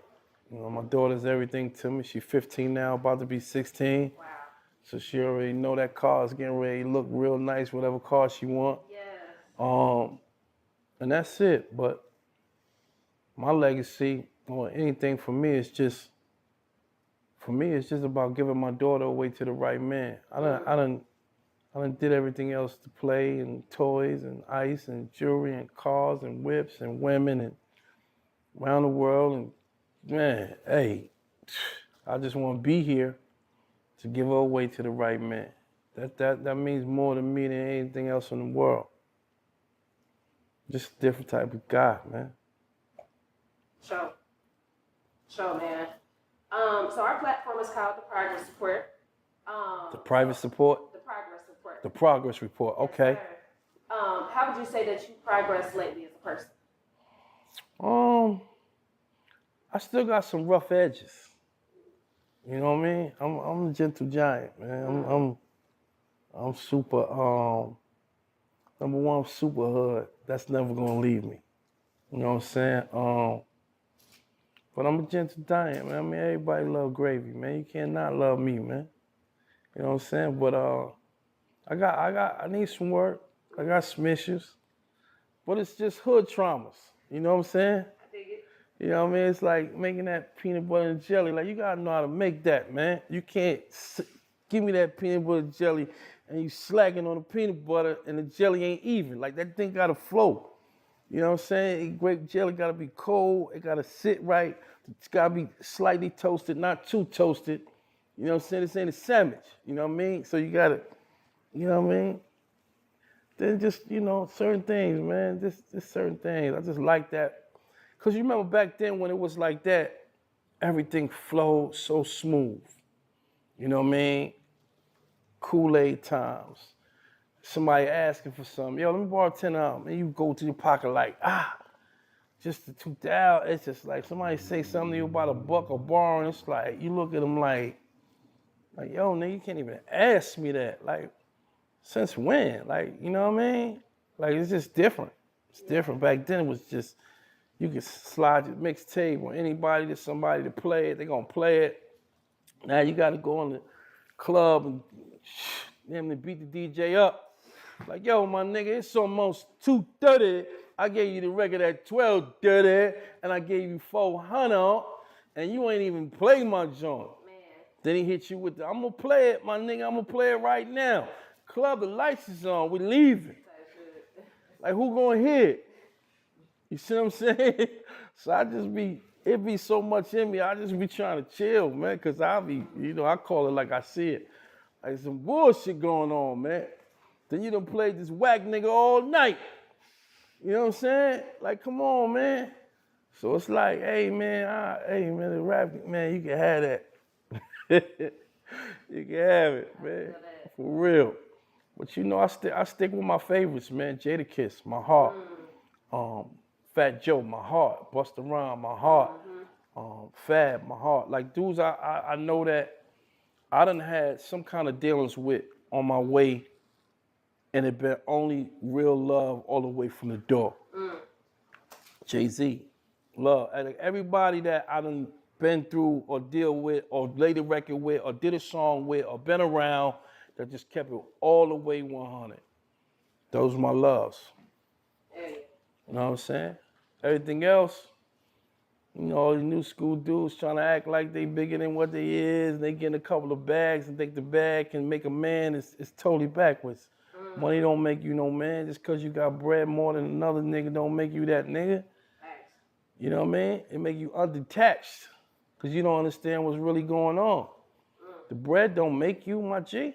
The love, you sharing the bread make you. You see what I'm saying? And I'm not saying you got to share with everybody, but those who put you in position should eat. Don't run around with 30 niggas and only 2 niggas eating. That shit sound crazy. You know what I'm saying? You gotta let everybody eat. That's why I respect Lil Baby so much. I like the way he move. I respect Gotti. Yo, Gotti, how he move. I respect dudes who make movements, not clicks. You know what I'm saying? Movements I respect. I respect Meek Mill. Respect Rick Ross, put Meek Mill on. You know, a lot of dudes sat. Meek Mill sat with T.I. You know what I'm saying? Niggas sat. Titty Boy sat. 2 Chainz sat. So you gotta think about when a lot of players in the game sat, like James Harden. Would James Harden beat James Harden if he never got off that bench? Remember, he was sitting. You had Westbrook and KD was shining. Homie was sitting. Homie didn't touch the rock ever. Right. So sometimes you got to get off the bench. Son got off the bench and got right, all the way right. It's just people forget. You know what I'm saying? But I'm here to remind you if you forget. I'm here to tell you what's really going on. Like, yo, you tripping.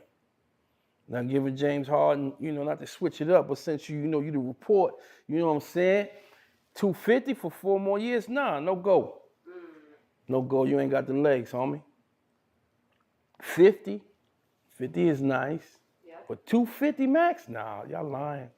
Any nigga in here tell me he got it still, he lying. It's over with. But you still got the bread though. Plenty of it.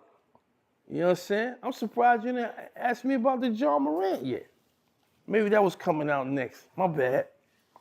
Let's get into Ja. I like Ja as a player. He's fun. I love Ja. He's making basketball fun, right? I love Ja. Ja reminds me of the new AI. Yes. I love AI. It's my favorite. AI and Shaq, that's my loves. But you know, the mistake, man, innocent mistakes, man, that can cost you a lifetime. You know what I'm saying? So all I can say is I hope he changed his perception and changed what he around. Me too. You know what I'm saying? You don't need a bunch of yes men. Right. You need a bunch of no men. You know what I'm saying? You know, and I hope your daddy turn into your daddy instead of be your homeboy, you dig? Yes. Yeah, man. We work too hard to get to that position to get it removed like that. It's a blessing. God gave you a blessing. You know what I mean? You can get to 250 3 times. You can get it on the max. After you got your first, and you're still young enough to do it again after you win a championship. So stay focused, man. Don't just blow the bag. Don't throw the bag away like that. Don't throw the craft away like that.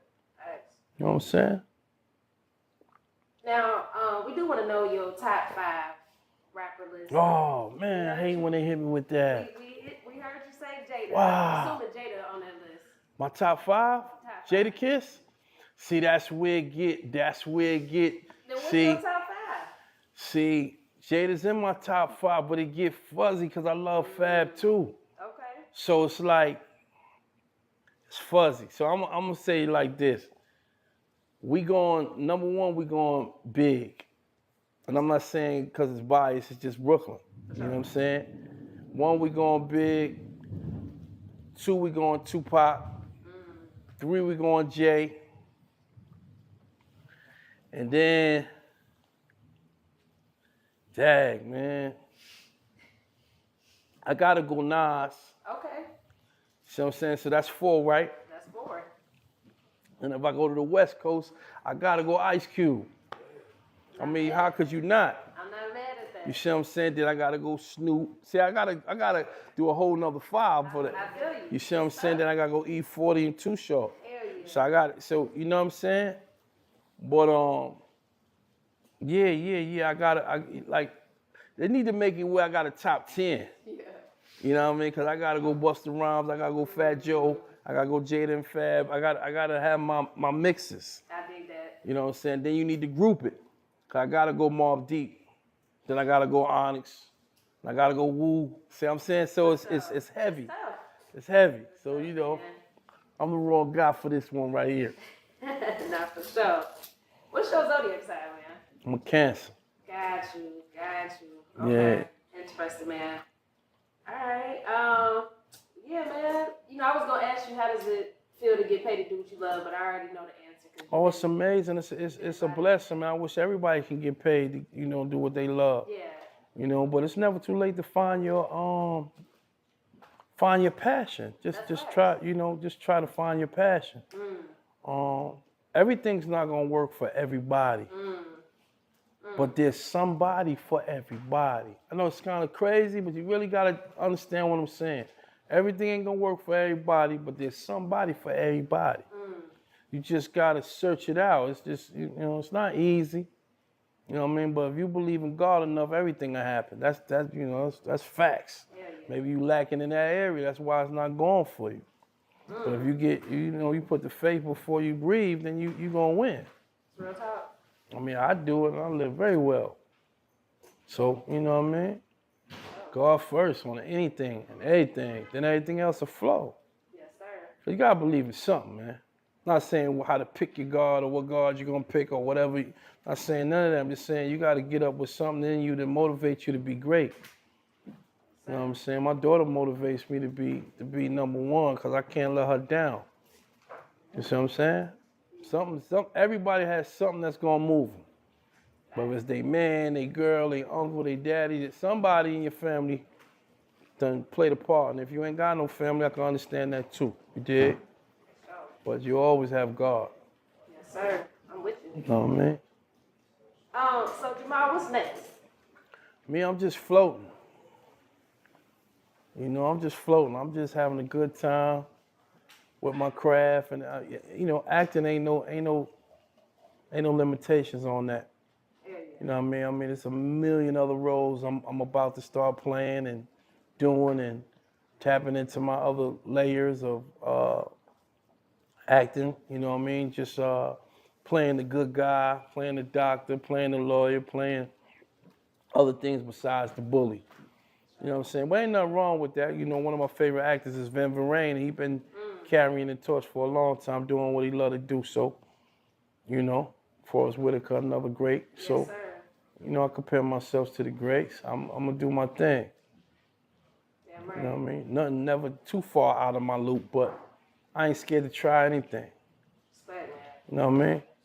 Well, this was dope. You know, I definitely enjoyed our conversation. Oh, it's all good. You kept it 100. Yeah, I enjoyed this. This was dope, man. Salute to you for coming through, supporting the Black Oh, platform, man. and salute to the homie as well. Salute to you, Lala. You already know. For sure, and I enjoy seeing you on the big screen too. So keep doing your thing. Man. Appreciate that. Any screen is good. Any screen. I mean, Right. when I say big screen, I mean the TV. It's all good. Shit, but yeah, I appreciate It's all love. it. For sure. The Progress Report.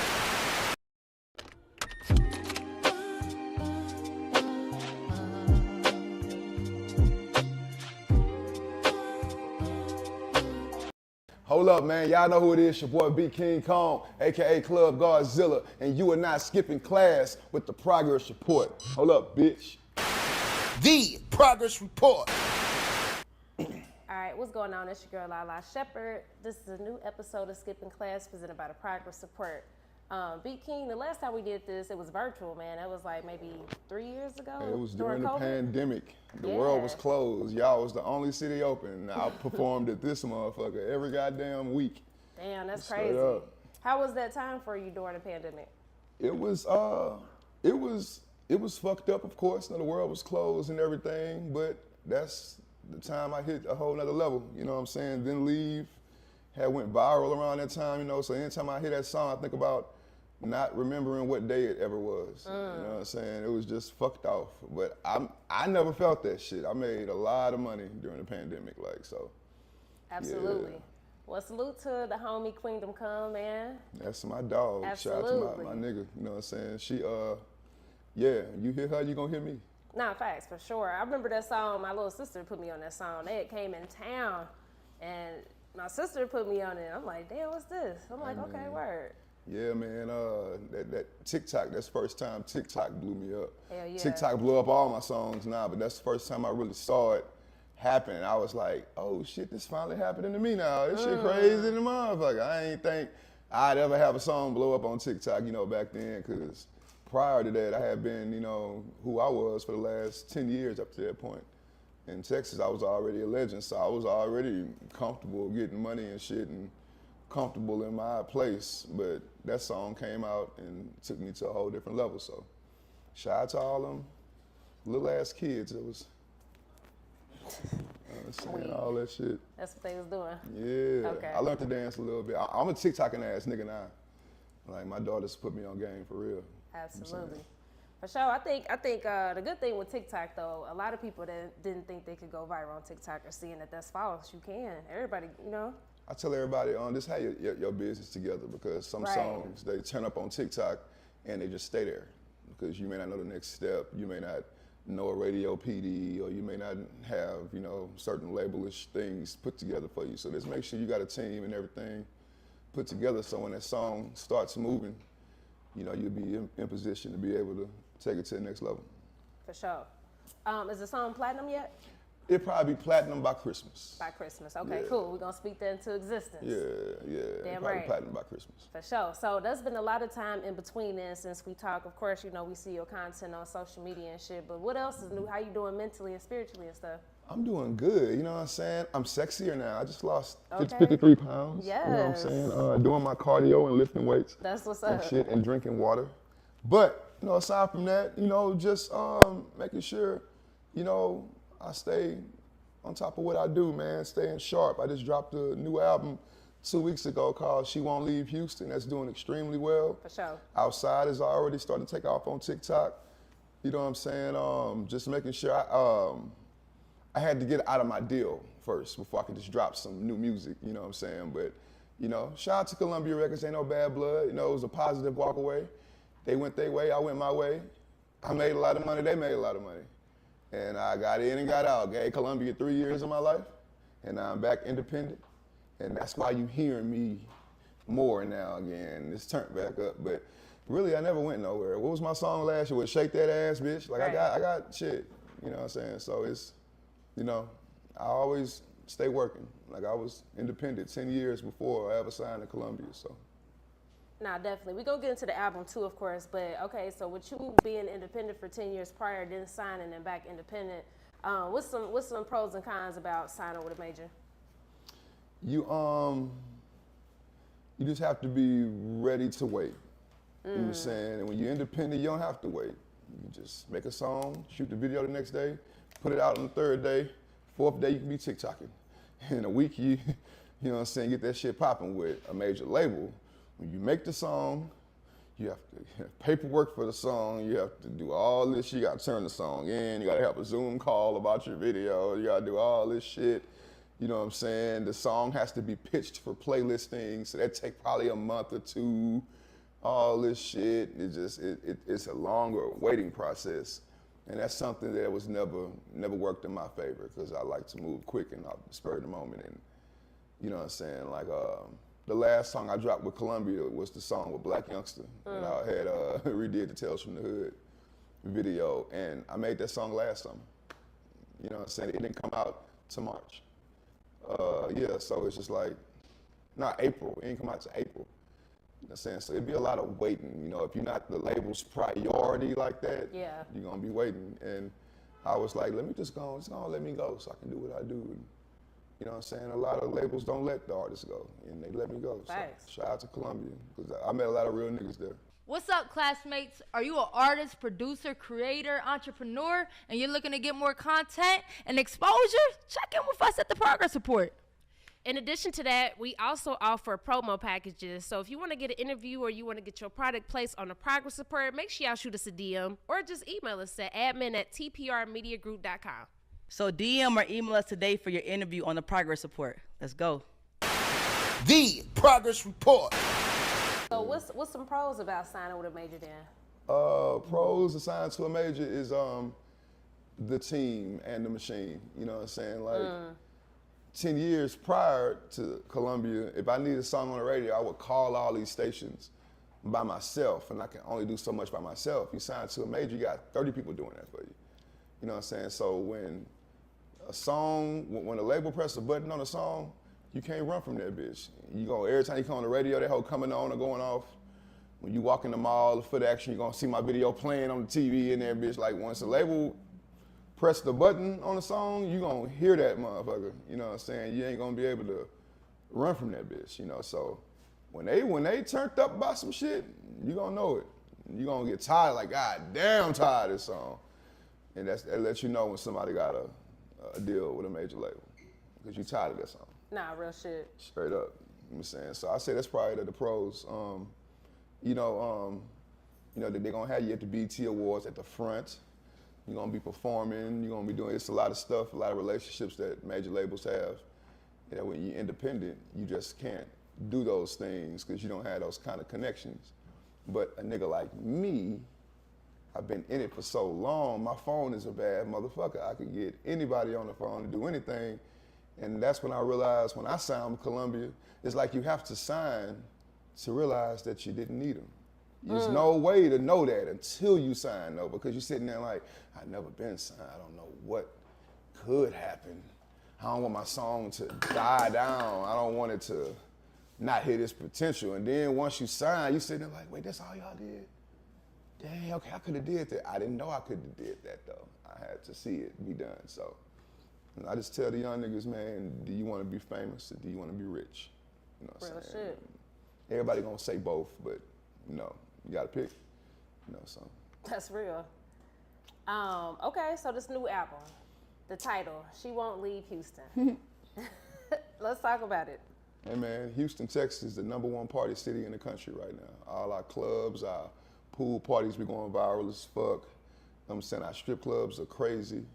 Our restaurants, you know what I'm saying, we got the best food. That's why I'm fat.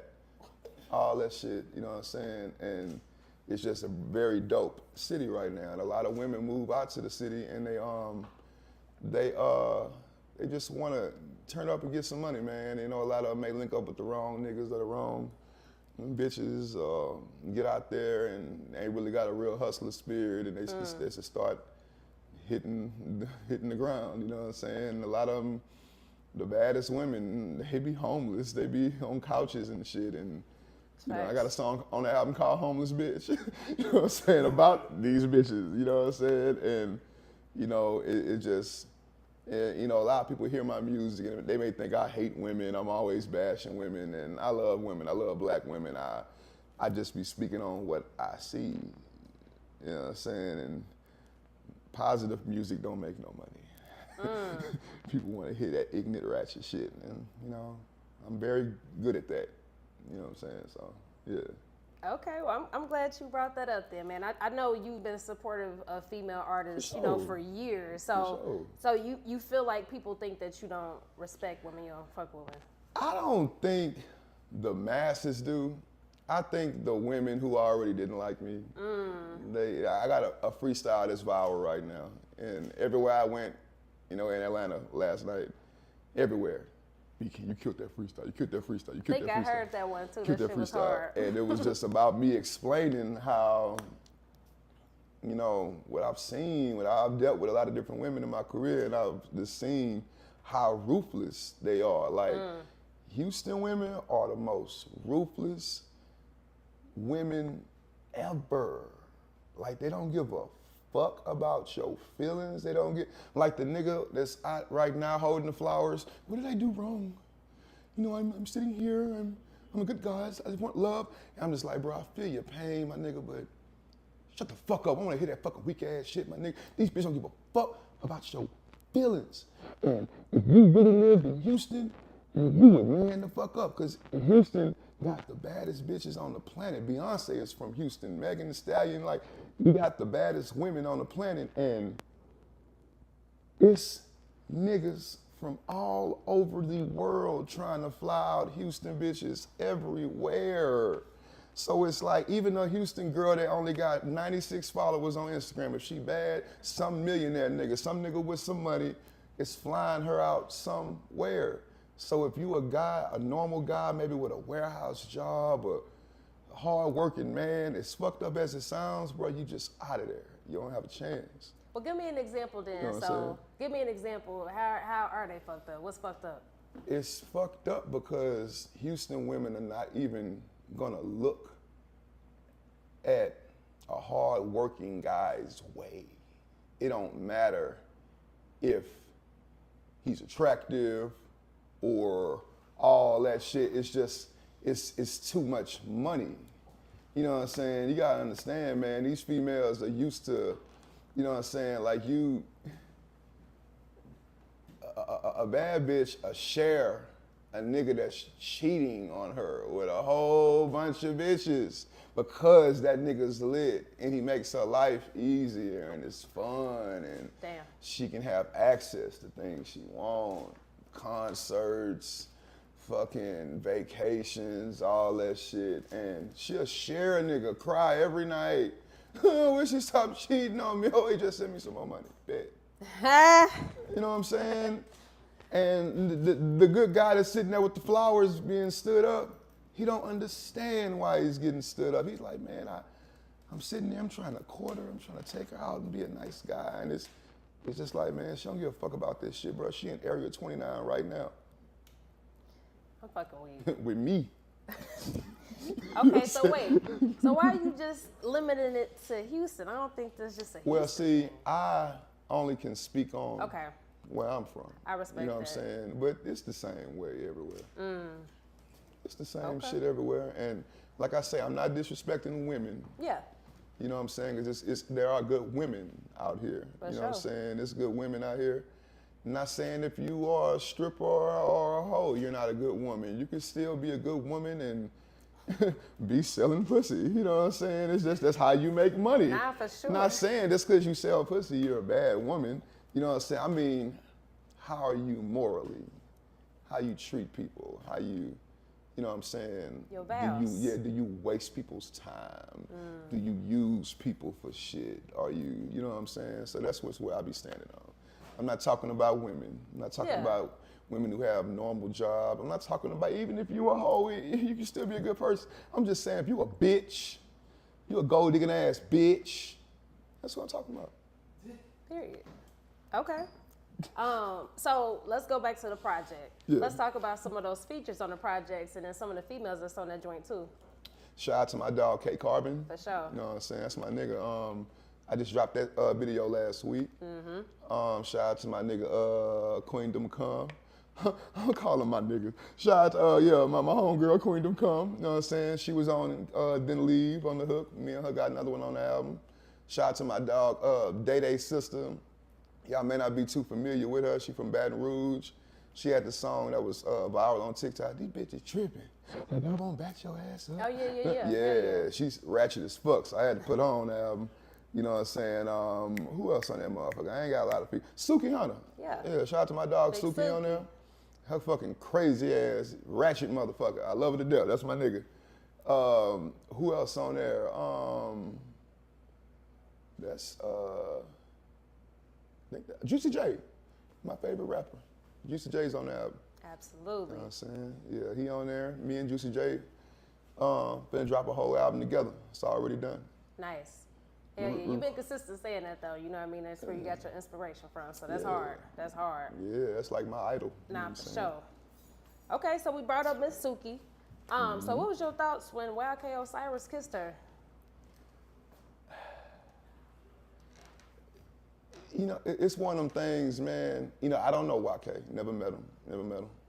I think it's women pick and choose what's okay.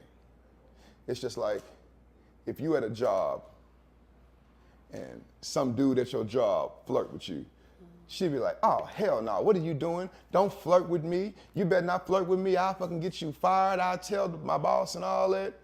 And then she go in the garage and the dude that work in the garage, what's up, girl? That ass look fat today. Stop. It's okay for him because she like him like that, but she don't like him like that.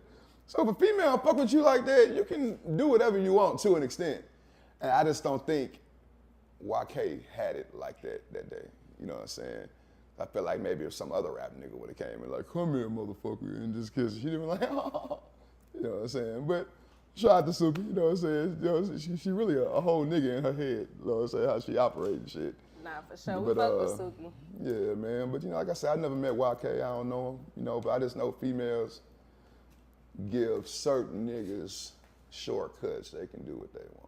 You know what I'm saying? So, okay. Probably would have been some nigga she was feeling that day. She probably would have did way more. You know what I'm saying? So. That's real shit. What's your thoughts on an artist like Sexy Red, and have y'all worked together yet? Sexy Red, cool people, man. We followed each other on Twitter, And she was like, let's work on a song. I was like, bet. You know what I'm saying? Exchange numbers. But every time I was trying to get her on the album. Actually, the song with me and Queendom Come. Got you. I was trying to get her on that one. And every time I would call her, it'd just be a lot of crazy shit going on, man. Like I called her one time. I think she was on South Beach drunk in the motherfucker. And she was like, PK, I'm fucked up. I call you back. I was like, all right. So I hit her back like a week later because I wanted to get on the album, you know what I'm saying? Called her back. A nigga picked up. Who the fuck is this? I said, oh shit. You know what I'm saying? So then I called her a week later. Hey, what's up, BK? Look, I'm on a jail call right now. Let me hit you right back. I was like, nah, she really living like that. She laughing at the motherfucker. I was like, you know what? When you busy, you busy. You know what I'm saying? And she turned up right now. Shout out to Sexy Red. You know what I'm saying? All her success and all that. And I don't pressure rappers when the time be the right time, right song. It'll happen, you know what I'm saying? So we follow each other on Instagram, Twitter, and all that. You know what I'm saying? So that's the homie. She cool people. Hell yeah. I fuck with Sexy. Okay, while we keeping it on female artists, I don't know if I heard you talk about it, but I know you and Gangsta Boo had a good relationship. So talk about her passing. Like, where was you at when you heard the news in your last conversation? Man, that was Big Sis for real. She real big inspiration to me. She helped me out a lot, gave me a lot of game about the industry. She taught me about not kissing ass, how that gets you nowhere, all that dick sucking, let me be your friend, all that. She taught me, fuck all that shit, do you, stand on what you believe in, you know what I'm saying, make people come to you. And, you know, we had a lot of classic projects together. She, when I heard the news, I just recently lost 53 pounds, you know, so I was walking my laps around my neighborhood. And I started getting a whole bunch of texts. You all right, bro? You good? You looking at Instagram? You seeing what's going on? You call Gangsta Boo? I'm like, call Gangsta Boo. So I start seeing them texts. I already knew it was bad. As soon as I get on Instagram, Gangsta Boo dies. And I just sat the fuck down on the bench at the park. I was walking there and I was just like, because when they said how she died, I was like, because if you knew her, you knew her. That's what she did.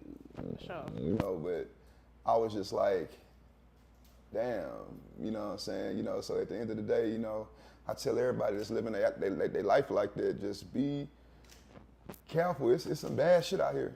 You know what I'm saying? It's really floating around. You know what I'm saying? It's bad shit everywhere. It ain't the same uncut shit it used to be. You know what I'm saying? There's some badass shit going out here. And I was mad that she passed away like that. I wanted to like talk shit to her, like type shit. That's the type of relationship we had. And like we recorded so much music, like I could drop my own album on them just on my own. But it's like I hear her, don't drop that shit, nigga. How the fuck I'm gonna get paid, nigga? The fuck, like you know what I'm saying? Like so, it's like that's why I won't drop it. I just keep them songs and maybe drop verses on my albums here or there, you know. But shout out to Lola, that was my nigga. Nah, you know for sure. For sure, man. Rest in peace. Yeah, man, because man. her flow, a lot of the females, What? that DNA is in there. But you know what though? What I was happy to see, she saw her flowers though. You know what I'm saying? Especially for sure. just with a lot of Memphis artists going crazy. So Glorilla always fucked with her. Exactly. You know So even Kay yeah. Carbon spoke highly of her in the interview too. So I'm happy that she was able to receive them flowers. You know what I mean? Yeah. For sure. For sure. Now, for you, how is it dating an artist? You know, I like it. You know, one thing about it though, I say everybody, you gotta find your boundaries and your privacy. You know what I'm saying? Because at the end of the day, motherfucking outside entities can fuck your shit up. You know what I'm saying? So you gotta keep that shit on the low. You know what I'm saying? Keep a lot of shit private and just, you know what I'm saying, enjoy the moments yourself. You know what I'm saying? Because I was a hoe. You know what I'm saying? Like, I am Beat King. I've been outside a minute. You know what I'm saying? So as soon as bitches see I'm in a relationship, they're like, oh, bitch, you know what the fuck this nigga was doing in 2017? Hollering. You know what I'm saying? I got videos, bitch. You know what I'm saying? So it's like you gotta Yeah, man. So she must be a strong woman. Yeah, definitely. For definitely, sure. Definitely. So we got to get into these t-shirts. Oh. You know what I mean? Because one thing about Beat King, when we think about Beat King, man, like, man, this nigga gonna have on a shirt that make you look twice, like, what the fuck? So you got on one right now, man. Hey, man, you know. Can't be horny and broke. Houston life, man. You better have some money if you're horny in Houston. For You know what I'm sure. saying? But nah, man, these is all jokes, man. Like it's this shirt thing started because in 2009 when I was trying to get in the game, I would go to clubs every night, trying to push a song, go to like 4 or 5 clubs a night. You do that for like 3 weeks straight, you're gonna run out of clothes. You know what I'm saying? So I was like, you're gonna run out of clothes after about 2 or 3 weeks. You stepping out every day and shit. Every day. You know what I'm saying? So I just like, well, let me just start wearing shirts that, you know what I'm saying, advertise the song I'm pushing. And then that came to me just start putting my personality on the shirts. And now they're completely ignorant.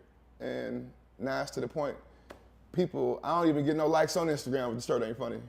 You know what I'm saying? People are like, oh man, I want to see a shirt, not a jacket, nigga. You know what I'm saying? So, yeah, the shirts just became a big part of my brand. I sell them on my website, you know, so that make me a lot of money every month. Nah, for And, sure. Yeah. Hey, tell them. Hey, they can sit on this couch too up here. For sure, man. Nah, the shirts is definitely. We look forward to the shirts, man. So I feel them on that. Yeah, man, the shirts, man. It's like having tattoos without having to have a tattoo. That's real shit. You can let people know how you feel that day. You ain't gotta say nothing. For sure. Is it a cutoff age for rappers? I would have said that back in the day. But nah, man. With the internet, man, I truly believe you can be 70 years old and have a hit song, and it's gonna be a hit because all the other 70-year-olds bumping that shit. They feel that shit. You know what I'm saying? So ain't no age. Now, my thing is this. It's also stipulations to that. You can't be 40 trying to get started. I can't say that. Can't say that. Not nowadays. Can't say that, man. You know what I'm saying? Get Pro Tools, man. Fucking get it popping, man. But it looks goofy. I'm not gonna lie. You're like 40 years old and you in Guitar Center. I want to start rapping, man. Let me see what I can do. You know what I'm saying? You know. So at the end of the day, man, you gotta, you know, figure out. Yeah, if you really want to look like that, you really want to be goofy looking out here. You know what I'm saying? But I wouldn't advise nobody to start rapping in their 40s. You know what I'm saying? Like, real talk. Like, you ain't got no clue, not one fan, no hard beats, no nothing. And you like 41. You know what I'm saying? Talking about link in the bio. Nah, bro. Got you. Straight up. Now, I had a question. I seen Mo3 manager Rain Ryder. He recently did an interview. And he said that you wasn't hungry no more. And, you know, I guess because you don't want to work with a particular artist. Man, Rainwater, that was Rainwater, rainwatering. Okay. Like, I ain't even mad at Rainwater. Like, that's just what he do. You know what I'm saying? That's how he remains relevant in Texas. You know, he just speaks on situation. He just wake up like, who can I talk about today? You know what I'm saying? He just be, I pick Beat King today. My thing was, I've known Rainwater like 13, 14 years, you know, so I never thought he would do that to me. You know what I'm saying? So when he did that to me, I was like, oh, okay then, well, I ain't mad, I just don't fuck with you no more. You know what I'm saying? So ain't no hard feelings, you know, people speak on me every day. You know, you just type in Beat King on Twitter in the search bar, it's gonna be motherfuckers talking shit. So like, I'm used to that. Been going on 13, 14 years. For sure. Speak on some of the hardships of like signing talent or managing artists when it's not you. Hardships of trying to run a label and sign artists. Yeah. Is a lot of them aren't grateful. A lot of them aren't grateful. A lot of artists, they when you sign them, they want you to just magically give them your fan base overnight. And it's a situation, I tell every artist that come to me, this not CMG. You're not finna get a chain. You're not finna get $1 million. When you get down with me, you finna finally start working. You finna figure out what needs to be done. You know what I'm saying? What you need to do, who you need to meet. You know what I'm saying? You're gonna start working. And it's not gonna be glamorous. You're gonna be down with me probably the first 3, 4, 5 months like, man, you don't even know you're starting to climb and shit because it feels like so much work. It don't look like Instagram lies and makes it look, you know what I'm saying? And 9 times out of 10, a lot of artists, they can't get past that part because they think it's supposed to happen overnight. You're supposed to just put them in all your videos, and I do that, but they think you're supposed to just I tell everyone, I can't make people listen to your music. I can't make people, only you can do that. But I can promise you that you will be bigger than you was before me. You know what I'm saying? So, yeah. It's that artist development, man. Yeah, I don't want to go through that, man. You know, they tell you that you hating on them. Type you know shit. What I'm saying? And I just be like, man, I ain't telling you to do nothing I ain't do. Because that shit wasn't easy for me, so. For sure. Tell me about raising girls and fatherhood for you. And what do they think about your music? They like my music, man. My daughter's ratchet, man. They cool as fuck, man. They ratchet. Okay. Back in the day, I had them in the room with me while I'm recording these crazy songs. I'm cussing around them and all that. And I feel like doing that, I made them better little women because they are used to it. You know what I'm saying? When they ask me for money, I give it to them all the time. So they know they daddy gonna take care. Ain't no lame little street nigga gonna fucking flash and fucking nod in their face. They be, ooh. No, nigga, my daddy rich as fuck. What the fuck? Like, you know what I'm saying? So it's like, I know how to raise and handle girls. You can't be all strict, can't be all, extra and shit. Just instill good values, man. And, at the end of the day, when they get grown, they grown. That's on them. You know what I'm saying? So, straight up. But my daughters, man, they heard some crazy shit coming out of my house, man. Cause they every song, they was there when I was recording that shit, so. That's hard. All right, and then people want to know, man, once and for all, was it you that was the drummer that was on the drummer? On Drumline, that was not me, my nigga. That was not, you talking about the nigga in the red outfit that beat me in Canada? Nah, but it wasn't me. I posted that shit on Instagram. That nigga Drake hopped in the comments. That nigga was like, he's like, nigga, that dude look like you, nigga. What the fuck? You know what I'm saying? But nah, man. Nah, that's not me. I was like hella young. I wasn't that young, but that wasn't me though. For sure. That would be. For sure, man. So our platform is called the Progress Report, man. What does the word progress mean to you now? I think the last time we asked you that was our last interview, like 3 years ago. Shit. The word progress to me means 365 days later, you're happier with results in whatever you're doing. You know what I'm saying? People measure happiness in different ways according to how they live their lives and what they deem makes them happy. But to me, this time last year, I was 53 pounds heavier. You know what I'm saying? I lost 53 pounds in a year. That's what's up. You know what I'm saying? So that's progress with my health. You know what I'm saying? I'm richer than I was last year. So that's progress financially. You know what I'm saying?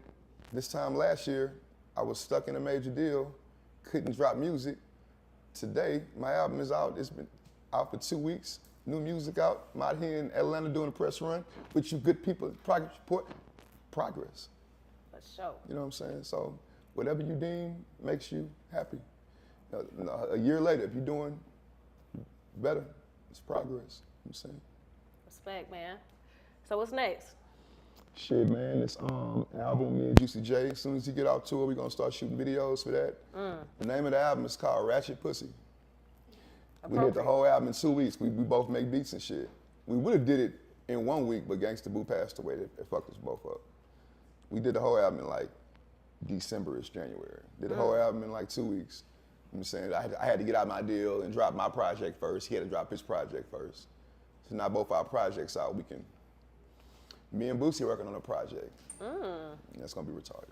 I seen y'all doing the video too. Yeah, it's gonna come out probably about a couple weeks. But yeah, me and Boosie, we really too much together. I'm sure. It's too much for the world. Man. Like, it's a ratchet ass nigga, I'm a ratchet ass nigga. The world gonna end. We drop a project. Show, man. Well, should I appreciate your time, man? Thank you for tapping in. Real talk, man. When I come back here, the progress I need is more AC. I know it, man. I don't know what's going on with the AC, man. That's y'all progress. Jesus. Jesus. I respect that, man. We gonna get on H. Nah, right, man. Salute to y'all, man. Appreciate y'all. Where my nigga XL at, man? Where the fuck she at, man? XL and Brittany, they busy, man. It be busy. I know it. Man, y'all need to call her, man. She a Yeah, busy man. girl. She a busy lady. Hey, y'all turned up Queen. Queen don't come out here when that shit first started getting they- popping. yeah, man, Y'all gave her that shit. look. For sure, man. She the homie saying? forever. We forever locked in. Oh God. Hell yeah, Oh, man. I God. appreciate your time today. For sure. Ain't nothing but love on my end. Damn right. All right. The Progress Report.